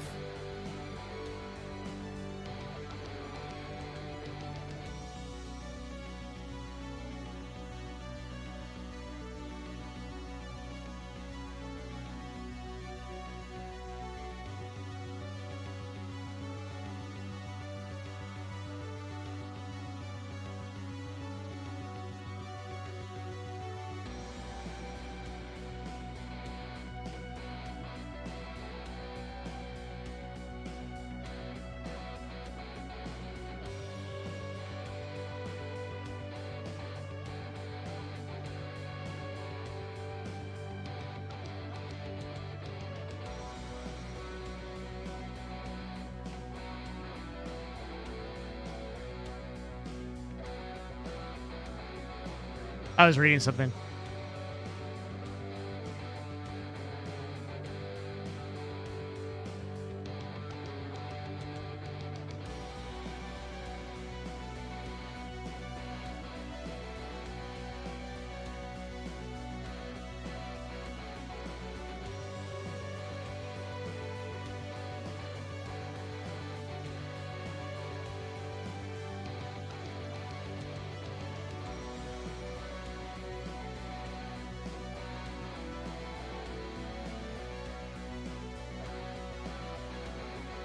I don't know if the lab did any work on this. Let me go check. Nope.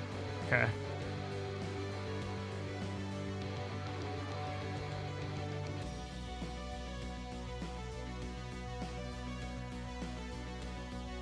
I just, like, don't know what else there should be.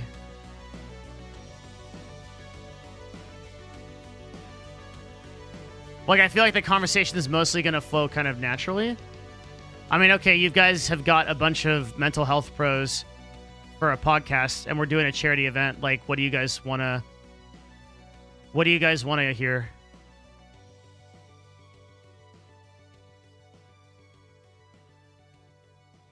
Oh, that's a good one. Benson, yeah.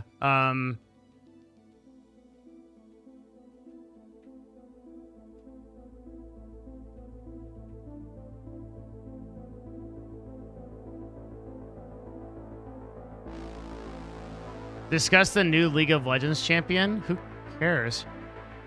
Who fucking cares? Are you serious?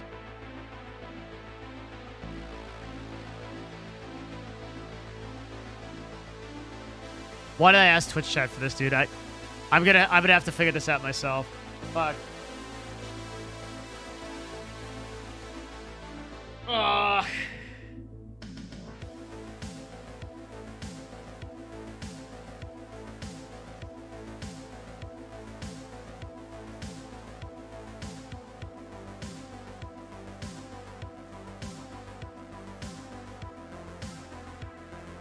What can we do in the digital age to reduce the impact of negativity on us?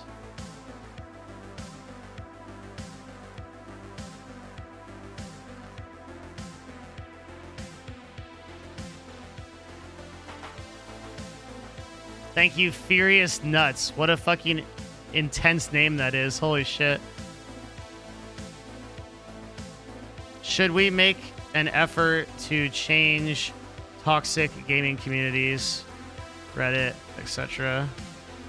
Or really how... It's not really should. It's like, how should we make an effort to change?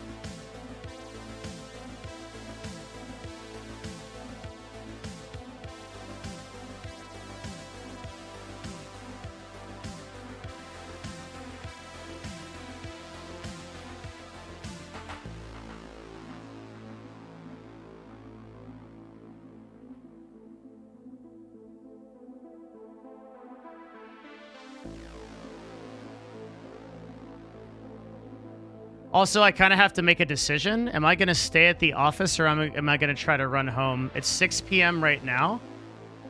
So we're 3.5 hours out.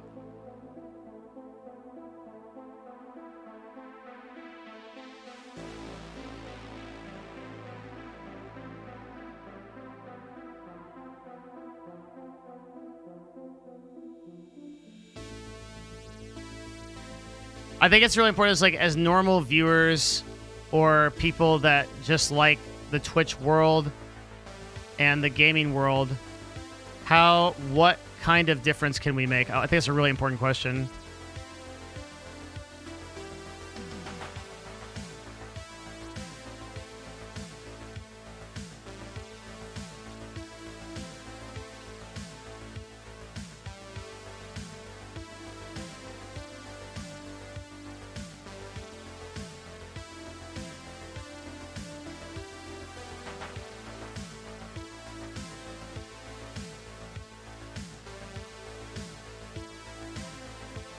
Seven 9/2020. What the fuck is wrong with your hair? At Devin Nash. Oh, sorry, I meant to say face. Seriously, your hair is looking fucked up, dude. Imagine being literally having such no life that you have to like comment on a person's hair. Imagine like you actually have so little going on that you actually give a fuck.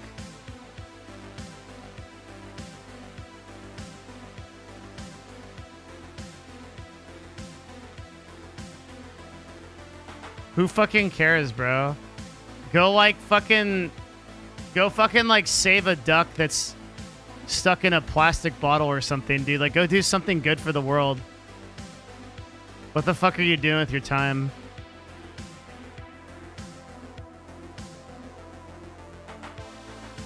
What are the signs you're helping somebody?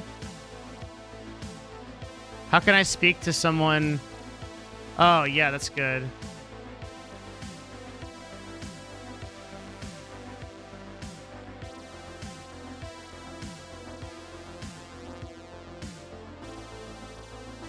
What expectations should we have of Twitch to mitigate toxicity, support mental health, and push the gaming industry forward? I should say, like, Twitch, YouTube.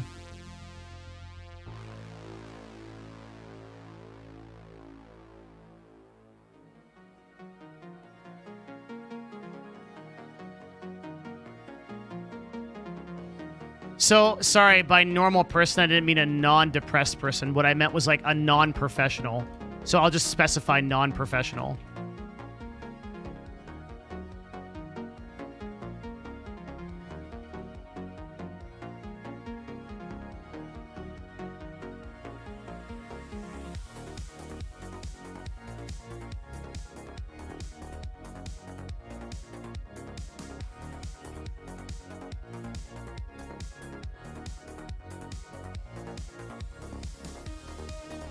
I didn't mean to suggest that people with depression are abnormal. If anything, people without depression are abnormal.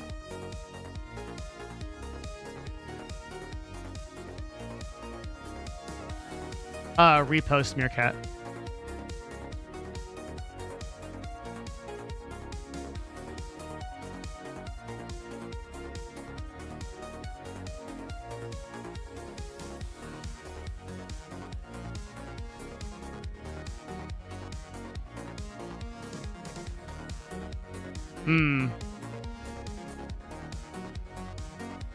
Maybe. Pretty specific.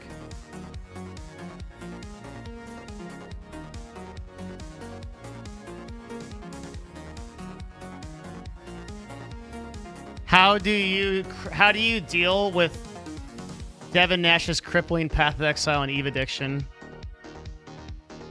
I'll be right back.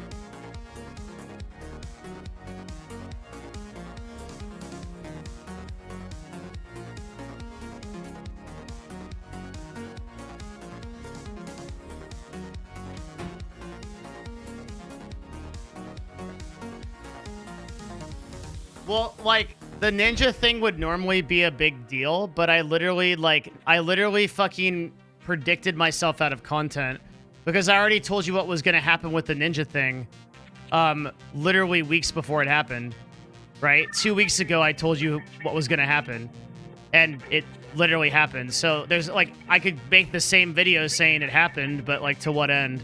There's just not much to talk about. It was incredibly logical that Ninja would go to YouTube.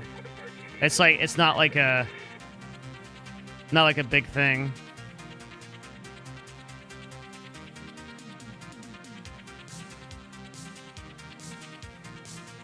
Didn't he have 150k views on YouTube? I think he did. Which now he knows the power if he didn't before. 167? God damn. Was that the peak? God damn. Yeah, man. I mean, that's like Jesus. If you're gonna do anything, like, there you go.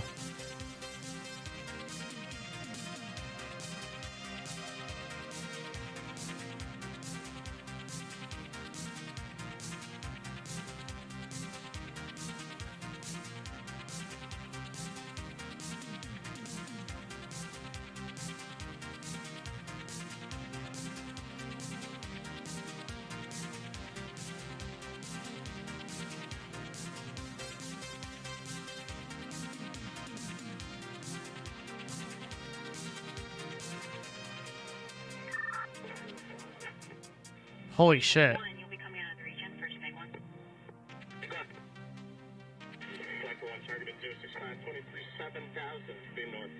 No, you ready for this? That's a good question, definitely. That's the first stream. Isn't there slight hype around it? Otherwise, of course, it'll still be large numbers regardless. The first number is high. I'm actually willing to bet you that Ninja will go up from there. That I think that we can expect that to be a fairly consistent thing. Ninja has, what is it, 22 million subscribers on YouTube? So, man, it is actually going to be really crazy. Like, Fortnite is the place to go. For people just don't understand that, like, YouTube is a completely different universe than Twitch. The view count doesn't work the same way as it does there.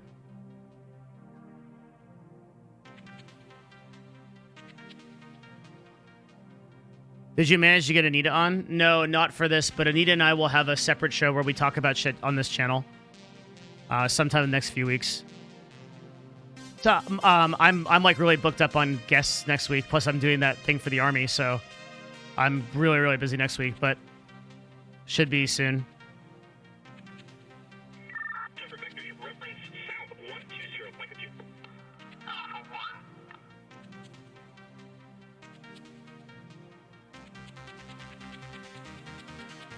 I'm not saying he won't grow, but that's usually the case. I'm talking only from Twitch experience here and the knowledge I try to pick up from the master. Oh, well, I mean, like, here's the thing, right? So, just because we have this, like, predication of how streaming is supposed to work because of Twitch, doesn't mean that it's going to work that way on YouTube. YouTube is a different animal, right? The difference between YouTube is that YouTube has 2 billion endemic users to pull from, and it has the existing subscriber base that you already have there. Imagine if you started a stream. Okay, this is a really, really good analogy. Imagine if you started a Twitch stream, and the first time you started a Twitch stream, you already had 22 million followers. What would happen, right? Well, you would get a notifications, they would blow up, and tons of viewers would be there, right? But it's even better than that because you're starting that stream and then you're getting recommended into YouTube's algorithm to the other 2 billion users that use the website and the 200 million people that are there every day for gaming. And then you start to see how these larger numbers are unreasonable. And the way that YouTube creates a view is the same as the way that Twitch creates a view. So it's exactly the same. That's why people like LaserBeast had 900,000 viewers on their channel. Imagine that, right? 900,000 viewers on a single influencer's channel. That's unheard of on Twitch. You can't do that. That's insane, right? Even like giant conferences that are like exclusive to Twitch, like Sony, they barely pull those kind of numbers. That's like fucking crazy shit. So I think that YouTube is just set up in a way that people don't understand. It really is a totally different world than Twitch is. The potential that Ninja has on YouTube is so much greater than anywhere else.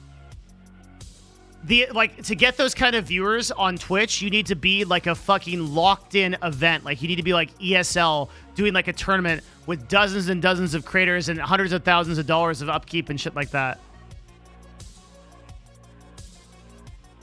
People get live streams recommended yeah, dude, people get live streams recommended in their search. Like, what? Like, there you go. It shows up in YouTube search. It's really powerful because everyone that's searching for Fortnite videos when Ninja's on is going to get the live notification because of the amount of viewers. And they haven't even put a lot of discoverability into this yet. It's just beta. It's just like really like beginning shit. YouTube prioritizes live streams on search.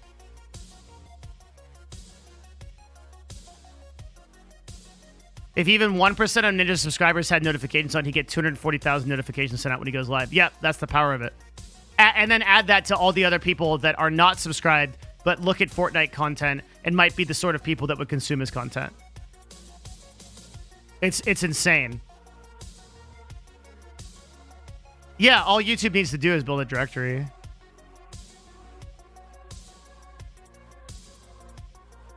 Which people don't understand, like, how easy that is for them. People think that, like, well, YouTube will never be successful because the UI sucks. It's like, bro, that's literally the easiest problem to solve for YouTube. The hardest problem to solve is how do you get users? YouTube already has all the users and all the followers.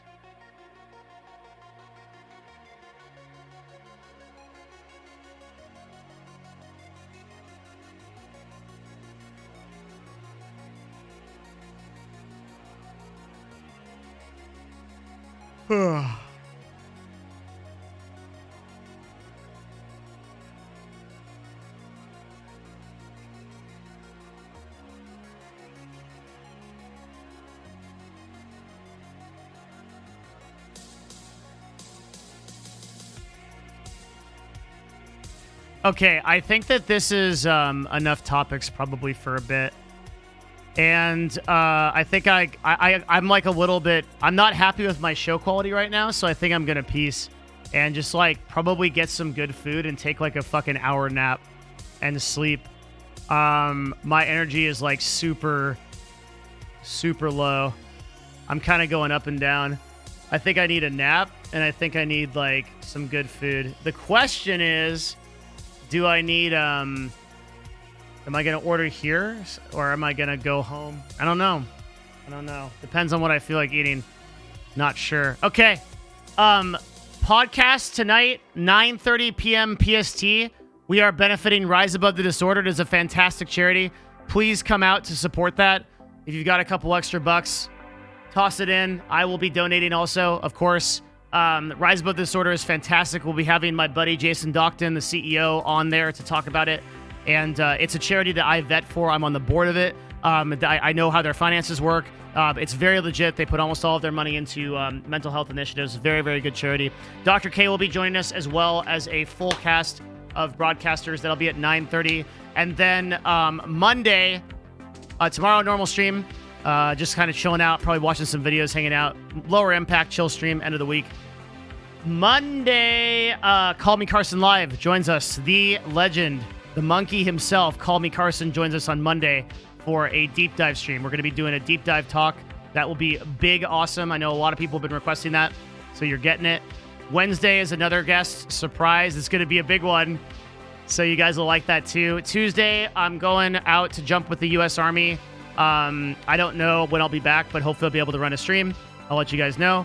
And then the rest of this, I think then the Scuff podcast number 100 next week as well. So that's it. All right. Go join the Discord, discord.gg/Devin. I will be back online tonight. I think I'm going to go take a nap, just kind of chill for a while. And, dude, you guys have been fantastic. Big shout-outs, man. Very positive vibe stream. I really liked a lot of the topics we covered. We had a lot of really good talks. So thank you for coming out for it. A very big shout-out to Novovu for your insane support of the stream. Thank you very much. But also to Prince Poet, Ashton, and Abel Amazing for those great donations. And thank you very, very much to Net Yellow as well for buying me dinner. I appreciate it. All right, guys, post those hearts in chat. Let's go. Thank you very much. Have a wonderful, wonderful rest of your evening. Thank you for coming out and joining me. I really do appreciate it. I'll see you guys on Discord. I'll be there for the entire podcast as well. Just kind of hanging out and chatting. And yeah, I'll see you guys there. Thank you very much. Have a wonderful rest of your evening, guys. Thanks for making this possible. See you soon. Bye-bye.